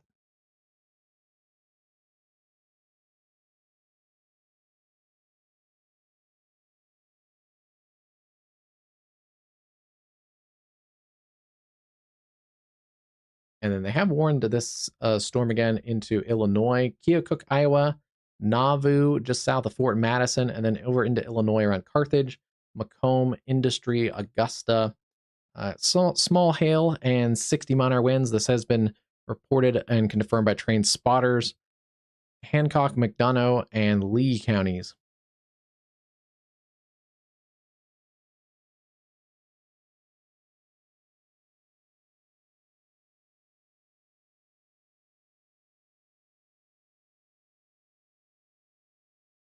Very interesting little cell. And again, still unwarned. But fading away fast. Interesting thing is, this could still be a little bit of a remnant mesocyclone. It's basically looks like lost the updraft, but these mesocyclones can actually spin even if they're clear air for quite a while. Doesn't look like it's on the ground. But still has a little bit of structure to it still.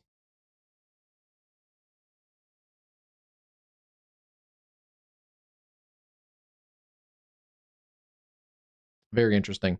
But that storm has also basically completely fallen apart. So we've had kind of two, near Black River Falls, we've probably had two back-to-back tornadic supercells. One produced just south of Black River Falls. The other one likely produced back towards Disco. Back in this area here. Yeah.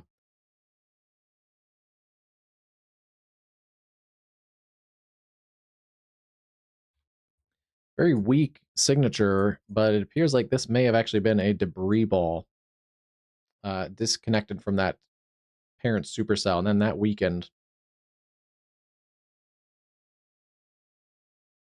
So yeah, there may have been a brief kind of right in this area, a brief unwarned tornado near Disco around 8 o'clock.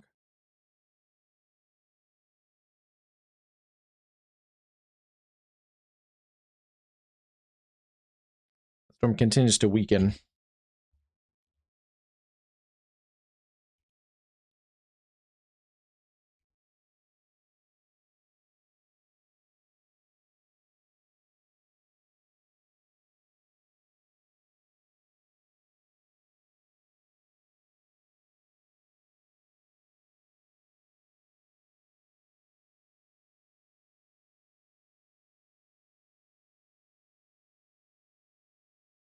We'll still keep an eye on that storm, just because it's in frame, but I did want to line up some other cameras as they get closer to the high I-39 corridor.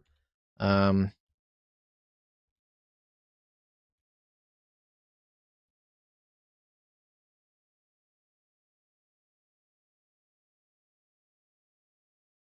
that one has finally gone to radar indicated east of Knowlton, and I-39 it's north of Stevens Point.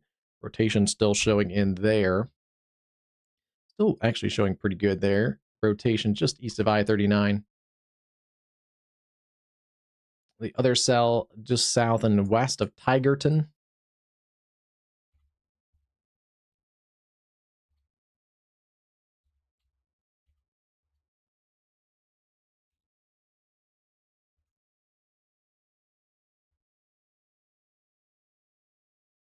And yeah, that previous tornado warning storm near Neopet that produced a damaging tornado has continued to weaken as it's passed Kenesha, crossing the Highway 55 corridor, and then those storms into northern Wisconsin also continuing to weaken.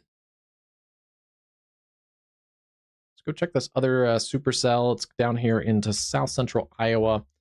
Yeah, luckily, it's still right now behind that outflow boundary.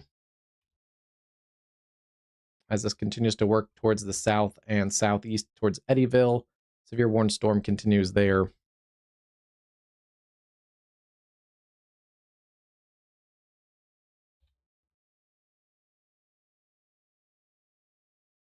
Looks like we've lost our other cell that was severe warned in southern portions of Louisiana earlier. That's worked offshore. Do need to start watching a little bit of some of these cells in here that are closer to the area of circulation, with Tropical Storm Bertha south of like Boothville. Those areas may get some stronger storms into the evening.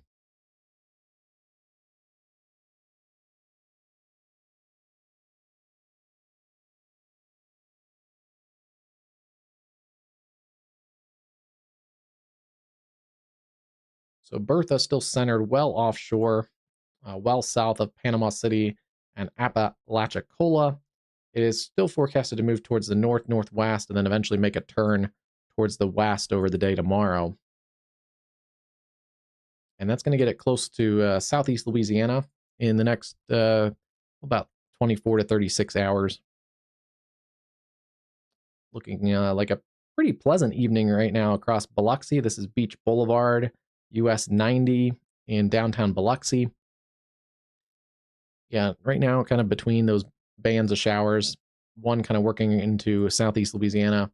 May get a couple more that rotate around, but it's like a more substantial batch of showers and storms is this band that's working up through Tallahassee and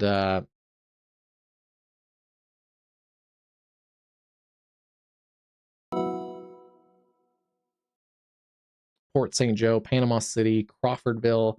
This band is going to continue to lift across the Florida Panhandle, and even some of that activity getting up into southeast or southwest portions of Georgia, although it's kind of weakening around the Bainbridge area.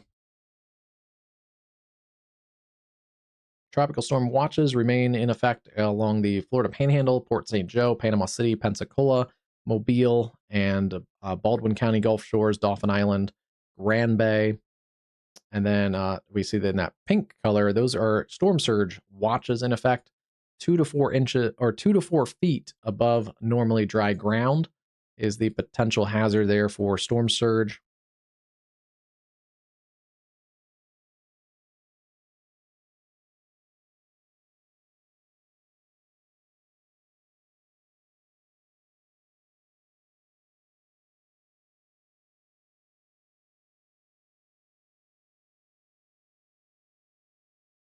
And we can see kind of like that other cell, this one has basically fallen apart in front of this camera perspective. So good to see that storm likely not tornadic anymore.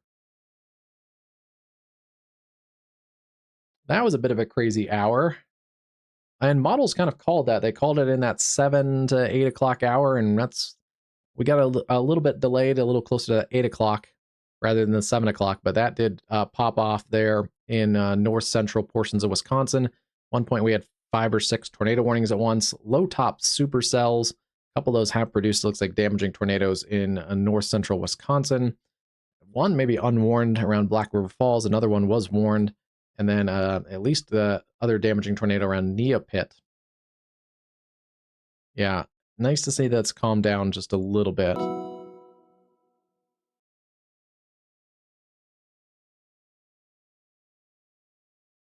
New warning now for looks like Adams and Brown County in Illinois.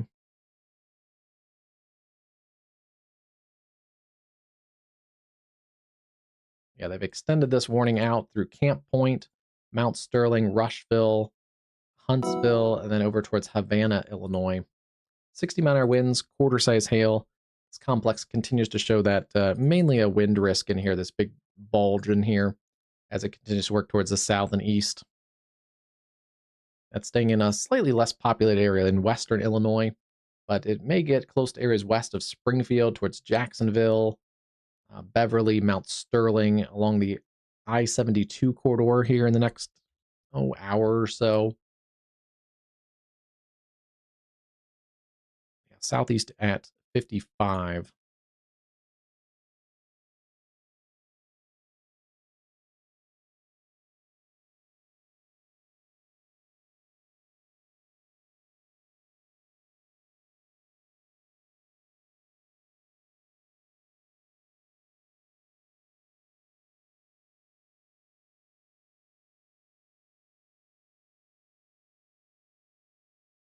Close enough. Yeah, that puts it down towards Pittsfield in about 42 minutes. Jacksonville would be about 53. Mount Sterling about 20 minutes. Rushville 13. And close to Havana, Illinois in about 24 minutes. So yeah, we'll keep an eye on this as it gets towards the I-72 corridor. That gets over towards Quincy and Hannibal, Missouri. Although it looks like the strongest part of the storm is going to be solidly into Illinois now.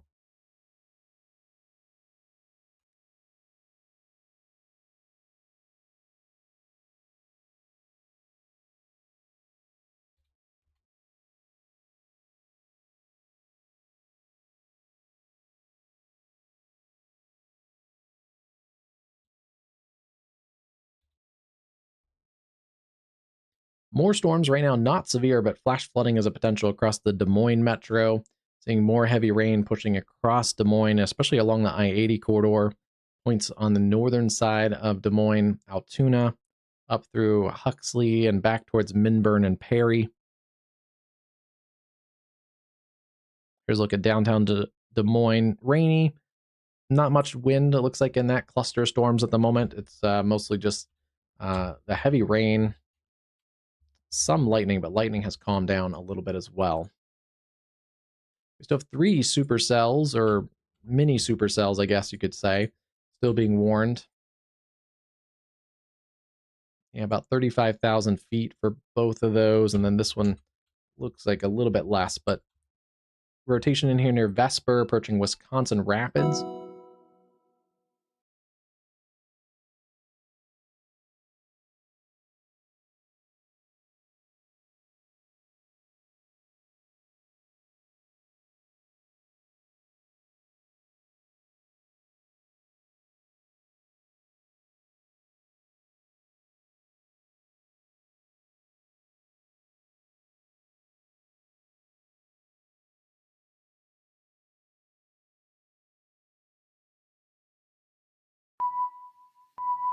A new That's going to be flash flood these areas warning near has been issued. Plover that I'll keep an eye on as it gets towards the I-39 corridor. But yeah, right now, tornado warning continues with Wisconsin Rapids up to Vesper. This is radar indicated. It's in Central Wood County in Wisconsin. Pittsville, you guys are in the warning polygon, but this is now moved well to your north and east. Other area radar indicated north of Jordan and north of Poland. It's approaching the Wisconsin Highway 66 corridor. That one still has pretty punchy rotation in here. As these continue to slide to the east, we get a little bit of better radar coverage out of the Green Bay radar, so that'll give us a little bit better low-level look at these. This one is also still a pretty potent little supercell. It is area around Split Rock, just south of Tigerton. It is along US Highway 45, so Hunting, Marion, and heads up there towards Clintonville in northern portions of Wisconsin. Those 2 storms still showing pretty tight rotation at times.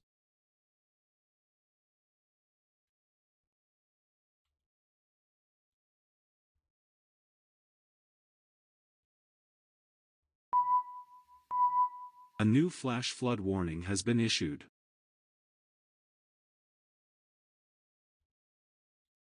Right now, the storms aren't doing much in the terms of severe right now across northern portions of lower Michigan. We'll kind of wait and see how they look, but some stronger storms, no doubt, approaching areas around St. Ignatius, Mackinac City, Mackinac Island, along the I-75 corridor, and then approaching areas like Cross Village, Harbor Springs, Petoskey, and eventually towards Charlevoix. This cluster storms kind of arcs backwards towards Wisconsin, so it stronger cluster now over the Washington Island area, Detroit Harbor, Washington, and Jackson Harbor. This cluster will generally work its way towards Torch Lake, maybe towards Traverse City, but especially north of Traverse City.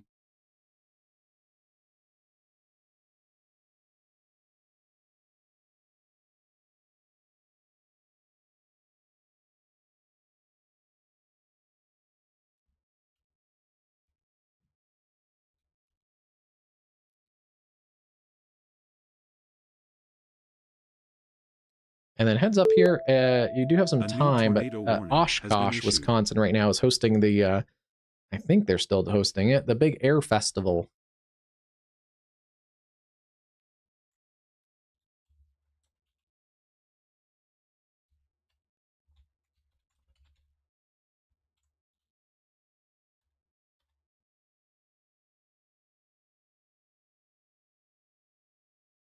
Yeah, today's the first day of it. The 73rd annual Oshkosh Air Venture at the Whitman Regional Airport. So, yeah, it's a week-long event, features nightly and daily air shows, over 800 exhibits, hands-on workshops. It's major aviation, and they always bring in special air show things, special aircraft, stuff from NASA, some of the military demonstrations and things, and a lot of private aircraft fly in here. There's the Oshkosh Airport right here. So, and yeah, and people park and basically camp like under their aircraft, and it's a cool thing. I've seen videos online for it. But Oshkosh, you guys are under that tornado watch here, and luckily it's not right now a giant line of storms. It's very hit or miss. These cells are very small. Only like this one is only about 12 miles long by about 5 miles wide. So you may miss the entire cell even if you're in one of these warned areas. But when the cells are over you, they do have that tornado risk, and maybe some small hail, but mostly it's just a tornado risk right now. And these cells do have some lightning that are a little more prevalent than those cells that we saw near the Black River Falls area. Looks like this area around Vesper is weakening. That cell near Wisconsin Rapids has downtrended some. These two cells, though, are still pretty potent. Radar indicated tornado warning continues there for Wapacaw and Portage counties. That's moving east at 35. The other cell there near Tigerton and 5 miles south of Wittenberg is moving east at 30. That's also for Wapacaw and Schwano County.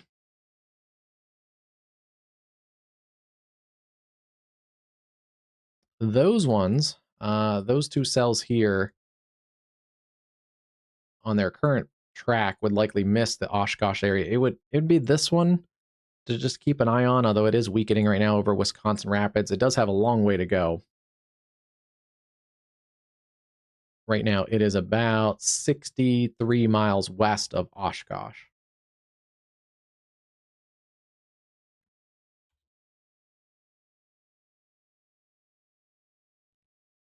We do have a new severe thunderstorm warning for those areas around Des Moines. That storm continues to uptrend a little bit, and kind of like the other cell, it's crashing towards the south, so that's where this surge of wind is showing. West Des Moines, Dallas Center, Des Moines proper, and then out towards the airport. It's Polk, Madison, Dallas, and Warren counties.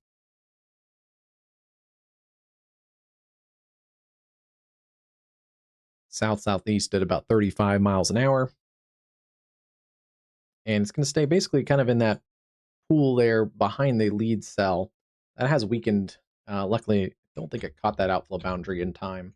So it continues to weaken, but still producing a 60-mile-an-hour winds, quarter-size hail. I don't think there's a lot of hail in that cell anymore. It's, I think, mostly a wind risk. They have upped this to a considerable threat. Camp Point, Mount Sterling, Rushville, Beardstown, Browning. 70-mile-an-hour wind, considerable threat here into portions of Illinois. That's going to be for Adams and Brown counties. Radar indicated 70-mile-an-hour winds. And then the other is for Fulton and Schuyler counties.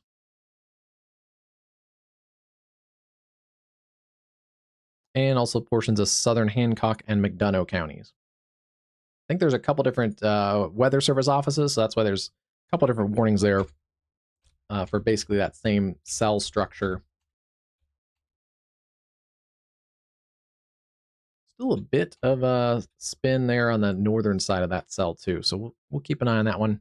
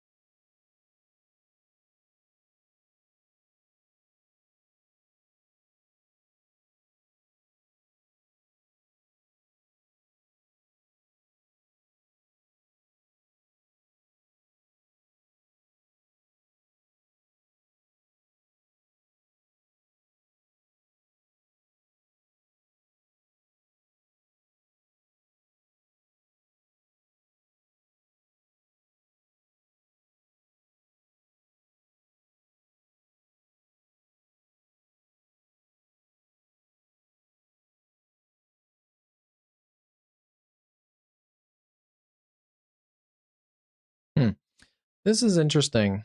Pulled up some of the ensemble members. So it's an interesting forecast here.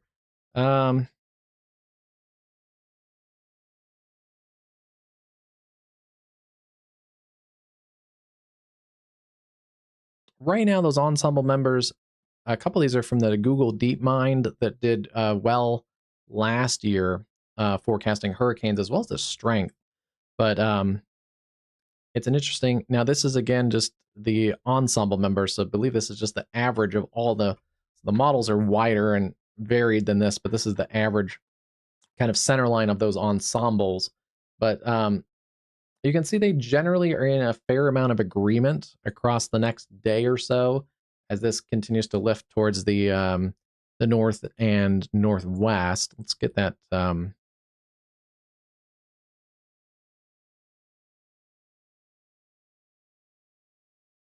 Get that back on. Yeah, still a lopsided system, but center of circulation, they are pulling, it looks like pretty good on where that current center is.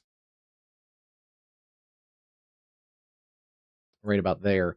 Sometimes with weak systems, sometimes you can see a center kind of relocate under the sustained development. So that is something to keep an eye on. But right now, that center has been pretty consistent on the northern side of this pretty persistent area of storms. But anyway, most of these models continue to take it off to the north and northwest and then turn it back across portions of southern Louisiana. There is one model that keeps it basically offshore almost the entire time, although the green indicates intensity and it still continues it as a tropical storm right now. But a path like that model takes could increase a little bit of a chance of more development with it. Just adding another layer to this whole thing. Let's add.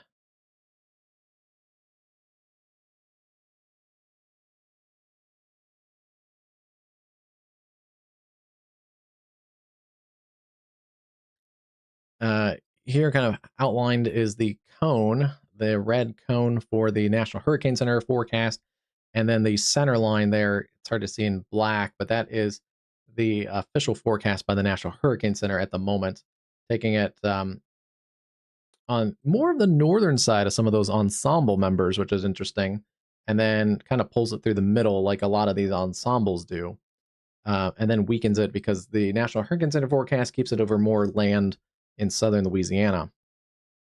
It still does have a wide uncertainty. There are models that take it further out. Other models pull it further in. So that's why there is a wide forecast cone once it kind of makes this westward turn. The one interesting thing, maybe I'll tell with models, it's hard to see.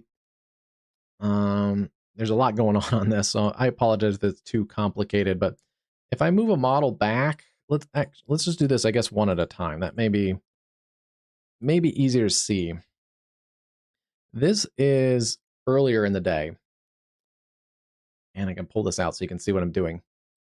Earlier in the day at 12Z, this model particularly had, this is one of the Google DeepMind models, had this continuing to work up to the northwest and then curving into southern Louisiana as a tropical storm around that 40-mile-an-hour mark. Within the last run, that has shifted to the south some. And if we go back even further, a new flash flood warning. Yeah, has over been the last issued. kind of 3 times that model has run, it has shifted from, say, close to New Orleans, then to the south of New Orleans, and now down towards Port Sulphur. So that model in the last 3 model runs has shifted roughly about 35 miles. That doesn't sound like a lot, but when you're talking about a tropical system that's could be on land or could be scraping a very low-lying swampy area across the warm Gulf, that does have implications. And that one is not the only one. You can see on the other Google DeepMind ensemble, which means, and because this is the the average of these, it means a lot of these have actually shifted. So it's pulled that average down further south.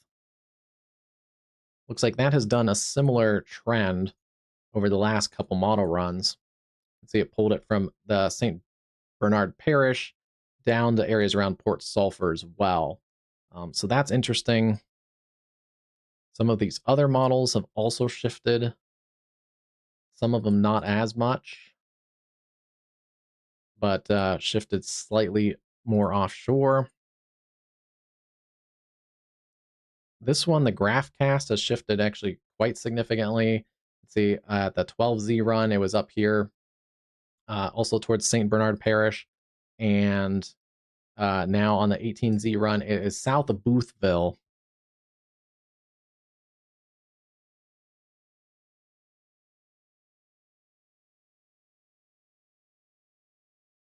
That has also shifted about 35 miles.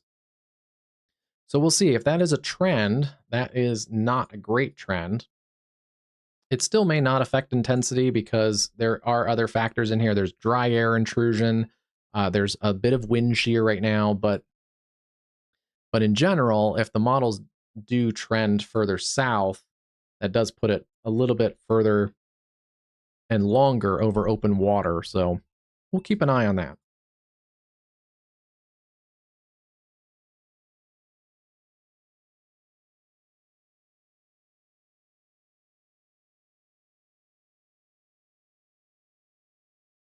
Nothing crazy concerning there by that yet, but just something to note. And I tried to do that kind of stuff, not just to confuse anyone, but just to kind of show you what kind of, it's a little bit of nowcasting, but just shows you a little bit of what's going on at the National Hurricane Center. We'll see. They take a bunch of considerations into effect. They take all of the Hurricane Hunter data. They take the sea surface surveillance data out here, buoys and oil platforms and stuff that have weather stations on it. So they take all kinds of data, flight level data from other NOAA aircraft, as well as then the model data into those forecast cones that you see and those forecast tracks. It'll be interesting to see in the next time they put out one, if it shifts a little bit or if it stays pretty consistent like it currently is. May have shifted some, but yeah, right now still taking it to the north and northwest and then pushing it right now across areas like Point LaHaye north of Port Sulphur. So that'll be the kind of that'll be the benchmark. I'm curious to see in relation to Port Sulphur if the National Hurricane Center track stays to the north of there or if they go with more of some of those ensemble shifts and push it to the south.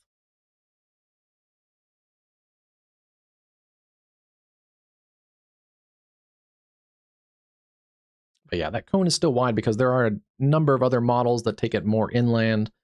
So yeah, there's still a lot of uncertainty. It's kind of a tricky system to forecast. Sometimes we do get more of those narrow cones that highlight more certainty. In fact, I think I mentioned it earlier in the broadcast, but the cone has actually widened since the latest National Hurricane Center update. So everything from like Natchitoches up there all the way down to almost the Texas and Mexican border is essentially in the cone towards the end of the week. So that puts basically all of the Texas coastline in play at the moment. And certainly if it does stay way offshore, that would be a bigger hazard, but more of an outlier. And yeah, I'm still really concerned about the hill country and really flood-prone areas, regardless of a strength. This could bring some tropical rain into areas that don't need it. Hey, Stones, how's it going tonight? Hope you're doing well there in Kansas City area.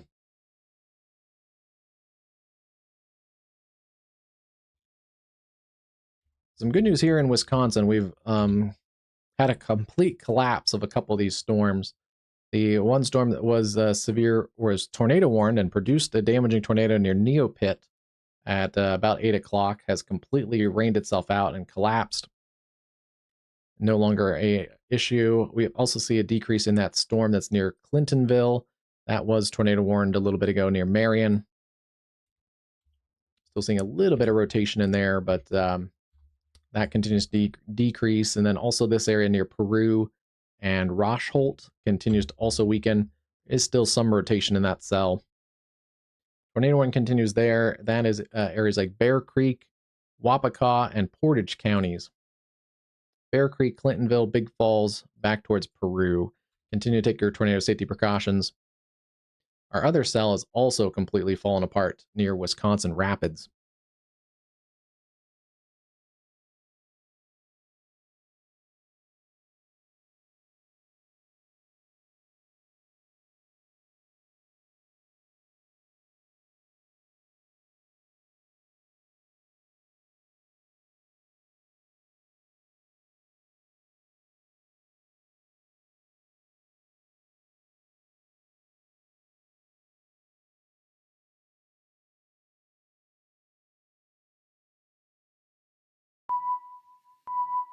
New information, this flash flood warning has been upgraded.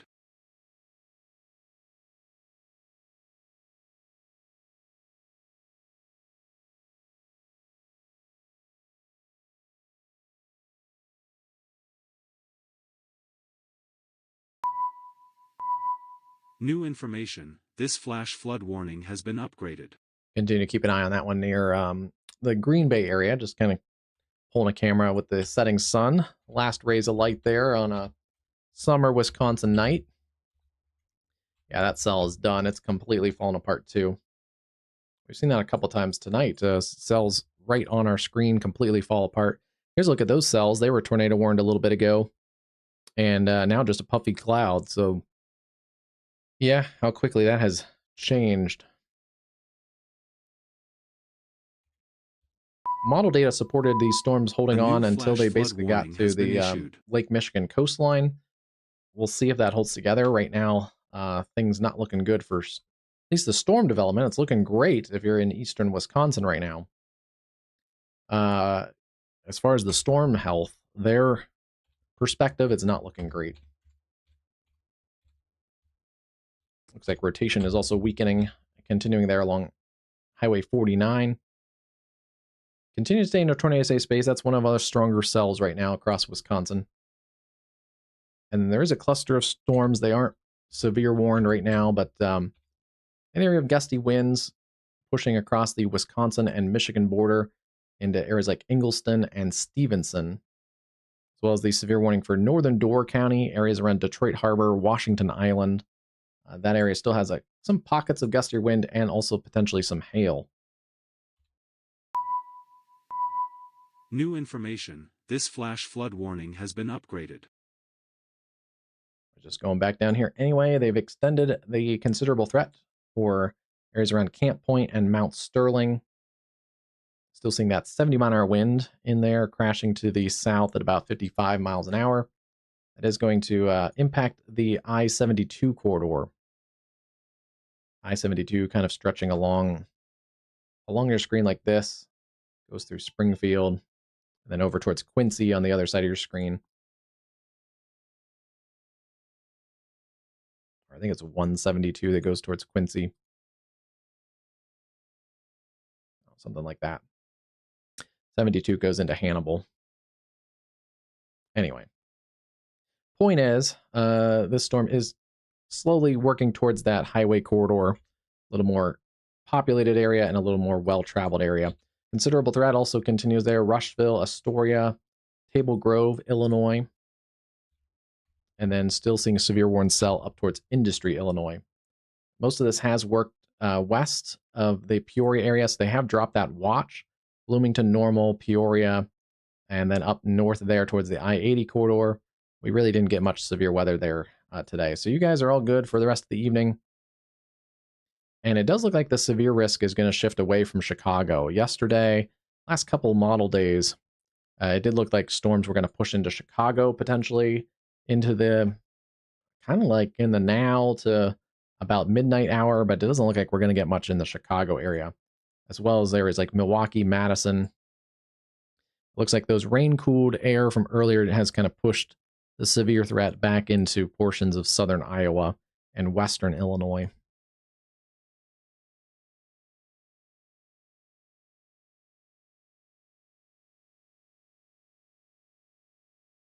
Let's see.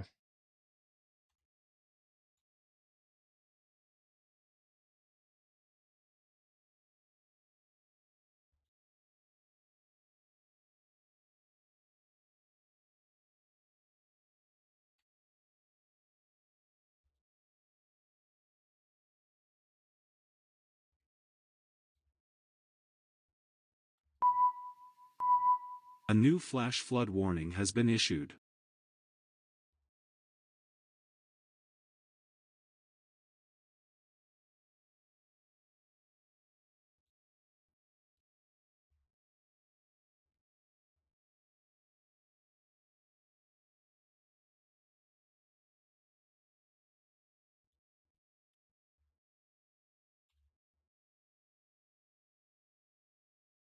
Yeah, it's right on the edge of the warning polygon, but Caleb may be right.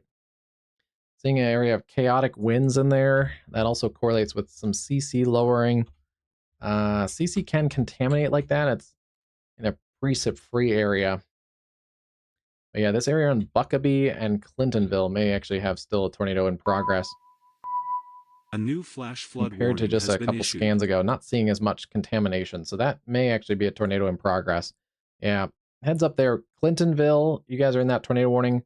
Buckabee, tornado warning there continues. Probably that storm's last gasp as it continues to weaken, but yeah, that is a questionable signature there at the very least.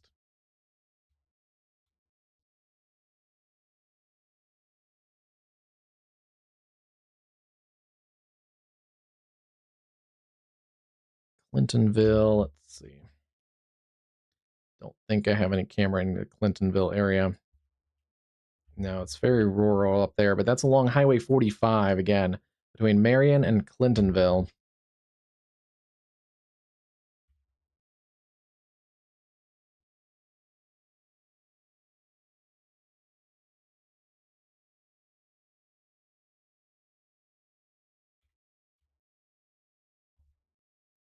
These cells just don't want to quit.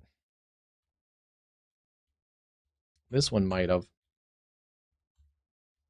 The one near Peru looks a lot weaker than it did earlier. Yeah, they are, especially ones like this that have produced damaging tornadoes. We'll see if this gets warned again, because it would be in a rain-free base, so if there are storm spotters out here, they would be able to see this, but yeah, this kind of wraps around like that, essentially, as your supercell in here.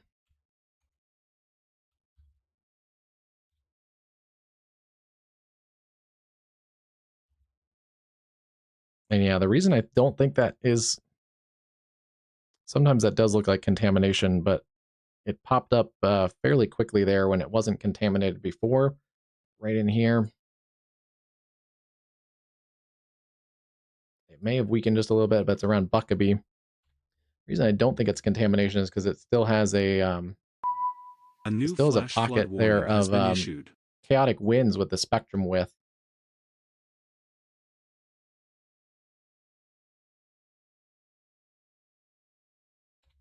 So yeah, that correlates there pretty well with the correlation coefficient, the spectrum width, what's left or what shows of some circulation in there on velocity signature.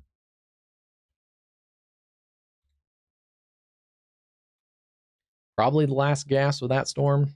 And we're fairly close to the radar site too. About 2,000 feet up. That seems to be similar to the, where is it? The Black River Falls area. We were about 2,000 feet up. That seems to be the success rate is about, in seeing these, correlation coefficient seems to be in that 2,000 foot range, just because they're not super strong tornadoes or super strong mesocyclones that are going up thousands of feet into updrafts of supercells.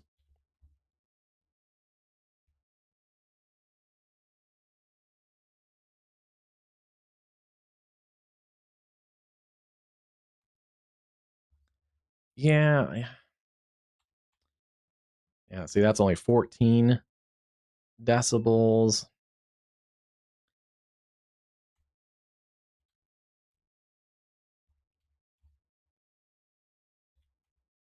It may have weakened, that's one thing. It doesn't look as defined as it was a few minutes ago, like back here.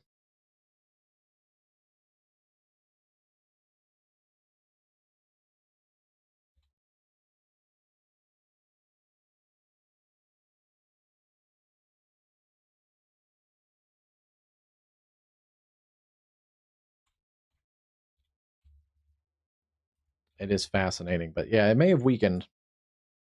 The whole cell is also completely weakened, so it's likely its last gasp if it is producing a tornado, or if it just did. I don't think a downstream warning is going to be needed, but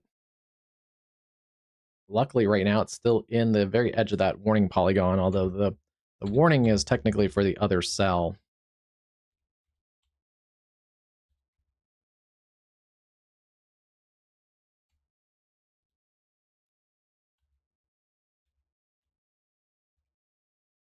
I think this is the most potential tornado debris signatures we've seen on correlation coefficient from these low top cells, I think, than we've seen on most streams.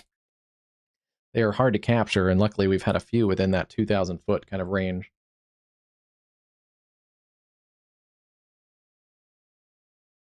Yeah, I don't think I have any cameras that direction. Fairly rural part of Wisconsin.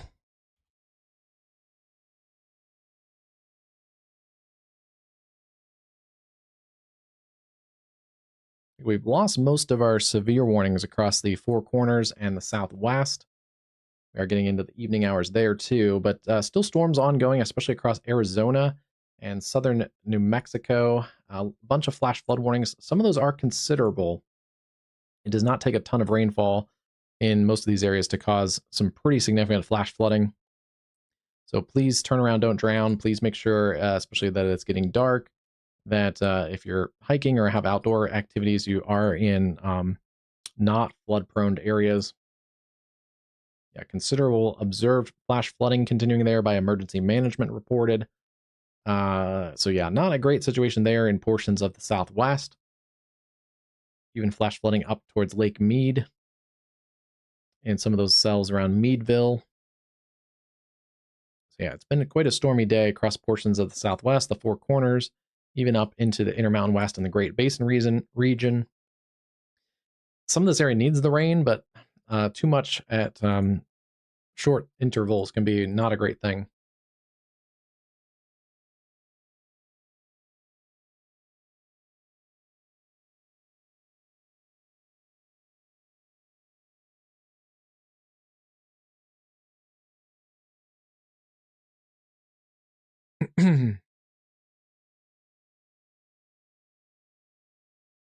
There's an interesting mesoscale discussion. Storm development south of the current tornado watch is appearing unlikely or less likely. So the additional watches are not expected right now.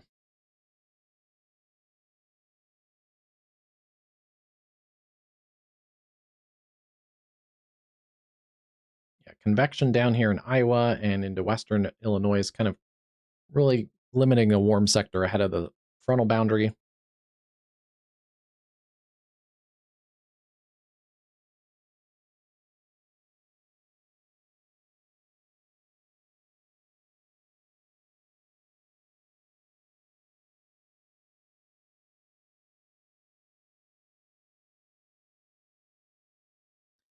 So they are watching some of these areas of these complexes here from Des Moines and south.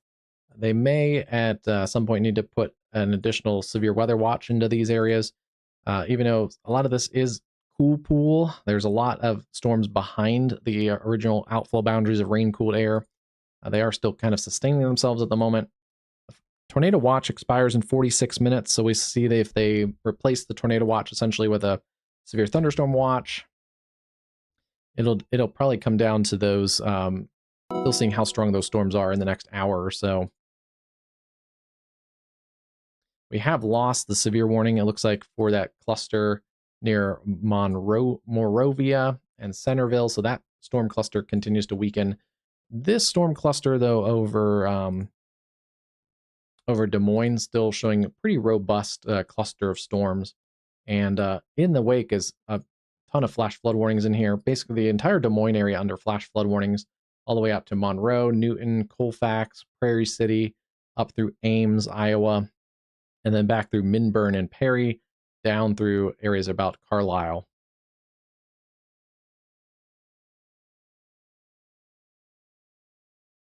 Check this cell around Clintonville. I think it is gone, but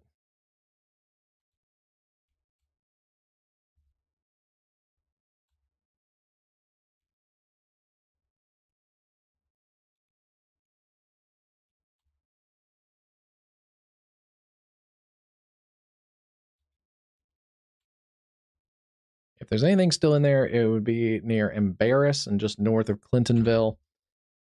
I think that cell has pretty much wrapped itself out, but yeah, that cell has continued to weaken. It looks like this cell has also continued to weaken.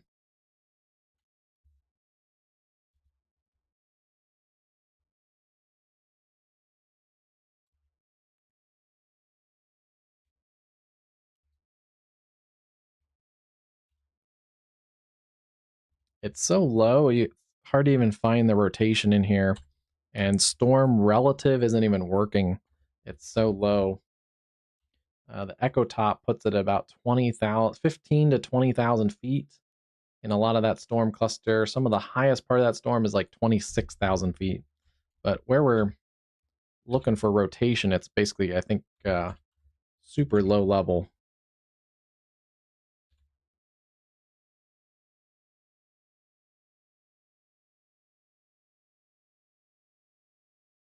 And then we got a new warning here into Michigan. This is for those areas around Sutton's Bay, Northport, Peninsula Township, north of Traverse City, and then also out across the Sleeping Bear Dunes National Seashore, Manitou Island area. Severe thunderstorm warning there. That is Leelanau and Grand Traverse counties, northern lower Michigan. Mostly a wind threat at the moment.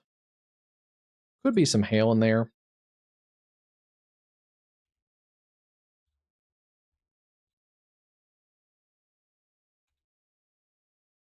Yeah, definitely on a weakening trend. And yeah, it looks like, as the Storm Prediction Center noted, it doesn't look like they're expecting much development down into southwest portions of Wisconsin. So that should limit the severe threat tonight across portions of Chicago and up towards Madison.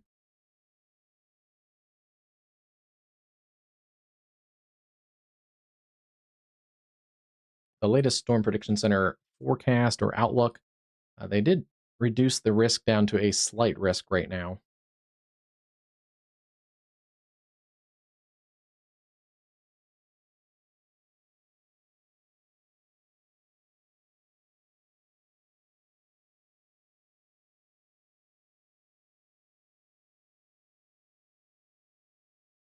So these storms should also weaken as they get out of that slight risk area, staying well north of the St. Louis area right now, but they may split the difference between Springfield and St. Louis and get areas like Carlinville, Auburn, Jacksonville, Virginia, into southwest portions of Illinois.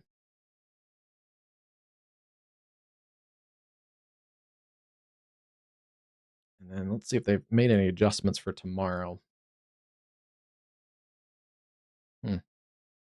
Surprised they didn't add the marginal risk down here. They probably will in the day one outlook, I would assume. Add a marginal risk for any tropical tornado risk associated with Bertha. Otherwise, the main event is going to be up here into the upper Ohio Valley and into the mid-Atlantic. I think much has changed for tomorrow's risk. Still seeing the 5% across most of Pennsylvania. 45% right now, unhatched wind risk. Hail, mostly a risk back in the Ohio Valley.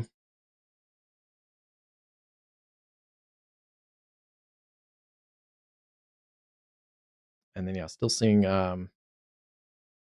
marginal risk across northern New England and a slight risk across the Tidewater and portions of the Carolinas for day 3.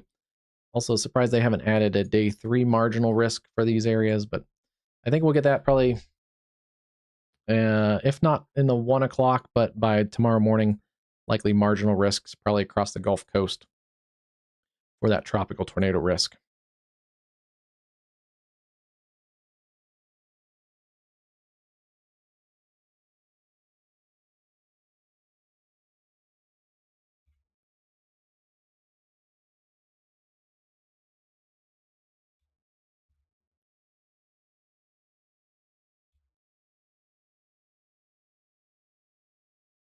All right, we have lost our tornado warning finally in Wisconsin. That storm continues to weaken. Our other storm is basically done. That storm has pretty much rained itself out. So it looks like good news. We were talking about that earlier. Oshkosh, it looks like those storms aren't going to make it to the Oshkosh area and the I-41 corridor.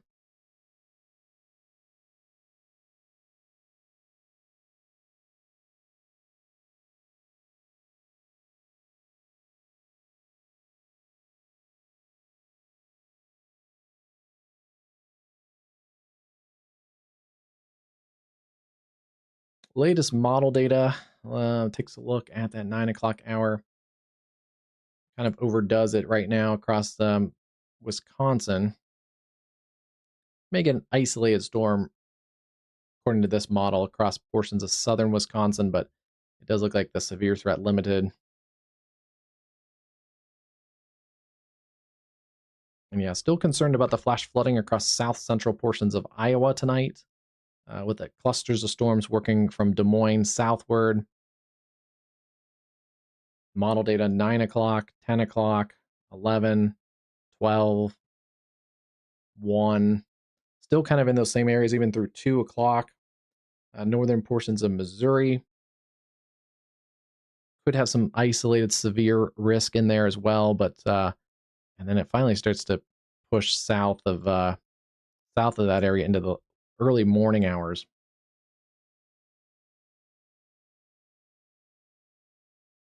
But yeah, for quite a bit of the night, could be a pretty stormy night in this area, which could lead to some isolated flash flooding. Particularly across Iowa, it just kind of holds there.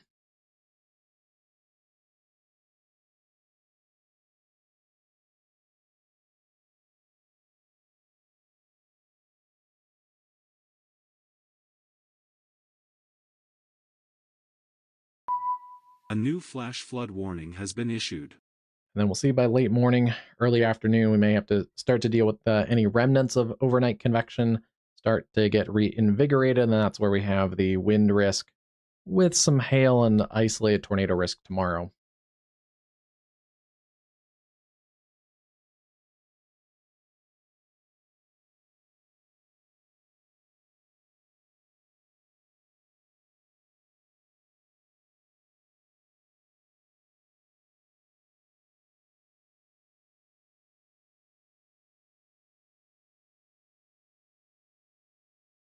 Yeah, tomorrow is not going to be a one and done. We may have clusters of storms, fairly typical like in the Northeast. Get these multi-cell clusters, these Boeing segments. Sometimes you get an embedded supercell feature. But yeah, we may have back into even the Ohio Valley, may have a couple different clusters of storms.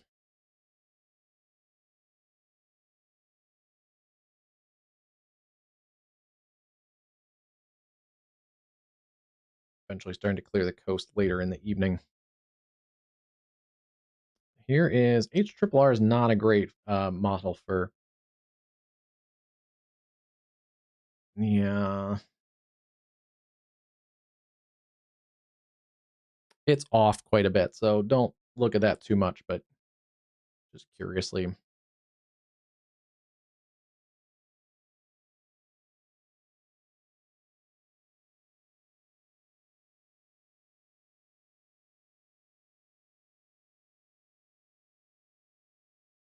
This is a forecast model. This is the HFSA. It's a little bit better. Boy, that takes it on land pretty quick.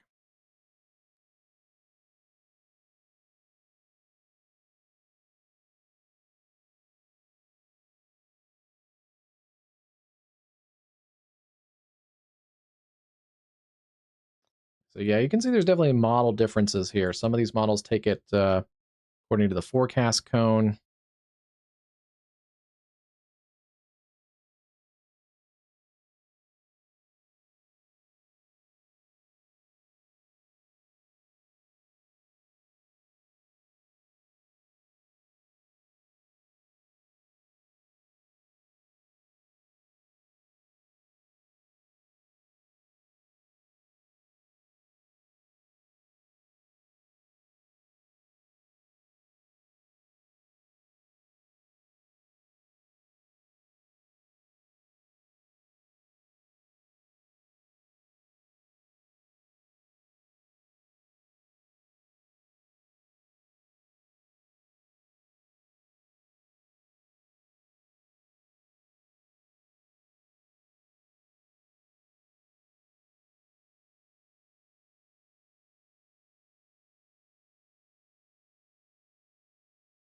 This particular model run brings it ashore so early that it basically just destroys it, but that one's probably a little bit of an outlier.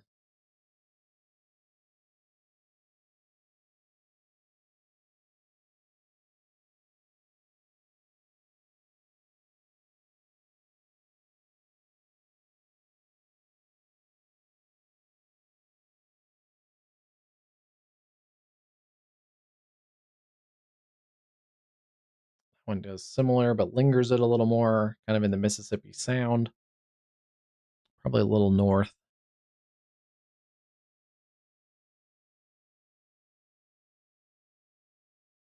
I'm doing this live, so I have no idea. I've not seen some of these models before. See if they'll run.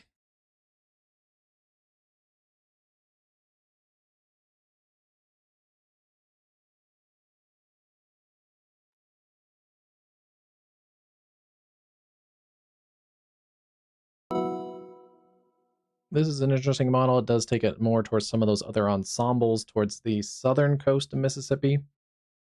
That's probably a little bit more accurate and a little bit more in line with that National Hurricane Center model. And then it kind of takes it across the southern portions, scraping across the southern portions of Louisiana. That would weaken it, but yeah, it does bring quite a bit of moisture into Texas by Thursday. And this is where it's not good. It takes a lot of moisture into the Texas Hill Country by Friday, Saturday timeframe. And this is regardless of intensity. I do think this area really needs to watch out for heavy tropical rainfall.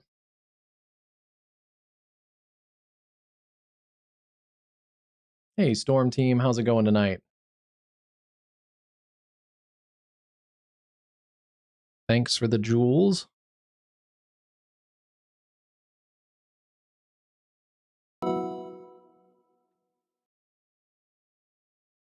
Some of these models take it up through the Mobile Bay area, so still a decent amount of model disagreement, which is why that forecast cone is so large. This model still kind of then wavers it along the I-10 corridor, and again, by Friday, Saturday, still takes it into Texas, so not a great situation there.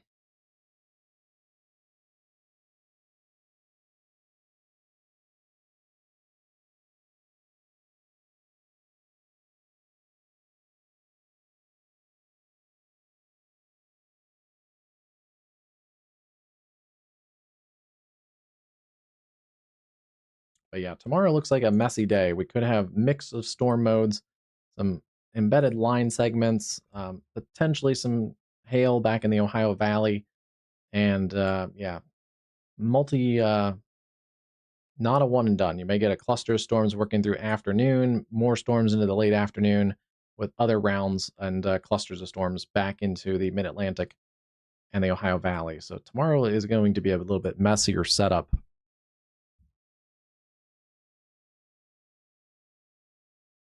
Definitely not the first time we've had similar setups in the Northeast this severe season, but just kind of typically.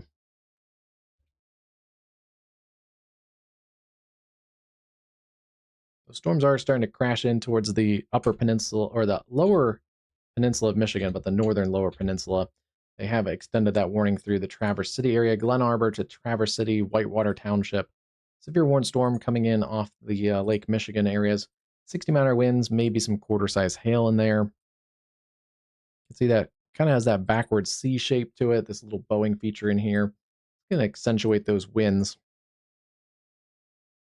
And then Wisconsin clearing out pretty quickly. They've trimmed a bunch of the tornado watch already. So areas like Marquette, Iron Mountain, Rhinelander, Wausau. Tornado watch goes another 30 minutes, but we're not seeing many cells here.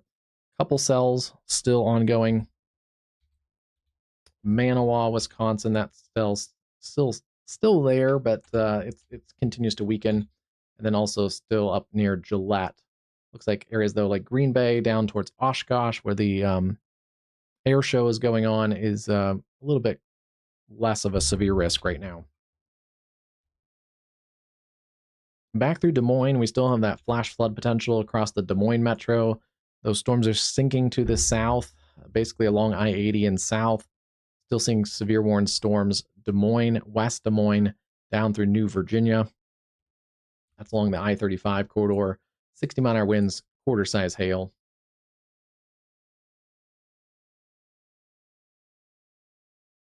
Thanks, Storm Team. I appreciate it.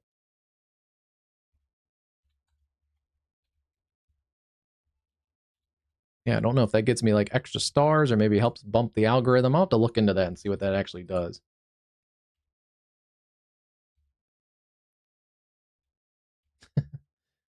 I have no idea what it does, but I'll figure that out later. Jacksonville into Illinois, still seeing that considerable threat for 70-mile-an-hour winds up towards Bairdstown. And this storm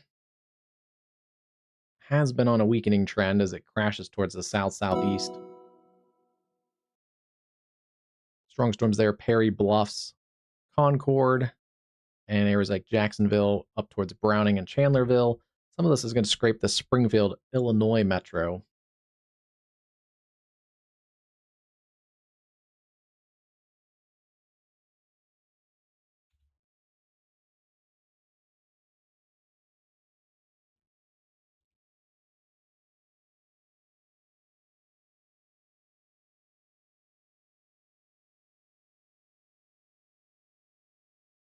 And yeah, still seeing especially south and southeast of Tucson, Arizona. It's where you have considerable flash flood warnings.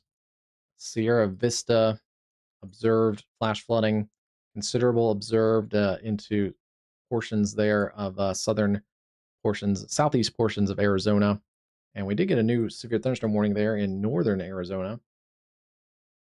west of Fort Defiance. But yeah, there's still some pockets of some heavy storms that could produce localized flash flooding.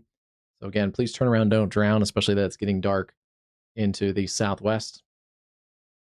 But I think we'll wrap it up, and I'll get kind of a better forecast and do some prep for tomorrow. Looks like we already have some flood watches out tomorrow too. So with rounds of heavy storms, that's going to be an issue going into tomorrow. Yeah, they backed off that considerable threat tag too, since that storm doesn't look like it's considerable threat. A couple isolated severe storms still ongoing in Iowa and into western Illinois. We may get some more storms across that area overnight. So heads up there for more flash flooding across, especially south central Iowa, south of Des Moines, back towards Ottumwa. That's an area that still could see some more flash flooding as storms kind of hang up over there.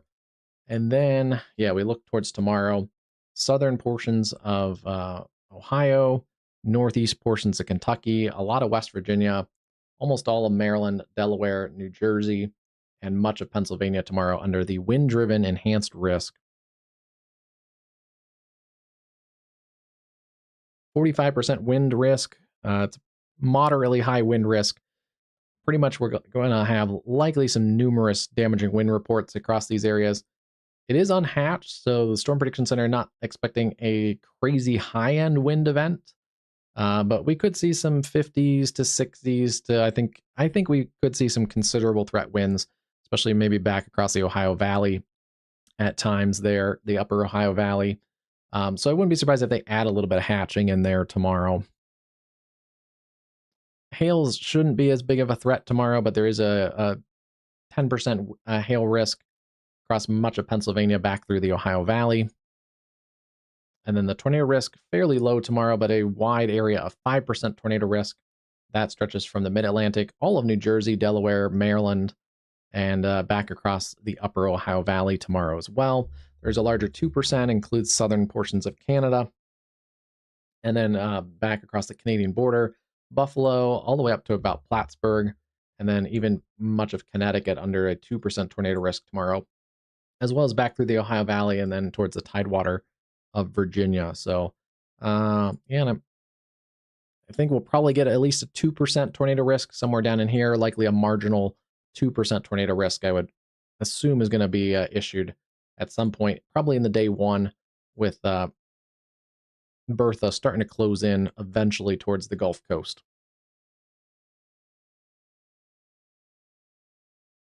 So it looks like tomorrow, based on some of that model data, we may be back on fairly early tomorrow.